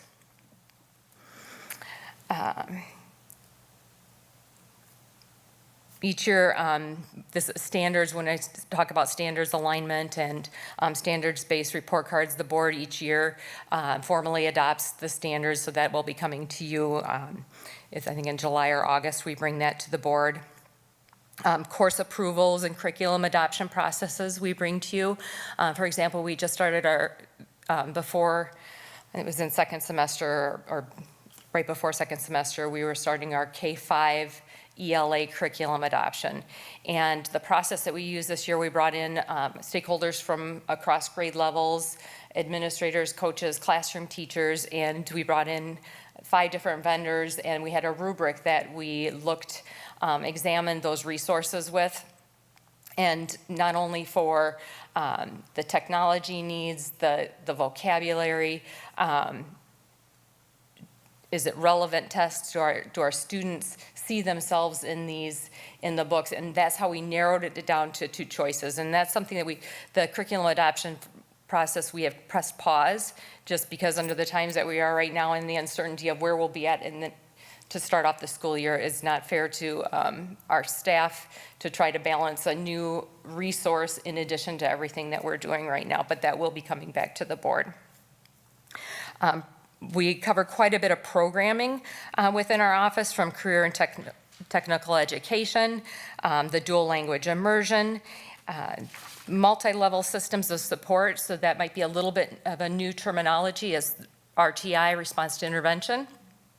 You'll be seeing a draft of a new plan coming forward of how we're identifying students for interventions. Our early literacy, we also plan summer school. You'll be hearing more about our summer school plans for this year. PBIS is another area. And then a large portion of it is staff development. And that's through our professional learning communities. We provide professional development for our administrative team, and that's something that's ongoing from our Administrators Academy to our twice monthly principal and assistant principal meetings. We have instructional coaching and instructional technology all fall under that area as well. And I mentioned school improvement planning, that we work through that process as a cabinet with them, and then we'll be bringing that to the board as well for monitoring. Educator effectiveness, working with our principals to really provide some really high quality feedback for our staff.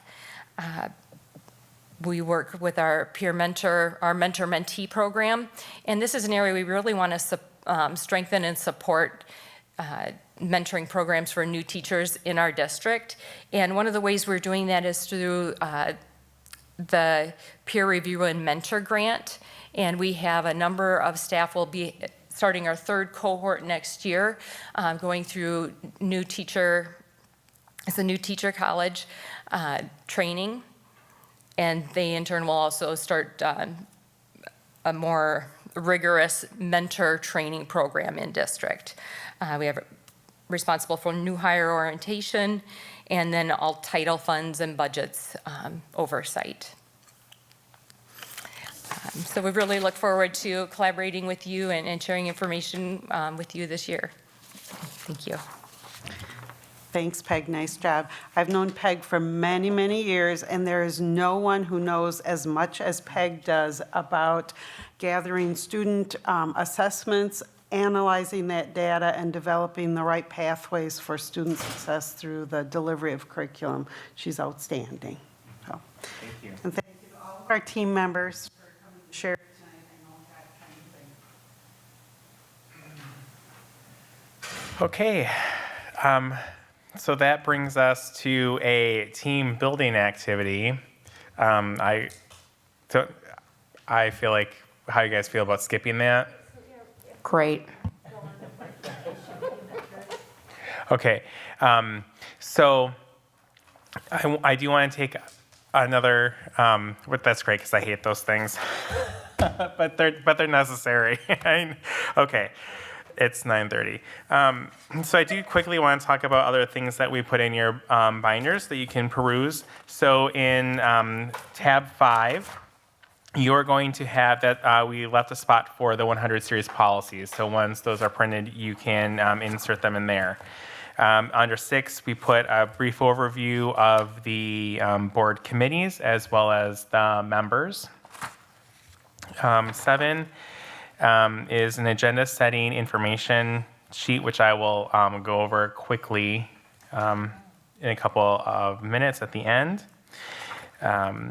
Number 8 is a great chapter that Sue had recommended a read for us as a board about the 6 guidelines for a responsible board. And this came out of, which book was it, the first 60 days of service? Okay. So the 2020 version, or is this that older book that we found this section that this was great? It's the older book. Yeah. And then under 9 is, this is the 2020 version of the new school board member handbook from WASB. And then number 10 is going, online there was like an appendix. No, online, in the handbook that's in section 9, there's all kinds of links. And so I'm going to go into the online version, and I'm going to go in, so like there's state statutes that are linked, but you could easily take that state statute number and go out and Google that, and it'll take you right to that state statute. But these other documents, they're like titles of a document that you have to click on in WASB, and then it opens up like an article or a legal document, like a legal opinion or something. And I discovered that the other day, so I thought, okay, I'm going to go in and I'm going to try to print all those out for everybody. And I'll put them in the order that the book comes up with them. And then you can put those in tab 10 so that you'll have them as you're looking at this on paper. And you won't have to jump out to the online version to try to get one of those if you want to see what it is.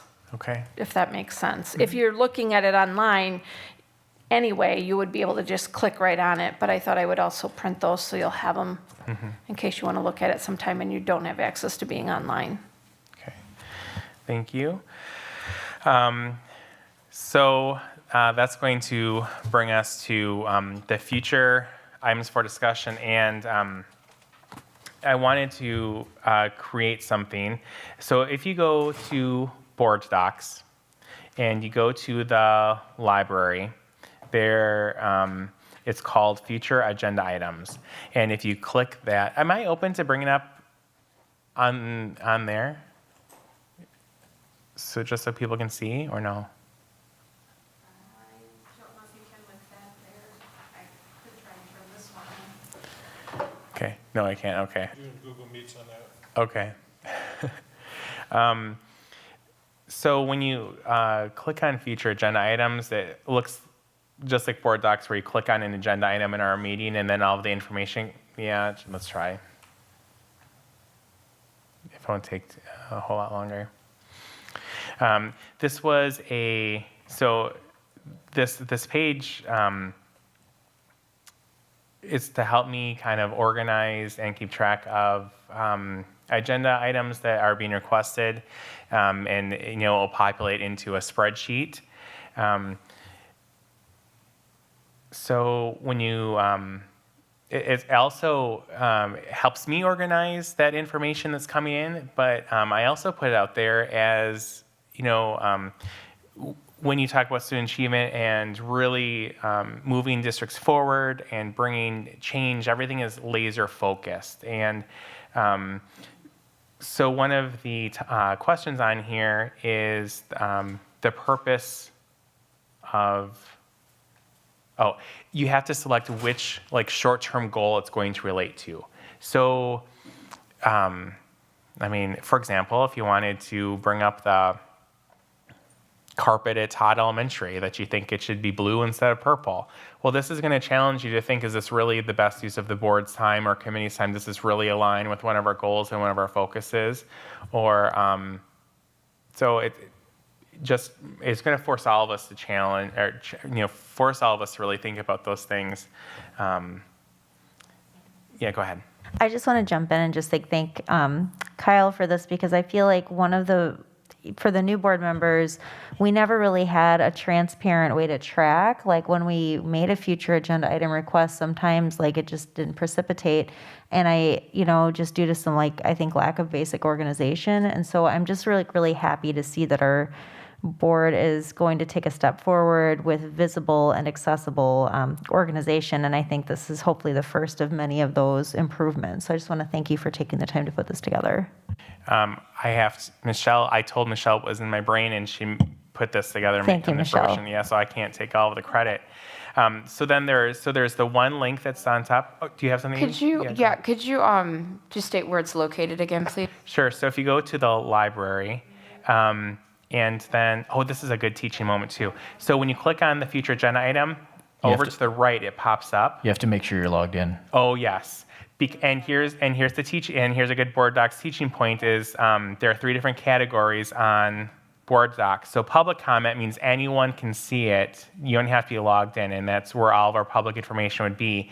Then there's administrative content, which like all of the principals, we can see all 3 levels. So this link is under the executive content, which only Michelle, the superintendent, and the board can access. So a community member couldn't come, to board docs and request an agenda item. So then the second link there is the agenda setting. It's similar to the calendar, but this is where then I can put in, okay, this is the agenda item. As I'm planning the agendas and chairs are planning agendas, you can kind of see, you know what, we're not going to have time. We don't have time on this agenda right away to talk about, but it is coming. This is where I can put it in, or administration needed a little bit more time to gather that information.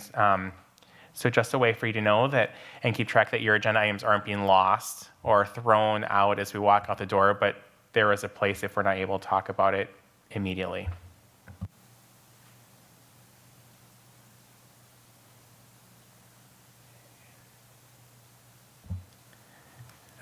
So any questions about that at all? Go ahead, John. Would it be possible to have a similar feature for each of the committees? Is it? Okay.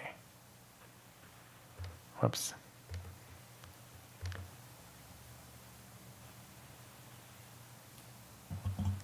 What we might be able to do is on the Google form, maybe we could add do you know which committee, maybe just make it optional, but if you look at the sheet that Michelle / Kyle built, it's got type of meeting on the Excel one there, that second one, and it designates whether it would go to a committee, a regular meeting, or a special meeting. Yeah, and I think that was one of the things I'd planned that the governance committee would kind of do, because that's made up of myself and then the chairs of the planning committee and the oversight committee, that then I could bring some of these items and we could find the appropriate place for it, whether it's the full board or a committee. Because I do want consultation, because as the board president, I don't set the agendas for the committees. I can support, but then we can have a discussion too. But I think that might be good. Add a question, make it optional. So, okay. So I'm excited about that. Thank you, Michelle, for putting it together. Okay. So that brings us to an adjournment. Sorry, I have one more question. Are we going to do mentor-mentee? It's on the agenda for the 12th. Got it. Thanks. Yes. Sorry, thanks for the clarification. Yeah, no problem. Yep. And Mr. President, I have one question. Yes. So when I created this form, I did 4 goals. Yes. Because I guess I was thinking of it relating to the short-term goals that will be set. But now I'm wondering, is that what you want them related to, the agenda request items? I mean, is that the purpose? Yes. Okay. And, because one of the best practices for boards with their agenda is then to have, for that strategic plan, the agenda items specifically link or are connected to something on that plan. So, Okay, Yes. so I would say if somebody would start using this for now, since we don't have that document done or that plan done, just say goal 1, just Okay. because it's a mandated question. Sure. And then that'll let you continue with your request, and at least until we get that done. And then, once that's done, I can modify that. sure. Thank you very much. Or I can remove it if you'd rather until we get that document done. No, I think it's okay. We can just press option 1 for Okay. now. All right. Is there anything else? Are we ready to adjourn? Just to clarify, our meetings on the 12th are all virtual? Yes. Okay. Yes. Yes, and we will be sending out the links because we'll have to check with and see if each meeting needs its own link or what. Yes, John. And you're going to be setting another meeting for the short-term goal planning, and that's going to be coming up in the future? Yeah, I'm going to look and see if there's a second date that came up in the doodle, because that one we won't necessarily need all of the cabinet there. So if we look at a day that that the board could get together. Thank you. All right. So I would take a motion to adjourn. So moved. All right. Is there a second? A second. Okay. So we have a motion, a second to adjourn. Any other questions, discussion? Seeing none. Mr. President? Yes. This isn't exactly like to stop the agenda from you adjourning, but I do have these books Oh, and yes. the journals, if Oh, anybody right. wants them. Yeah. That, Okay, so stop and get one on your way out. Okay? All right. All in favor of adjourning, please say aye. Aye. Aye. Aye. Any opposed? All right, we are adjourned. Thank you, everyone. This was a great meeting. Yeah, it was really great work.